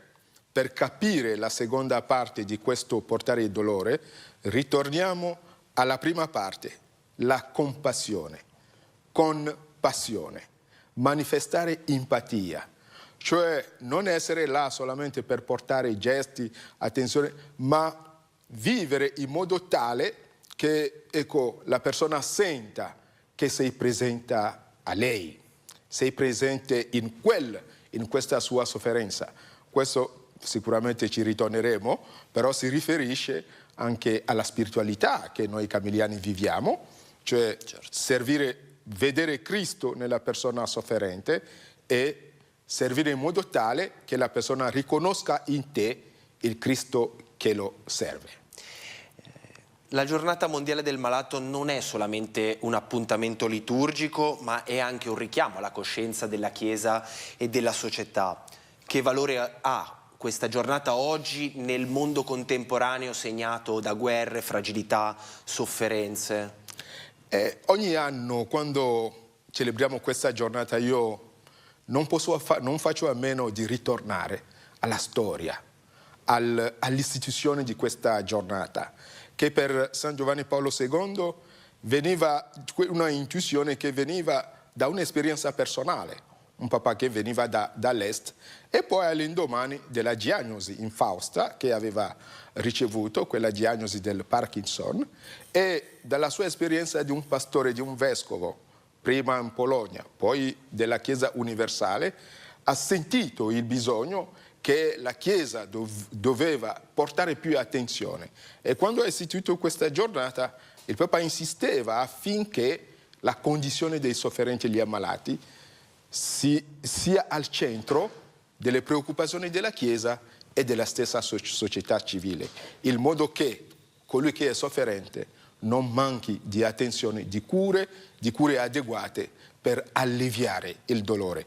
E quando il dolore è alleviato o non si può più guarire, che uno ritrovi nella presenza, nella compagnia di chi lo cura, davvero il senso salvifico di questa sofferenza, di questo dolore, soprattutto per noi cristiani. Torniamo adesso al messaggio di Papa Leone, dal quale emerge con forza la dimensione spirituale della cura. Allora, quanto è importante la preghiera negli ospedali e che cosa cambia per un malato sapere che lì c'è qualcuno che prega con lui? Ecco, questa dimensione, ecco, il Papa finisce il messaggio con questa preghiera alla Vergine Maria, che significa l'importanza della preghiera. Ecco, una presenza accanto a chi soffre è una preghiera, cioè la preghiera al Signore affinché, ecco, colui che soffre ritrovi sollievo. È anche una preghiera per chi, ecco, cura, chi è presente in quel momento, affinché colui che soffre veda in te un amico, un parente che porta con lui la propria sofferenza. E dunque per noi cristiani la preghiera, come diceva un autore, la preghiera è la debolezza di Dio, ma la forza dell'uomo. E in quel momento di fragilità, quando siamo in capacità di pregare e di offrire o di gridare il nostro dolore al Signore, ecco, sono momenti forti, sono preghiere di un senso teologico e pasquale e profondi. Ecco, questo è la preghiera per noi. E vedete, quel giorno dell'11 febbraio, tutto il popolo che va a Lourdes, nei santuari, e quest'anno è stato celebrato alla Nostra Signora della Paz, a Chiclayo, la diocesi l'ex diocesi del Santo Padre.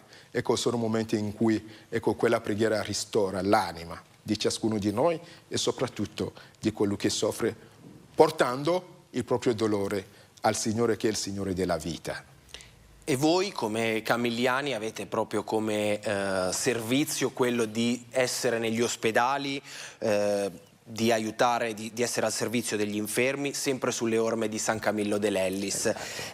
Voi lo avete proprio nel DNA questo servizio. Allora, so che avete un quarto voto particolare, le chiedo di raccontarcelo e poi di spiegarci che cosa significa vivere il carisma camilliano oggi.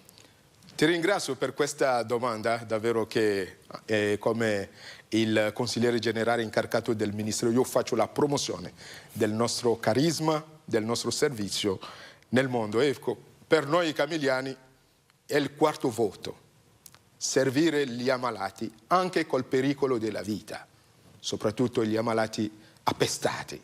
E questo non lo riceviamo come un insegnamento, ma come una vita vissuta da Camillo. Perché prima che Camillo ricevesse dalla Santa Sede l'autorizzazione di fondare un ordine religioso e di poter portare questa croce rossa sull'abito che i membri della compagnia portavano nel 1586, ecco, Camillo usciva e tutti i suoi compagni uscivano da un servizio grande della peste che ha travolto Roma nel 1590 e 91. E dunque dal servizio che hanno fatto, di cui la compagnia in quel momento ha perso almeno la metà, ecco, il Papa ha riconosciuto il valore di quello che chiedeva Camillo, che in quel momento, quando, ecco, non c'era più nessuno per servire ma che i camilliani giravano per Roma, nelle case, a curare, a prendere le persone e portarli al Santo Spirito qua, al San Giacomo. Ecco, il Papa ha riconosciuto il valore del nostro servizio e così che ha accettato per noi che possiamo emettere il quarto voto anche col pericolo della vita. Dunque per noi, ecco, la sofferenza è come quando serviamo gli ammalati, è come il pesce nell'acqua, il nostro ossigeno. Non perché ci qualifica in qualche cosa, ma ecco, ci permette di essere Cristo in chi soffre e di servire in modo tale che anche loro possano riconoscere in noi il Cristo sofferente. E dunque per noi la giornata dell'ammalato è nel nostro DNA e nasciamo come religiosi camilliani con quel carisma che ci determina in modo singolare e particolare nella Santa Madre Chiesa.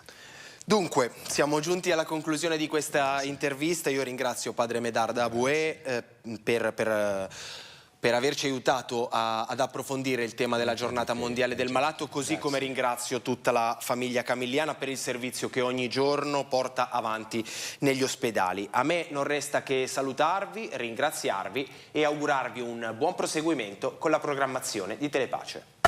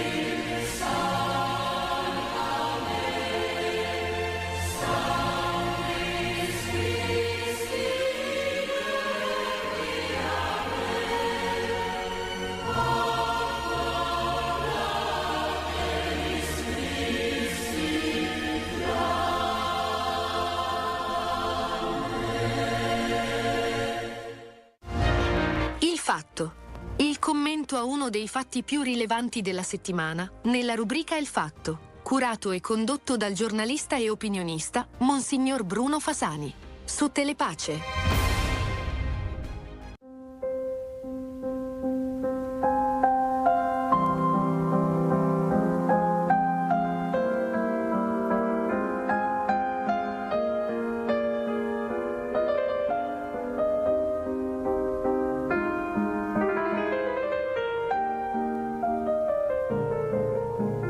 Si sono svolti questo 17 febbraio nella chiesa parrocchiale di Parona i funerali di Don Carlo Tezza, sacerdote veronese, deceduto all'età di 92 anni presso la casa sacerdoti di Negrar. Ricordiamo brevemente chi è stato Don Carlo. È nato a Verona il 23 ottobre 1933 e come appartenente alla parrocchia di Parona è stato ordinato presbitero in questa chiesa il 29 giugno 1962. È stato vicario parrocchiale a Somma Campagna dal 62 al 67, vicerettore del seminario minorile fino al 69 e poi vicario parrocchiale a Castagnaro nel 69, a San Giovanni Lupatoto fino al 71, a Villafranca dal 71 al 73. Fu poi nominato parroco di Pazzon fino al 1980 e poi per lunghi anni dall'80 al 2003 parroco ad Arbizzano. Infine a Sant'Anna e a San Marco dei Boschi dal 2003 al 2005, di Mazzurega dal 2005 al 2008, di cui poi è stato amministratore parrocchiale fino al 2019. Vi proponiamo ora l'omelia pronunciata nella chiesa di Parona nei funerali presieduti dal vescovo Domenico Pompili.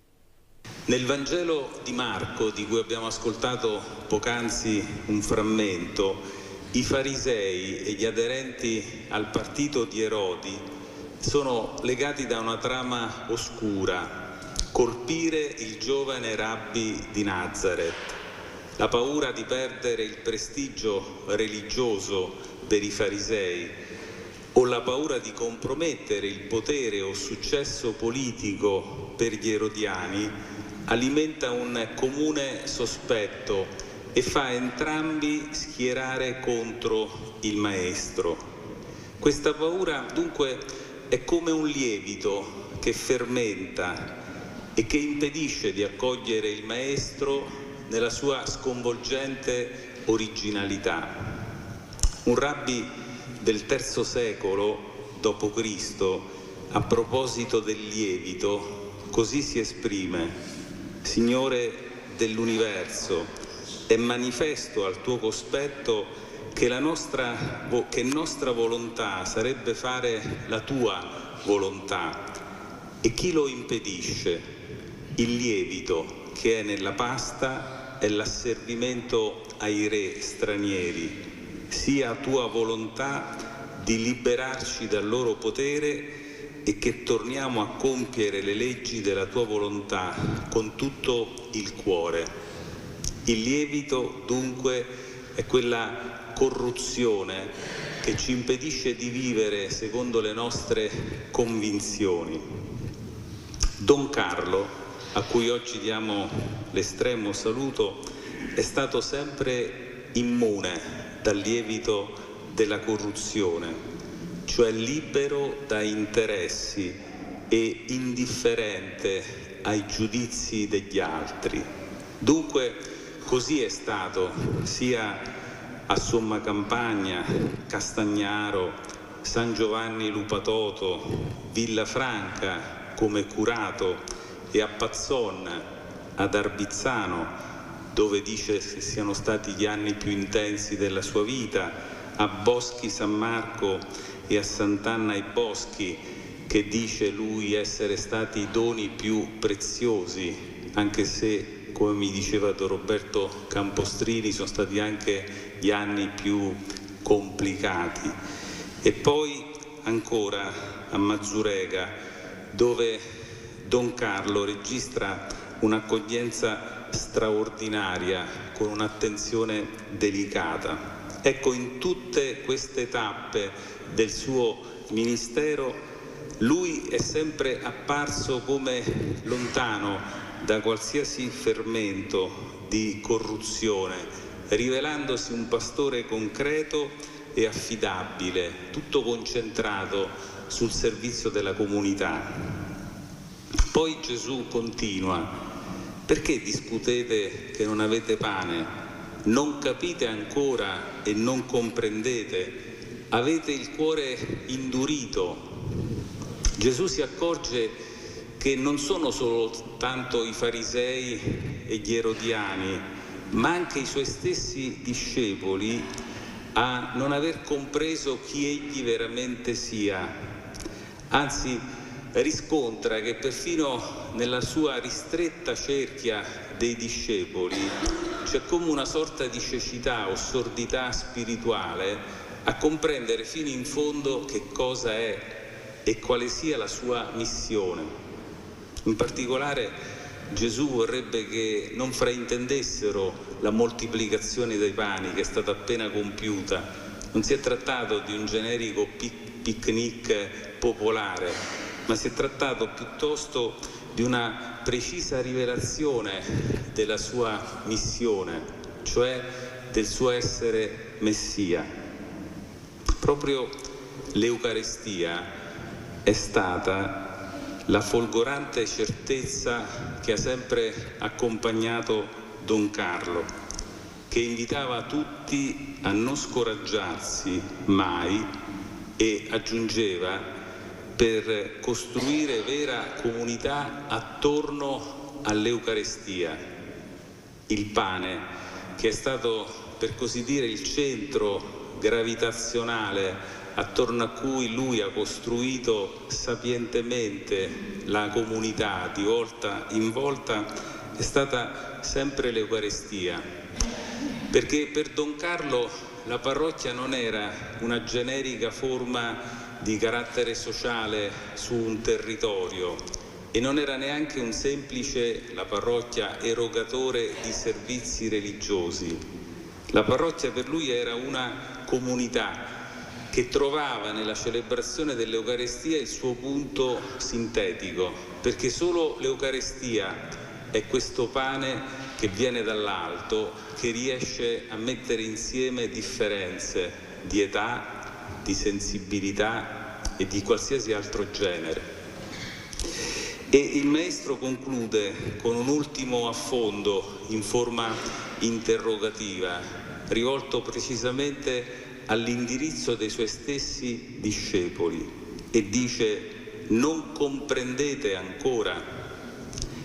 Fino a quando il cuore da indurito non si trasforma, cioè non cambia, nessun miracolo, per quanto portentoso, può far sì che si arrivi a comprendere finalmente chi sia Gesù, cioè il Figlio di Dio. Don Carlo ha avuto una singolare forma per avvicinare a Dio nella persona di Gesù Cristo, e questa sua singolare forma è stato lo sguardo di Maria.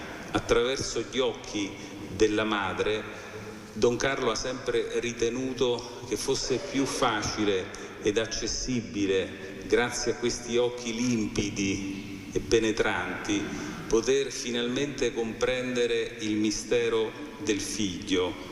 Scriveva nel testamento che ascolteremo al termine di questa celebrazione: con Maria, madre di Gesù e della Chiesa, riuscirete in tutto quello che avete intenzione di fare. Ripartiamo dunque da questo sguardo mariano, così semplice e al tempo stesso così penetrante, e raccogliamo allora la sua eredità, che è fondamentalmente quella di un padre spirituale, di tante e di tanti, grazie ad uno stile discreto e pervasivo che ha fatto sì che quanti lo hanno incontrato siano stati in grado di guardarsi dal lievito dei farisei e di arrivare finalmente a comprendere qualcosa di più del Vangelo di Gesù. Sentiamo ora il testamento spirituale consegnato da Don Carlo Tezza. Tutti noi siamo a conoscenza della profonda spiritualità di Don Carlo, padre e pastore. che ha voluto bene a tutti. È sempre stato suo desiderio, nella sua semplicità e mitezza, non essere lodato in questa circostanza con tante parole.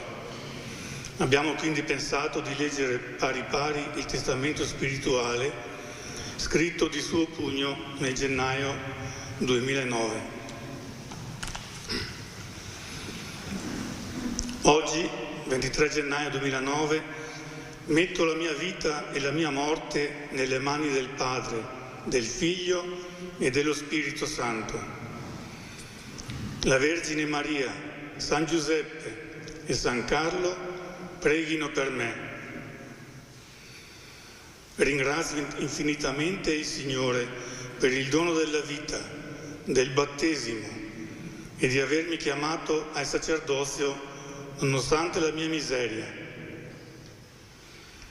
Vorrei vivere gli anni che il Signore mi concede in atteggiamento di amore verso di Lui e verso tutti coloro che ho incontrato e incontrerò nella mia esistenza. Quando arriverà l'ora della mia morte, chiedo a Maria, che sempre ho cercato di amare con amore filiale, di essermi accanto e di presentarmi a suo Figlio Gesù. Chiedo sinceramente perdono a tutti coloro ai quali nella mia vita sacerdotale ho fatto del male con il mio cattivo esempio. Chiedo la carità della preghiera ai tanti amici conosciuti a Somma Campagna, Castagnaro, San Giovanni Lupatoto, Villafranca come curato e come parroco a Passon, Arbizzano, gli anni più intensi della vita, Boschi San Marco e Sant'Anna ai Boschi, i due più preziosi, e infine a Mazzurega, un'accoglienza straordinaria con un'attenzione delicata e amorevole. In queste comunità ho vissuto intensamente l'esperienza esaltante della paternità spirituale che sgorga dal sacerdozio. Ai componenti e le carissime comunità di Arbizzano e Mazzurega vorrei dire: non scoraggiatevi nello sforzo per costruire vere comunità attorno all'Eucaristia. Con Maria, Madre di Gesù e della Chiesa, ci riuscirete. Dal paradiso, dove spero ardentemente di essere accolto anche per le vostre preghiere, pregherò Dio per i fanciulli, gli adolescenti, i giovani, gli sposi, gli anziani, gli ammalati. A tutti un arrivederci nella casa del Padre. Vi aspetto tutti. Ringrazio i miei parenti che mi hanno sempre aiutato e non mi hanno mai chiesto niente. Ringrazio i superiori della fiducia che mi hanno sempre dimostrato. Voglio morire povero come ho cercato di vivere. Desidero essere sepolto nel cimitero di Parona, in terra, per esprimere la mia fede nella risurrezione finale. San Fidenzio, 23 gennaio 2009, Carlo Tessa.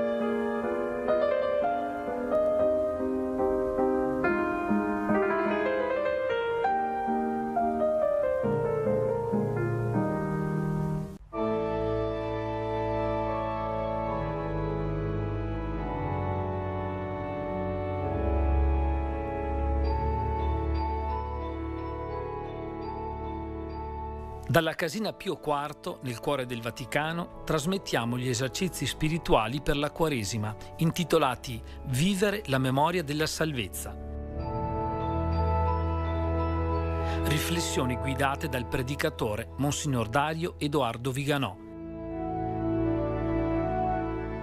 In onda dal 22 al 28 febbraio alle 8:30, alle 17:30 e alle 20:30.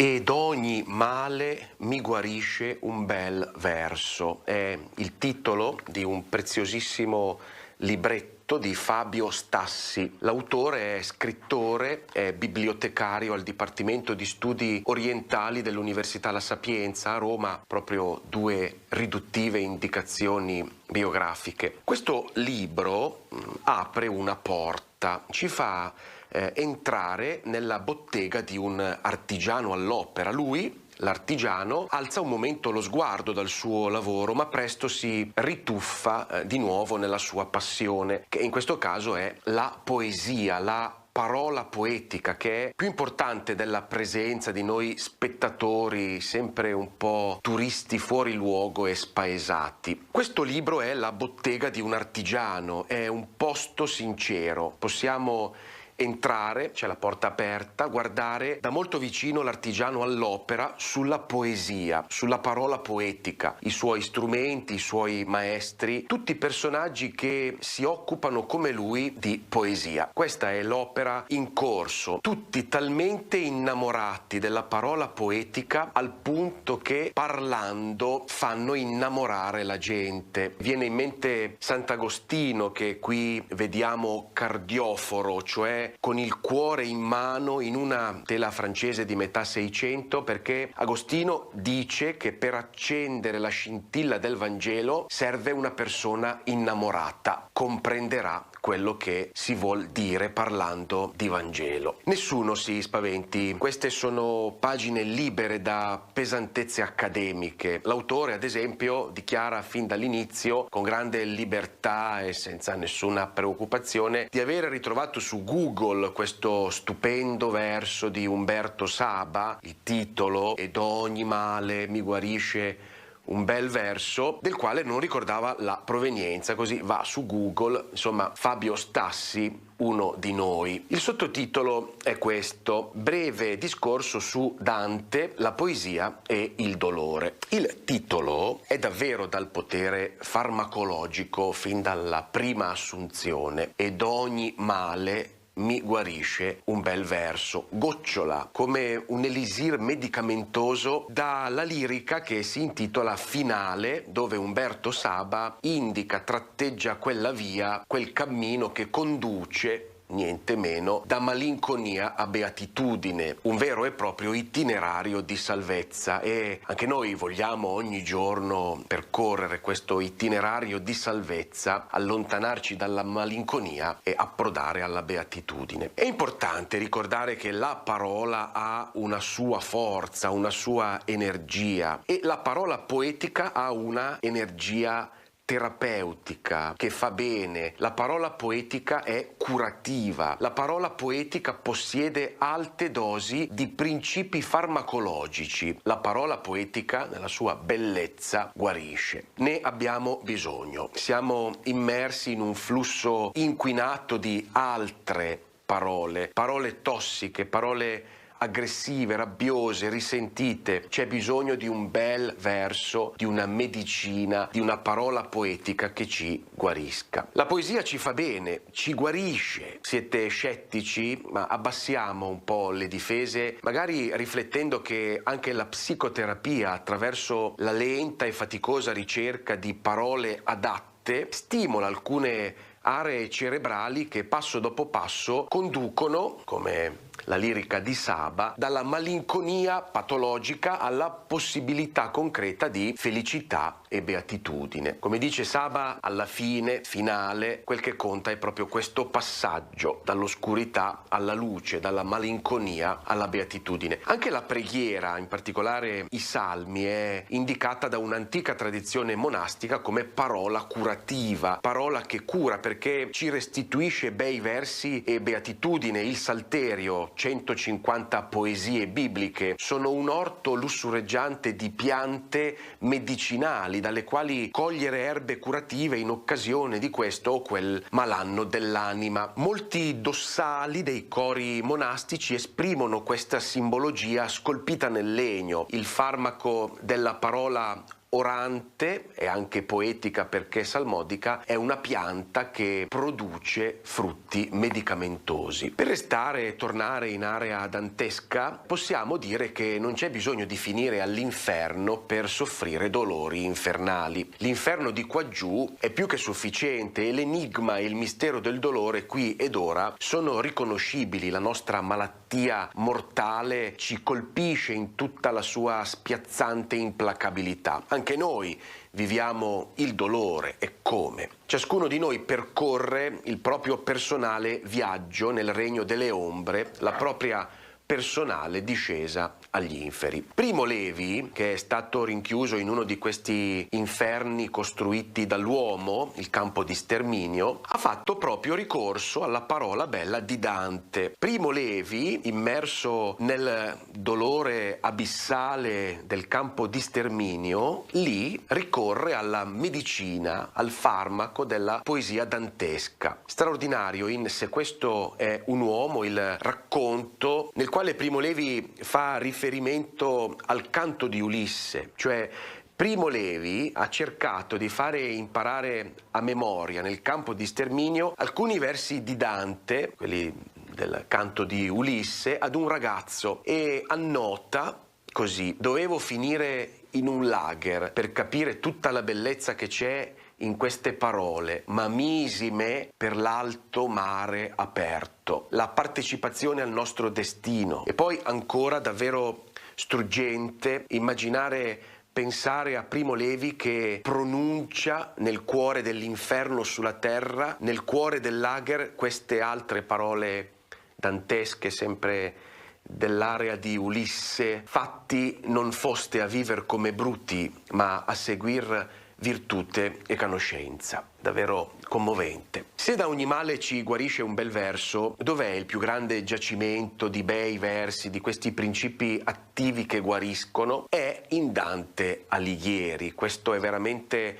una riserva inesauribile di bei versi che ci aiutano ad uscire dal nostro inferno personale dove non si vede più il cielo. Attraverso i bei versi si esce, si rivedono le stelle. Sì, stiamo già meglio. Annota Fabio Stassi in queste pagine che proprio nei luoghi più estremi, luoghi di pena, di detenzione, negli ospedali, nelle carceri, nei lager, nel cuore forse del nostro personale dolore che ci imprigiona, proprio lì la poesia mostra tutto il suo sorprendente potere curativo. Sono parole del libro. Sentite cosa scrive Fabio Stassi. Nei penitenziari dotati di una biblioteca la percentuale di suicidi cala drasticamente. Anche un singolo verso può salvare una vita, restituire l'umanità a chi l'ha smarrita, a chi se l'è tolta. E dunque d'ogni male mi guarisce un bel verso. Cominciamo la cura con queste belle parole di Umberto Saba. Somministriamoci questo farmaco più volte al giorno. Cerchiamo instancabilmente, con attenzione, la medicina di parole belle e poetiche. Facciamole circolare, spacciamole lungo la via mentre camminiamo, mentre parliamo con gli altri. Fanno bene, guariscono davvero, perché nei bei versi e nelle belle parole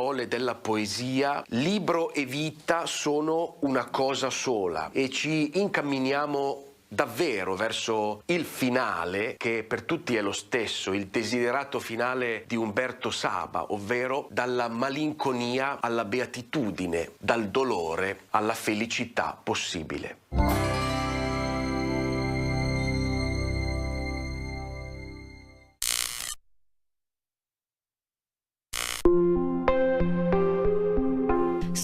Parole e volti, il nuovo ciclo di interviste del direttore di Telepace Don Bruno Fasani, in onda ogni domenica alle 9.25, 15.25, 19.15. Conosceremo tante persone e tante storie.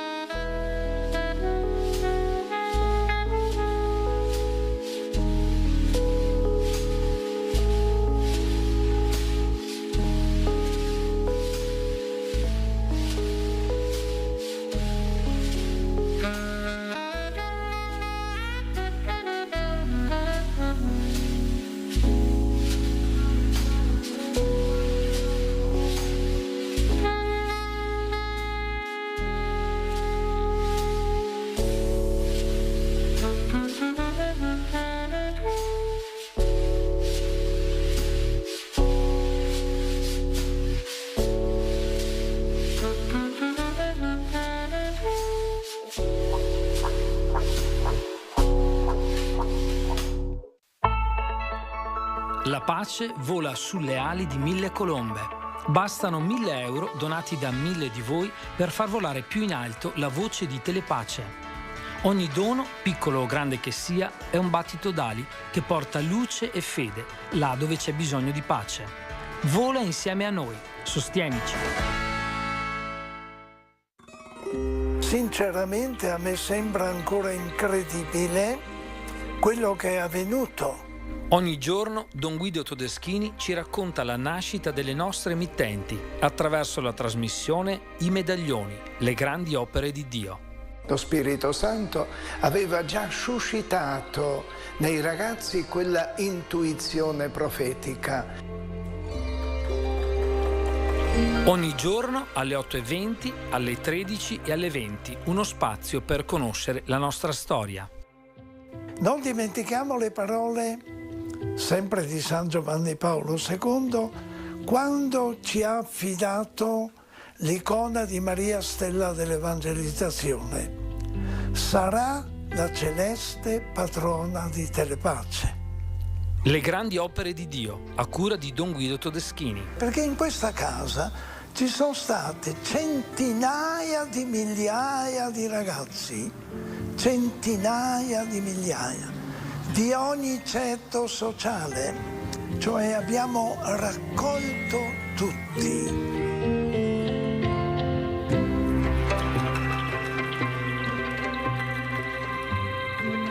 Perché Telepace si sviluppi, perché Telepace fiorisca, non solo a Roma, in Italia, in Europa, ma in tutto il mondo.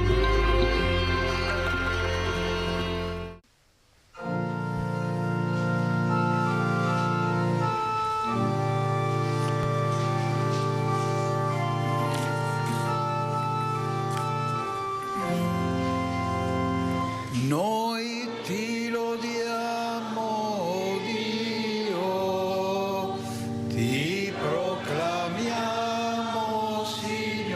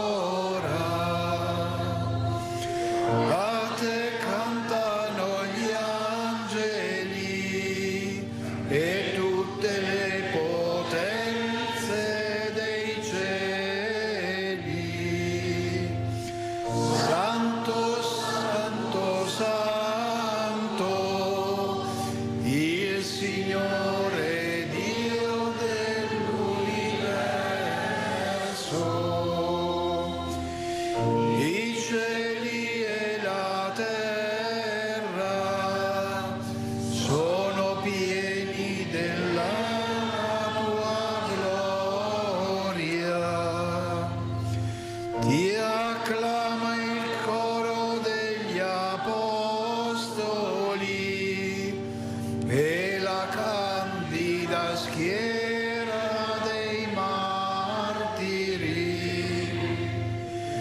Le voci dei profeti si uniscono nella tua lode.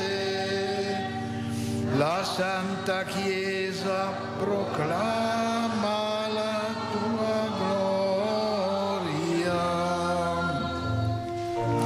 Adora il tuo unico Figlio e lo Spirito Santo Paraclito.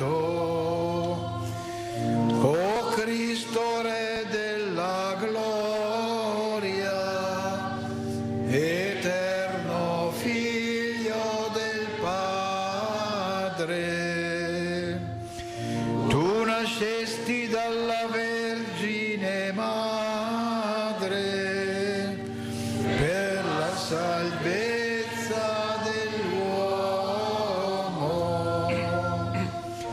vincitore della morte, hai aperto ai credenti il regno dei cieli. Tu siedi alla destra di Dio nella gloria del Padre. Verrai a giudicare il mondo alla fine dei tempi. Soccorri i tuoi figli, Signore, che hai redento col tuo sangue prezioso. Accoglici nella tua gloria, nell'assemblea dei santi. Il tuo popolo, Signore, guida e proteggi i tuoi figli. Ogni giorno ti benediciamo, lodiamo il tuo nome per sempre. Degnati oggi, Signore, di custodirci senza peccato. Sia sempre con noi la tua misericordia, in te abbiamo sperato. Pietà di noi, Signore, pietà di noi. Tu sei la nostra speranza, non saremo confusi come delusi.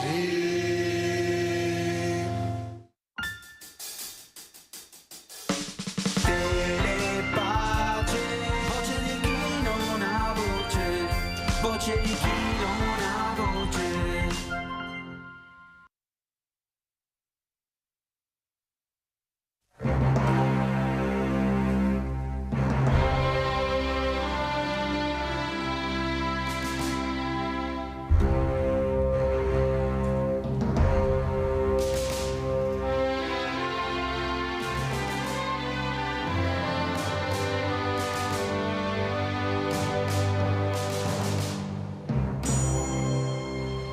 Bentrovati a Vicenza.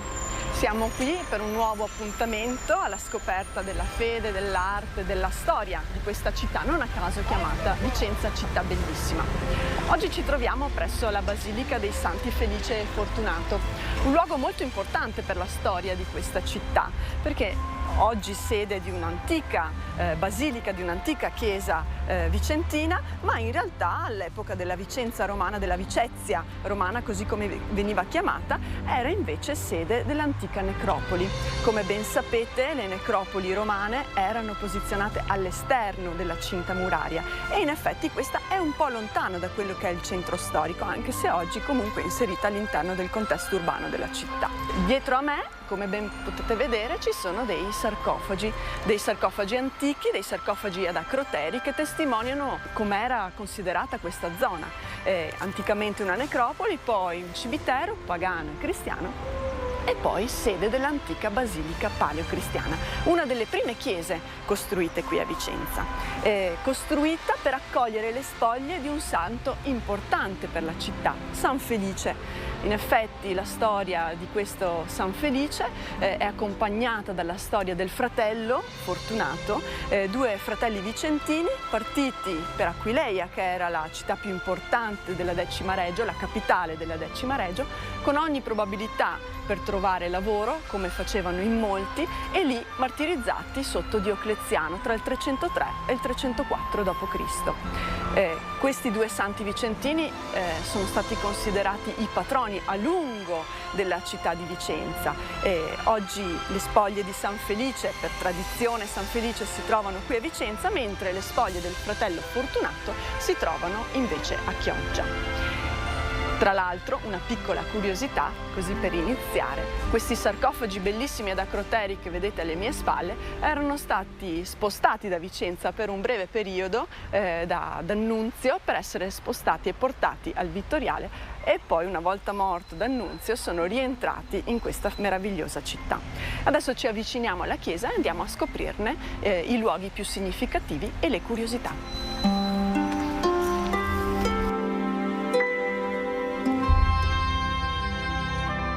Eccoci qui di fronte alla facciata di questa chiesa, ormai una chiesa romanica, la chiesa paleocristiana. Della chiesa paleocristiana si possono ritrovare i mosaici antichi che presto ci appresteremo ad osservare. Ma qui di fronte a questa facciata c'è da dire che bisogna rimanere stupefatti da come si è conservata nel corso del tempo.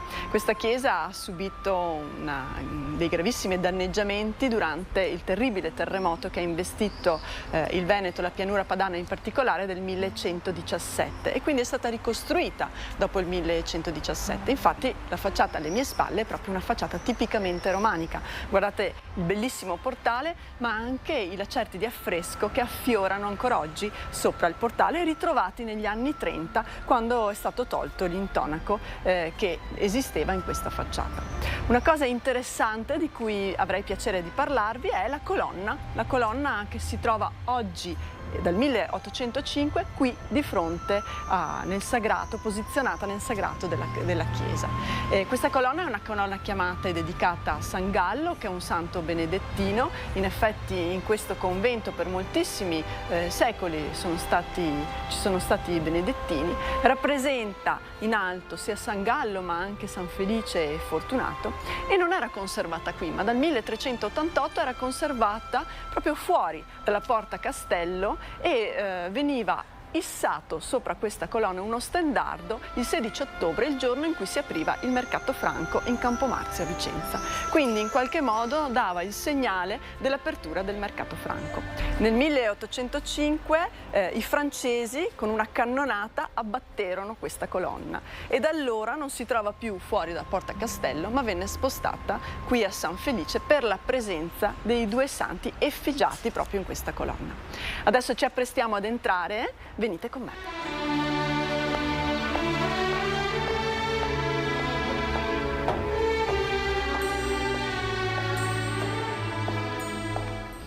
Entriamo in chiesa. Allora, ripercorriamo un po' quelle che sono state le fasi costruttive e storiche di questa chiesa. Nel 303-304 questi due fratelli vicentini si trovano ad Aquileia e vengono martirizzati durante le persecuzioni di Diocleziano, perché non volevano in alcun modo abiurare la loro fede cristiana.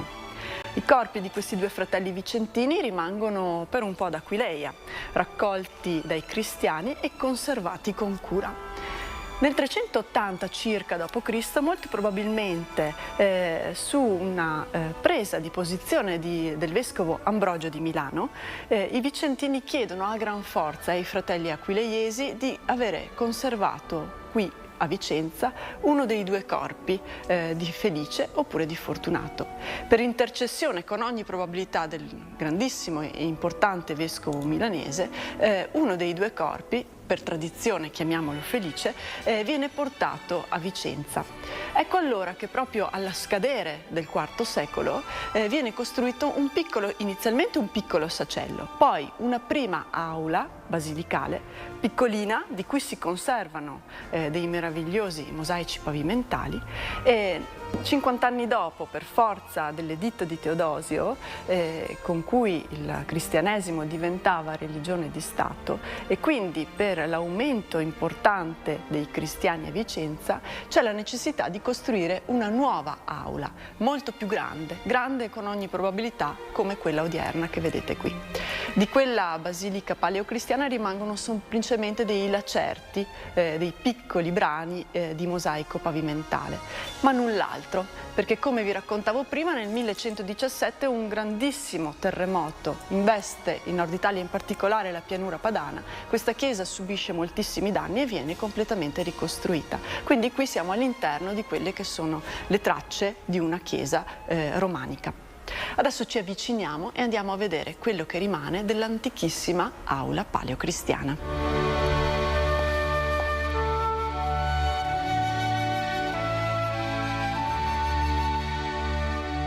Mosaici pavimentali della prima aula, della fine del IV secolo, un'auletta non molto grande, piccolina la dobbiamo immaginare, ma di cui si conservano dei mosaici pavimentali mirabili, per qualità, per estetica, per grandezza delle tessere marmoree, molto vicini a quelle che sono le maestranze con ogni probabilità aquileiesi. Facevamo comunque parte della stessa regione, la Decima Regio, e Aquileia era la capitale di questa Decima Regio, a cui apparteneva anche Vicenza. Allora, eccoli qui questi mosaici che sono rimasti. La cosa interessante di questi mosaici non è solo la qualità estetica e tecnica, ma anche il fatto che sono riportati i nomi di chi ha pagato. Troviamo tutta quella che era la comunità qui presso San Felice di questa chiesa martiriale. Troviamo molti nomi riferibili già a Felice e Fortunato, quindi la comunità era già fortissimamente devota a questi due martiri vicentini. In più troviamo una comunità variegata nei ceti sociali, troviamo dei plebei, troviamo dei borghesi e troviamo anche dei nobili. E lo vediamo proprio dai titoli nobiliari. In questo caso, per esempio, qui vicino a me c'è Felix Vir Clarissimo, quindi un uomo notabile, un notabile locale, certamente un nobile, insieme a Ioribius e Imola ex voto. E questa persona, questa famiglia deve avere pagato anche un bel po', perché se voi osservate i loro nomi sono stati inseriti all'interno di una tabella molto ampia. Ma accanto possiamo trovare anche semplicemente dei piccoli devoti della città, Fortunatus per esempio, cum suis, quindi con la famiglia, che non deve avere speso moltissimo ma che comunque è stato ricordato all'interno di questi mosaici. E ancora c'è Splendonius. Non era un nobile, ma era comunque una persona che si è fatta inserire all'interno di una stella a 4 punte splendente, quasi come il suo nome. E accanto ai nomi di queste persone che hanno pagato sostanzialmente il mosaico pavimentale, troviamo il nodo di Salomone. Questo elemento simbolico ancora pagano, quindi ancora legato in qualche modo al paganesimo, ripreso poi però come simbolo cristiano, che rappresenta un po' il patto che esiste tra il Dio e gli uomini, un patto tra la terra e il cielo. E questo simbolo noi lo ricordiamo e lo ritroviamo anche moltissimo nella nostra quotidianità. Non vi dico dove, ma provate a immaginare, guardatevi intorno quando andate in giro, percorrete le strade vicentine e non, e lo ritroverete di sicuro, perché molta pubblicità attuale riprende in qualche modo quelli che sono gli antichi simboli paleocristiani, perché avevano una potenza, una forza nel messaggio che ancora oggi noi riportiamo e ricordiamo attraverso la nostra coscienza e il nostro sguardo. Un'altra cosa che vi volevo dire era che questi mosaici sono avvicinabili ai mosaici che ancora oggi si possono osservare sotto la cattedrale di Vicenza, perché in effetti le chiese paleocristiane a Vicenza erano due. Una era quella legata al vescovo e quindi la chiesa cattedrale, che con ogni probabilità si ritrovava proprio sotto all'attuale cattedrale vicentina, e una invece era la chiesa legata al culto del martire, che quasi sempre si trova all'esterno della cinta muraria nelle antiche necropoli romane, poi diventate cimiteri. Adesso ci spostiamo e andiamo a vedere cosa è rimasto invece del martirio, cioè del luogo dove sono conservate ancora oggi le reliquie del corpo di San Felice.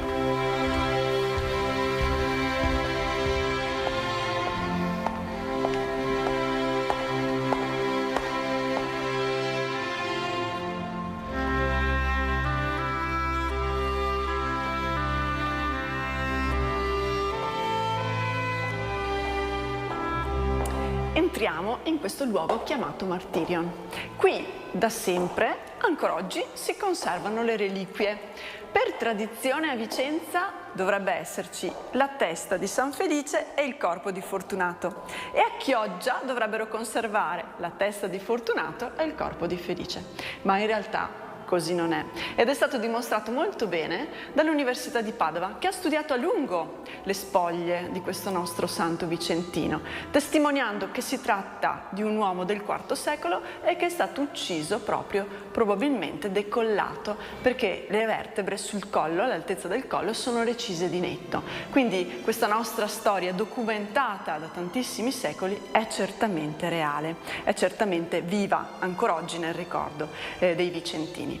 Siamo all'interno di questo edificio, che è un edificio molto antico, un edificio del VI secolo, costruito in epoca gota, una croce greca con una cupola interessante che si eleva, si erige verso l'alto, e che per fortuna non è stato intaccato strutturalmente dal terribile terremoto del 1117, per cui si è conservato indenne, quasi indenne fino ad oggi.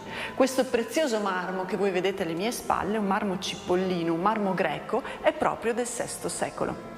Qualcosa naturalmente è stato risistemato, negli ultimi anni è stato oggetto di un importante restauro, però se voi osservate anche nell'alto, verso l'alto, si riescono ancora oggi ad osservare dei bellissimi lacerti di mosaico. Dovevano nei 4 pennacchi rappresentare il tetramorfo, quindi i 4 simboli degli evangelisti. Noi qui ci ritroviamo solo San Marco, e al centro di questa bellissima cupola rimangono le sinopie, doveva essere rappresentato un bellissimo cielo stellato, e quindi le spoglie di San Felice dovevano essere conservate al di sotto di questo meraviglioso cielo stellato.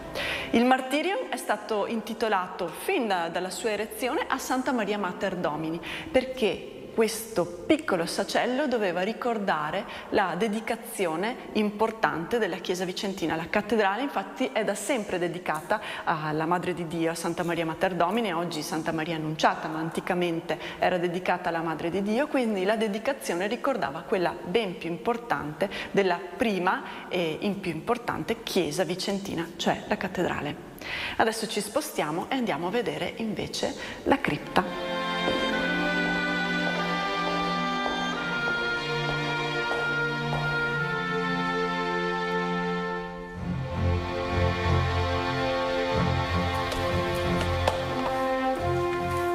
Scendiamo nella cripta. Questa zona della chiesa venne costruita nel X secolo. La cosa interessante è che conserva la lastra originaria che copriva il sarcofago dove era conservato il corpo di San Felice e con il quale è arrivato qui a Vicenza. Se voi vedete, infatti alle mie spalle c'è proprio l'iscrizione che riporta Beati Martiris Felix et Fortunatus. Una particolarità è quel foro che vedete in alto della lastra. Quel foro serviva per le refrigeria, questa tradizione pagana per cui al morto considerato particolarmente importante venivano offerte libagioni, quindi cibo, latte o anche monete. In effetti all'interno del sarcofago dove era conservato il corpo di San Felice sono state trovate proprio monete della fine del IV secolo. Quel foro, tuttavia, può essere stato utilizzato anche per un altro culto, per un'altra tradizione. Questa invece è tutta cristiana, cioè quella delle reliquie a tocco. Veniva inserito un piccolo fazzolettino che toccava il corpo di San Felice e quel fazzolettino diventava una reliquia stessa. Veniva poi conservato con molta cura e importanza perché era una sorta di amuleto, una sorta di protezione per la persona che lo portava appresso. Questa bellissima cripta del X secolo è tutta da osservare, tutta da vedere. Pensate che ancora oggi conserva nelle finestre le lastrine di alabastro antichissime riferibili proprio al X secolo. E adesso, se avete un po' di pazienza e un po' di curiosità, ci inoltriamo sotto al pavimento della primitiva chiesa e osserviamo quelli che sono dei reperti del 1600 e vi racconterò un'altra curiosità di questa chiesa. Andiamo.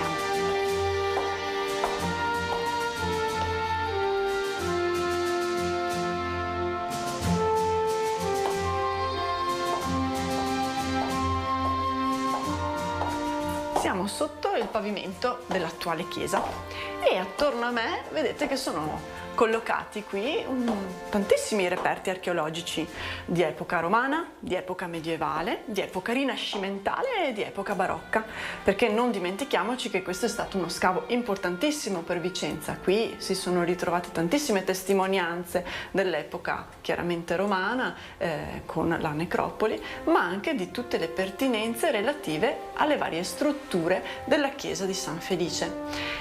Interessantissimo è da ricordare che un grandissimo autore vicentino, anzi veneto del Seicento, Giulio Carpioni, uno dei più grandi artisti veneti del Seicento, qui ha realizzato un'operazione davvero interessante.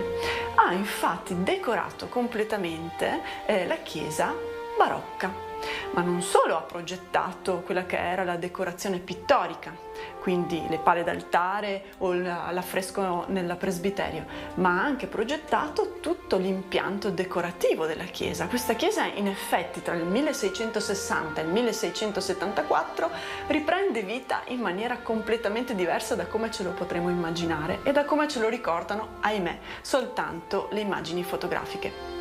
Tutta la chiesa era decorata con marmi, con stucchi, con teste cherubiche, con questi capitelli laboriosissimi e interessanti seicenteschi. Una chiesa completamente diversa da quella che abbiamo noi oggi sotto gli occhi e che possiamo rivedere solamente attraverso la fotografie in bianco e nero, quelle che ci sono rimaste. Perché cosa successe?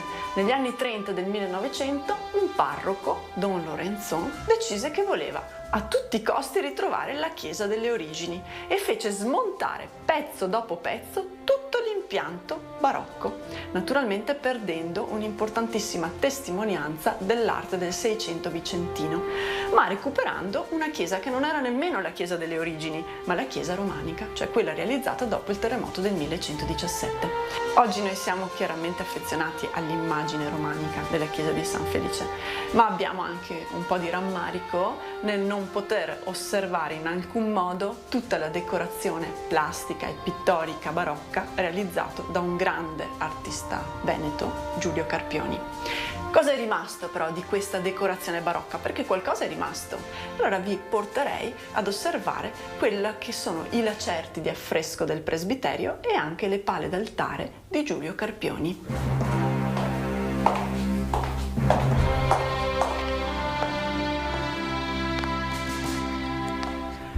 Giulio Carpioni qui rappresenta l'esaltazione di Maria Vergine. In effetti, se voi potete osservare, questa immagine riporta gli angeli musicanti e questi angeli eterei che raccontano quelle che sono le litanie lauretane. La Turris Eburnea, la Domus Aurea, il vaso di elezione, la stella del mattino. Al centro doveva esserci un grandissimo altare. Un altare che è stato smontato da Don Lorenzon intorno agli anni 30 del 1900.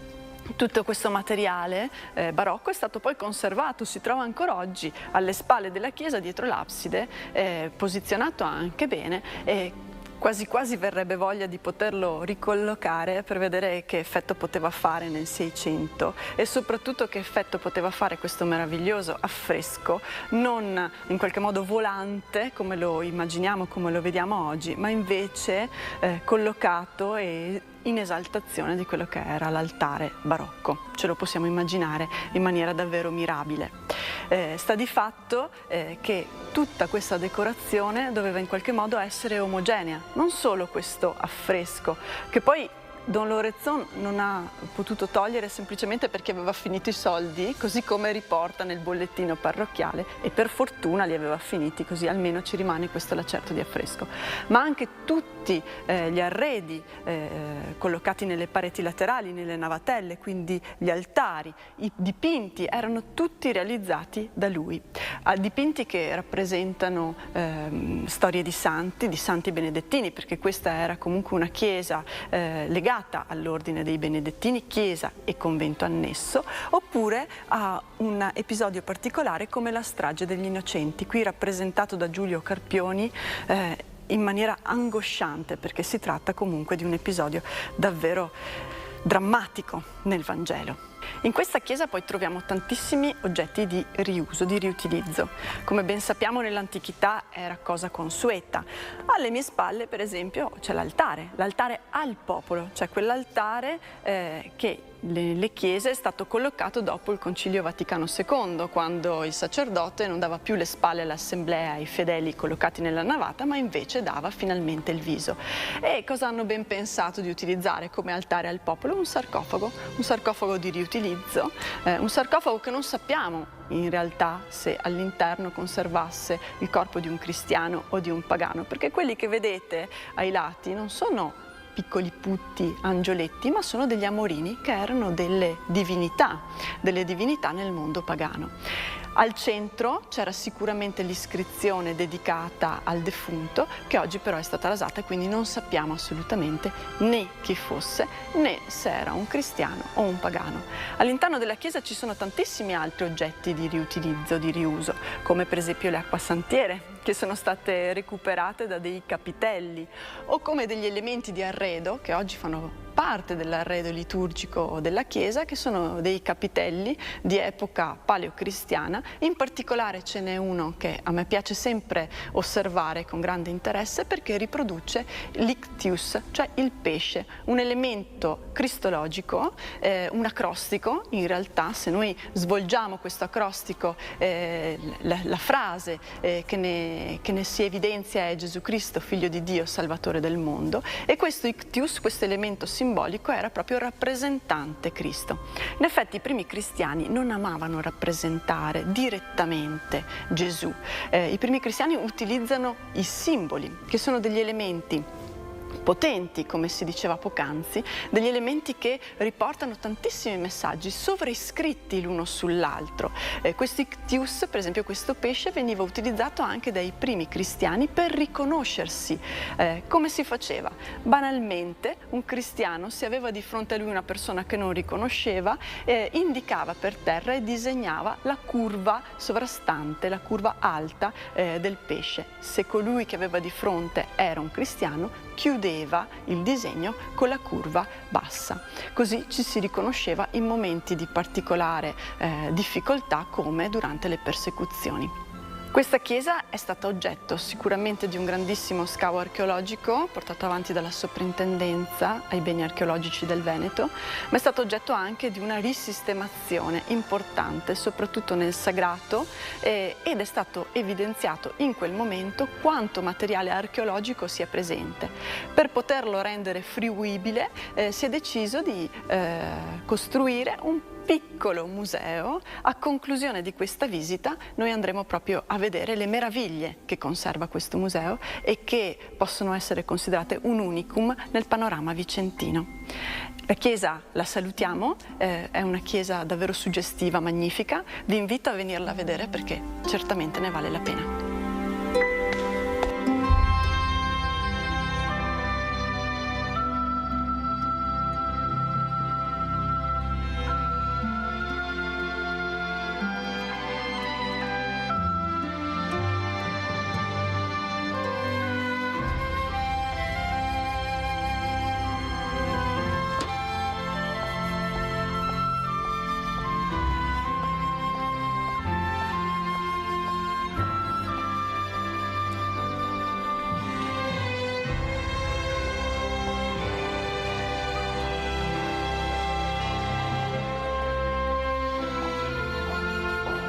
Questo museo è stato realizzato qualche anno fa ormai e raccoglie tutte le più importanti testimonianze archeologiche che non hanno trovato collocazione all'interno della chiesa.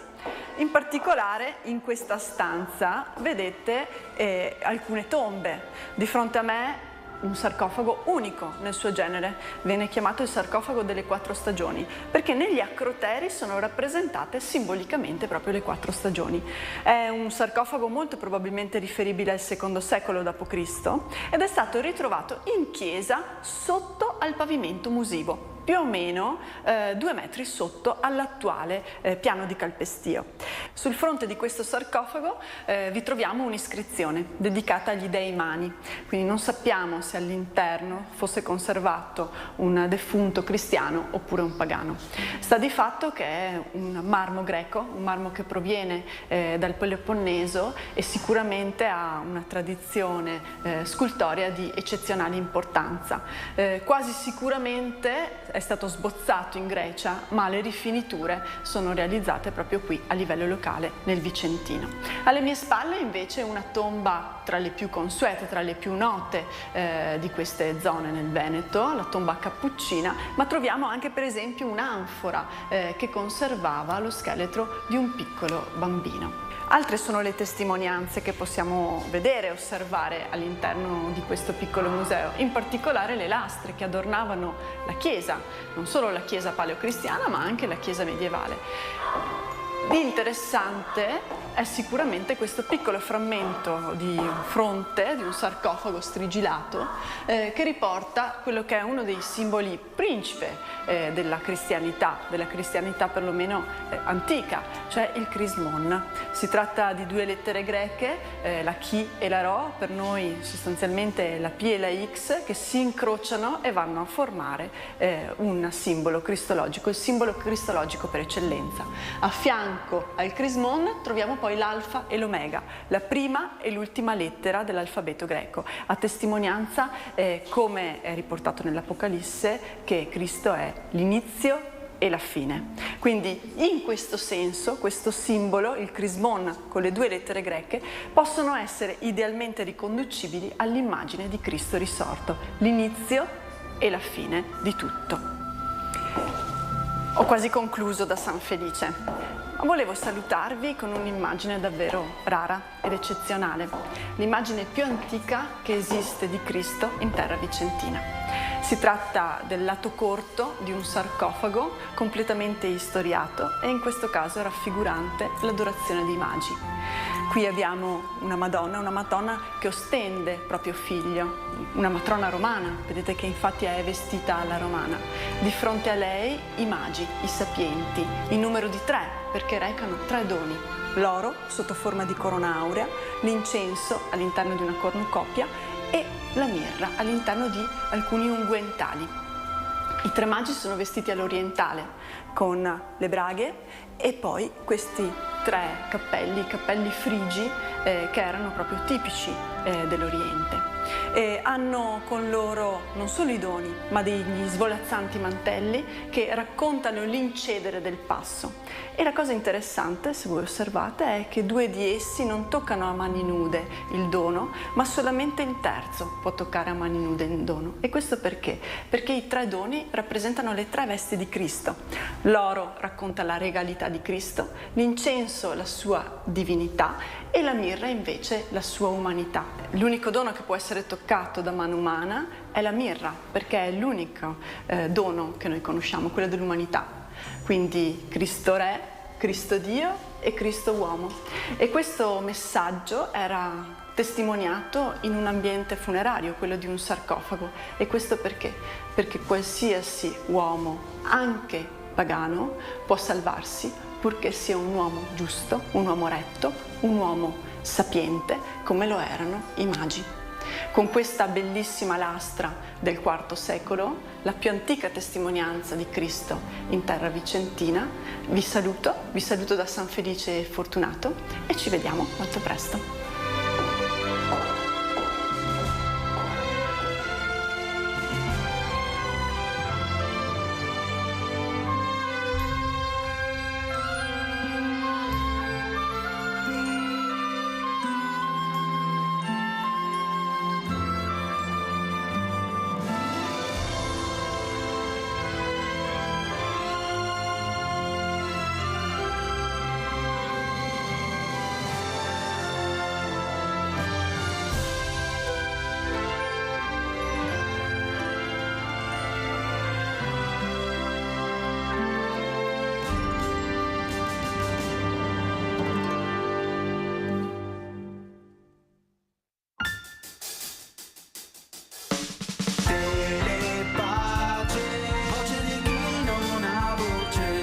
voce di chi non ha voce.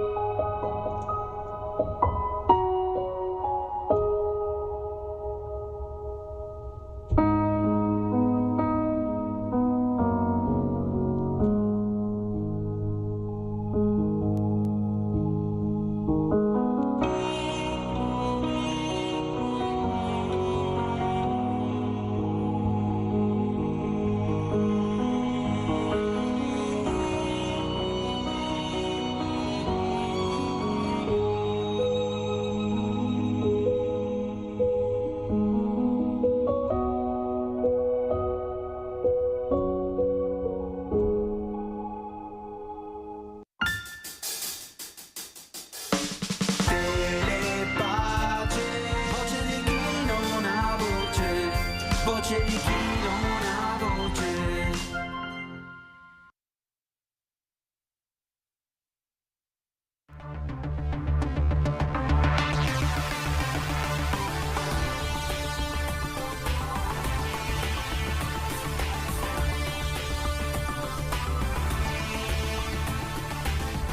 Il 7 febbraio il Vicariato Patriarcale Maronita di Gerusalemme ha festeggiato il suo patrono San Marone.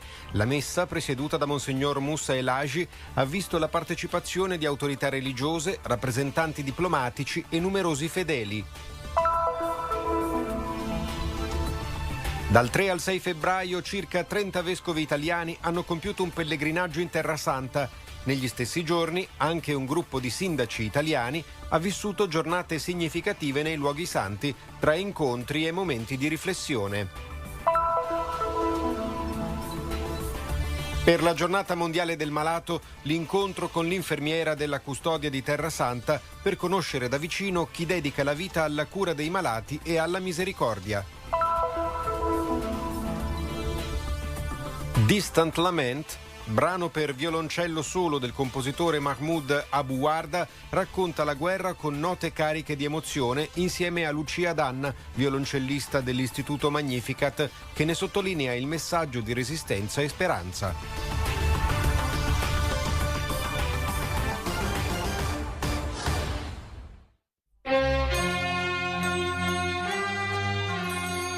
Con gioia e canti di lode, il Vicariato Patriarcale Maronita ha celebrato il 7 febbraio la festa del suo patrono, vissuto nel IV secolo nella regione della Siria. A Gerusalemme questa festa assume un carattere particolare, data la santità della città e la sua profonda importanza religiosa.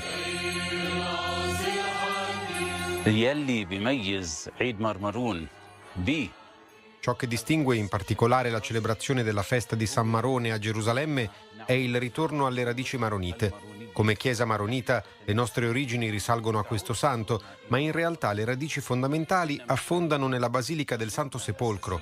Noi crediamo in Cristo, che è morto e risorto dai morti.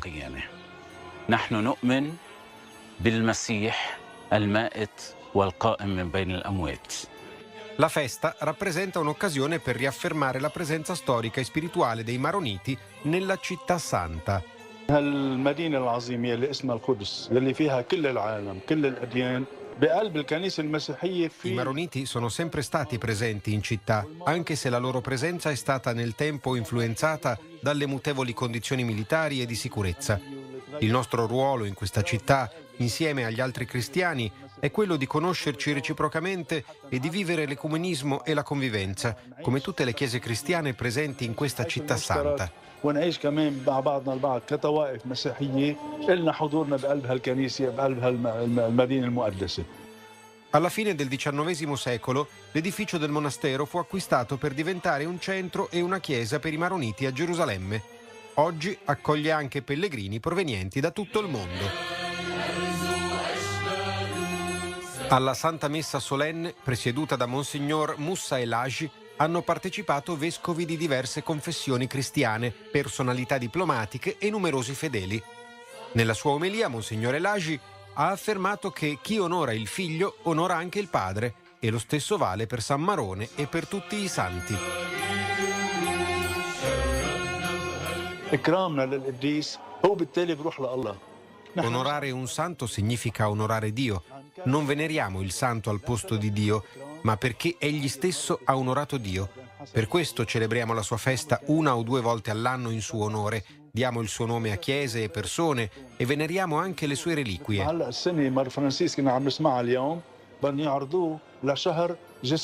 Se il chicco di grano caduto in terra non muore, rimane solo. Se invece muore, produce molto frutto. Nell'ascesi di San Marone, dalla sua rinuncia a se stesso e dalla sua morte, è nata la Chiesa maronita. Con San Marone possiamo lasciare da parte le cose del mondo e le tentazioni che ci allontanano da Cristo, per stare davvero vicino a Lui e seguirlo con tutto il cuore. San Marone ci insegna a vivere nell'amore e nella pace, a pregare, a praticare l'amore reciproco e a portare a termine la nostra missione.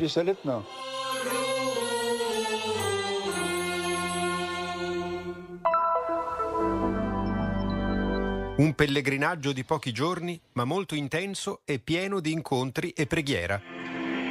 Ho avuto la stessa impressione che ebbi da bambino alla fine della Seconda Guerra Mondiale, quando naturalmente tutto da noi era stato distrutto e bisognava ricominciare da capo. Il cardinale Bassetti richiama alla responsabilità ecclesiale che si fa presente principalmente nei momenti più difficili per alimentare la speranza, difendere la giustizia e schierarsi con i più poveri. Ecco, come Chiesa dobbiamo ribadire soprattutto la giustizia, portare progresso, non distruzione, portare amore e fraternità, non guerra, no alla guerra. Per i vescovi il pellegrinaggio è stato soprattutto un gesto di presenza, un segno di vicinanza concreta a una terra assegnata dal conflitto e alle sue comunità cristiane. Siamo qui per voi, diventi per loro, mi verrebbe quasi da dire, una iniezione di speranza. E poi per dire a questa Chiesa non siete da soli, noi stiamo con voi. L'assenza di pellegrini non è solo un segno simbolico. Per Betlemme e per la Palestina rappresenta anche una questione economica e un problema di sopravvivenza per le comunità cristiane. Io sono venuto di fatto 6 anni fa e ho fatto coda, una lunga coda per entrare alla grotta della Natività. Oggi siamo entrati subito, non c'era nessuno e questo è stato veramente un contraccolpo doloroso. E anche qui a Gerusalemme in questi giorni, tranne per la mancanza dei pellegrini, comunque avvertiamo anche tanta serenità e tanta tranquillità. Ed è questo anche la preghiera stamattina, anche quando eravamo insieme pregando i salmi, erano proprio i salmi della preghiera per Gerusalemme. È impagabile l'esperienza della visita al luogo dove Gesù è risorto, dove Gesù è nato, dove Gesù ha istituito l'Eucaristia. In questi tempi di conflitto, di lotta, di dolore, è un cuore nuovo che si apre. Gli uomini possono anche distruggere, ma dove c'è la forza dello spirito si ricostruisce sempre. La storia cristiana è testimone di questo. Mentre i vescovi rientravano in Italia, un'altra delegazione ha attraversato la Terra Santa, un gruppo di sindaci italiani accompagnati da Adriana Sigilli. Un viaggio fatto di incontri, ascolto e responsabilità verso il bene comune. Beh, una comunità chiaramente in ginocchio, ma una comunità che non si arrende. Noi abbiamo visitato e conosciuto esperienze a Betlemme che sono da pelle d'oca in termini di racconti, ma di grandissima resilienza. Il sindaco di Lecco parla di una nuova forma di relazione tra territori, la diplomazia delle città, lì dove i governi non riescono ad arrivare. E speriamo anche di poter essere d'aiuto con dei progetti futuri, in particolar modo con un'ipotesi di gemellaggio tra Lecco e Betlemme, nella speranza che si moltiplichino queste iniziative dal basso, che diano non solo un miraggio di speranza, ma azioni di vicinanza.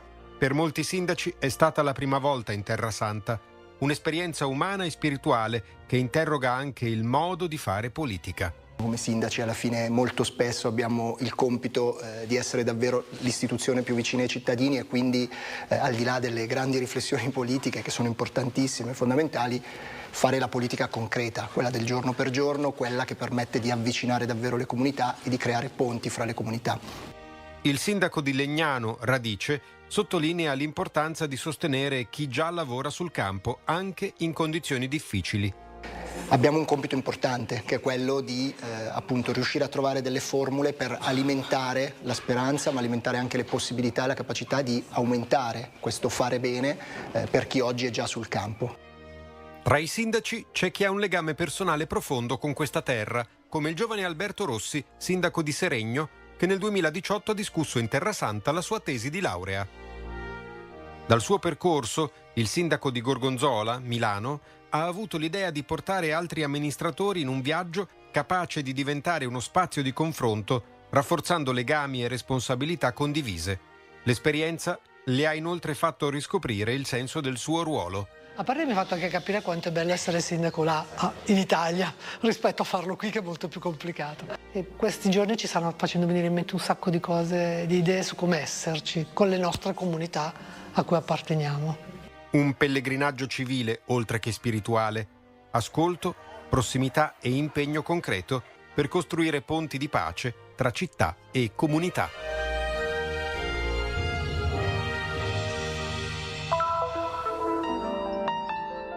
La giornata mondiale del malato si celebra ogni anno l'11 febbraio ed è un'occasione dedicata alla promozione dei valori della misericordia e della solidarietà umana nei confronti dei malati. Valori che abbiamo ritrovato presso il convento di San Salvatore visitando l'infermeria della Custodia di Terra Santa. San Francesco ci ha sempre raccomandato di prenderci cura del nostro fratello malato. Nel convento disponiamo di reparti dedicati ai malati che non sono in grado di provvedere a se stessi dal punto di vista fisico. Ci prendiamo cura di loro perché sono nostri fratelli e possiamo così alleviare le loro ferite e le loro sofferenze. La struttura dispone di 15 posti letto ed è attualmente abitata da 8 frati francescani. Disponiamo di apparecchiature mediche di base, non paragonabili a quelle di un ospedale. Sono presenti strumenti per la misurazione della pressione arteriosa e 2 stanze destinate alla terapia intensiva. Siamo convenzionati con l'ospedale San Giuseppe, che ci fornisce i propri servizi. Un medico visita i pazienti 3 giorni alla settimana e 12 infermieri lavorano a turni. Il mio ruolo principale è preservare il corpo dell'anziano, mantenendo i suoi muscoli, il movimento, la forza e la capacità di svolgere le attività quotidiane. La fede cristiana è profondamente legata al servizio verso chi soffre e all'accompagnamento dei malati con amore e dignità. La fede cristiana è fondata sull'amore. Senza questa energia interiore costruita sull'amore e sulla gioia non si è capaci di donarsi. Il malato ha bisogno di un sorriso, di essere ascoltato, di sentirsi curato e rispettato nelle sue opinioni e in ciò che ama. Senza amore e senza gioia non è possibile portare avanti questo lavoro, altrimenti si rischia di cadere nella depressione. San Francesco lo spiegò molto bene quando parlò del suo incontro con i lebbrosi, dicendo: «Il Signore mi condusse da loro». Attraverso di loro, San Francesco scoprì la dolce gioia dell'amore. Anche Papa Leone, commentando la parabola del buon samaritano, ha sottolineato come l'amore non aspetta, ma va incontro all'altro. Così il cristiano si fa prossimo di chi soffre e questo amore si nutre necessariamente dell'incontro con Cristo. Quando assisto il malato provo gioia, perché io contribuisco ad alleviarne le sofferenze. Quando il malato sta bene, questo si riflette anche su di me e quando soffre, io soffro con lui. La cura dei malati non riguarda solo il corpo, ma anche lo spirito. Il programma quotidiano prevede la celebrazione della Santa Messa al mattino e la recita del Rosario nel pomeriggio. Fra Jad sottolinea come la preghiera aiuti i frati anziani che vi partecipano con grande devozione. La preghiera è la chiave della pazienza. Noi siamo frati e la nostra fede nel Signore è grande. Prendersi cura dei malati e dei sofferenti è un atto gradito al Signore e contribuisce alla costruzione del regno di Dio sulla terra.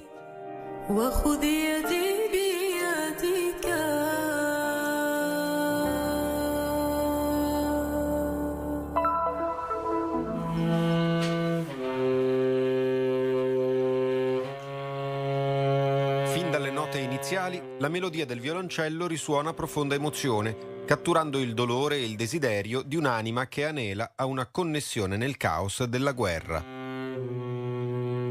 Distant Lament è un brano per violoncello solo composto da Mahmoud Abouarde. Mahmoud, oltre a essere un caro amico, è diventato ormai un caro amico, è anche un compositore che secondo me merita di essere scoperto. La storia è legata chiaramente a Gaza, a quello che è successo, purtroppo ancora sta succedendo a Gaza, e ha un titolo particolare che è collegato all'amore, alla guerra, e in realtà nelle musiche di Mahmoud c'è anche speranza.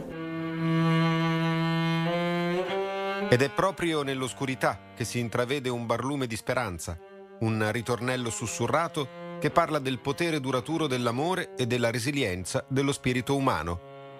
Mahmoud è una persona che, nonostante abbia sofferto per motivi familiari, per dove è nato, per la sua nazionalità, è una persona che ha un grande cuore. C'è un fatto che mi ha colpito molto. Qualche giorno fa c'è stato il giorno della memoria per ricordare le vittime dell'Olocausto, della Shoah, e lui ha scritto un post molto bello su Facebook ricordando il giorno della memoria e ricordando che nessuno dovrebbe subire violenze, soprusi e essere ucciso soltanto come essere umano. L'amicizia con Mahmoud è nata online, quando entrambi erano insegnanti presso il Conservatorio Nazionale Palestinese Edward Said. In realtà, il loro rapporto continua tuttora in questa forma. Lucia non ha mai potuto entrare nella striscia di Gaza e nemmeno per lui, nato lì, è stato possibile tornarvi. Oggi vive a Istanbul con la moglie e i figli e cerca di portare avanti la propria vita nonostante la separazione causata dalla guerra. A Gaza, intanto, ci sono ancora i suoi familiari, con i quali mantiene contatti telefonici. Allora, la musica, secondo me, ha sempre avuto un potere molto forte in situazioni difficili, in situazioni di conflitto, in situazioni di violenza. Ho letto da poco, per esempio, l'esperienza di un musicista irlandese che anche lui ha utilizzato la musica come strumento di pace e anche di dialogo. Quindi quello che noi stiamo cercando di fare è quello. Ora, di dialogo al momento, detto onestamente dalla mia parte, dalla mia prospettiva, è difficile. di coesistenza, di imparare a guardarsi, a stare vicini, a stare insieme, perché il dialogo deve ancora venire. E Distant Lament invita gli ascoltatori a un profondo viaggio di introspezione ed empatia, ricordandoci il desiderio universale di pace e riconciliazione in un mondo lacerato da divisioni e conflitti. Purtroppo le guerre portano tante conseguenze, non sono solo i morti, ci sono le conseguenze indirette, la povertà, i problemi a casa, la violenza in casa. Anche qui in Civitavecchia sappiamo che siccome le case sono molto piccole, le situazioni in famiglia sono molto tese. Quindi anche dare ai bambini uno spazio di bellezza, di fare qualcosa di diverso, di uscire di casa, vedere gli amichetti, suonare insieme in orchestra, penso sia qualcosa di veramente molto importante. Così l'Istituto Magnificat continua la sua missione di portare nel cuore della città vecchia un messaggio di armonia e pace.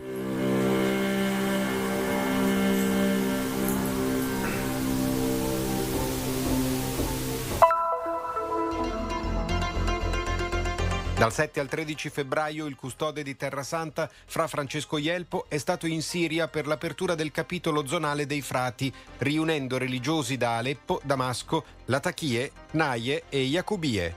Ad Aleppo ha concelebrato la messa con il vicario apostolico Monsignor Anna Jallouf e ha ringraziato i frati per il loro coraggio e la loro fedeltà nel segno di speranza e unità in un paese ancora segnato dalle difficoltà.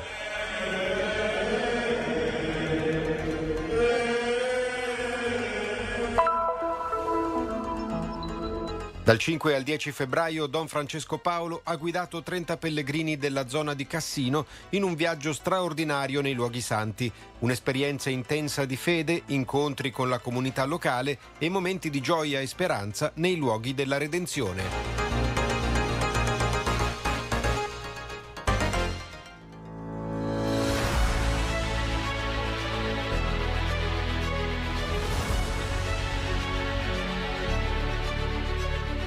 Apriti a un gesto di solidarietà e sostieni la missione della custodia di Terrasanta.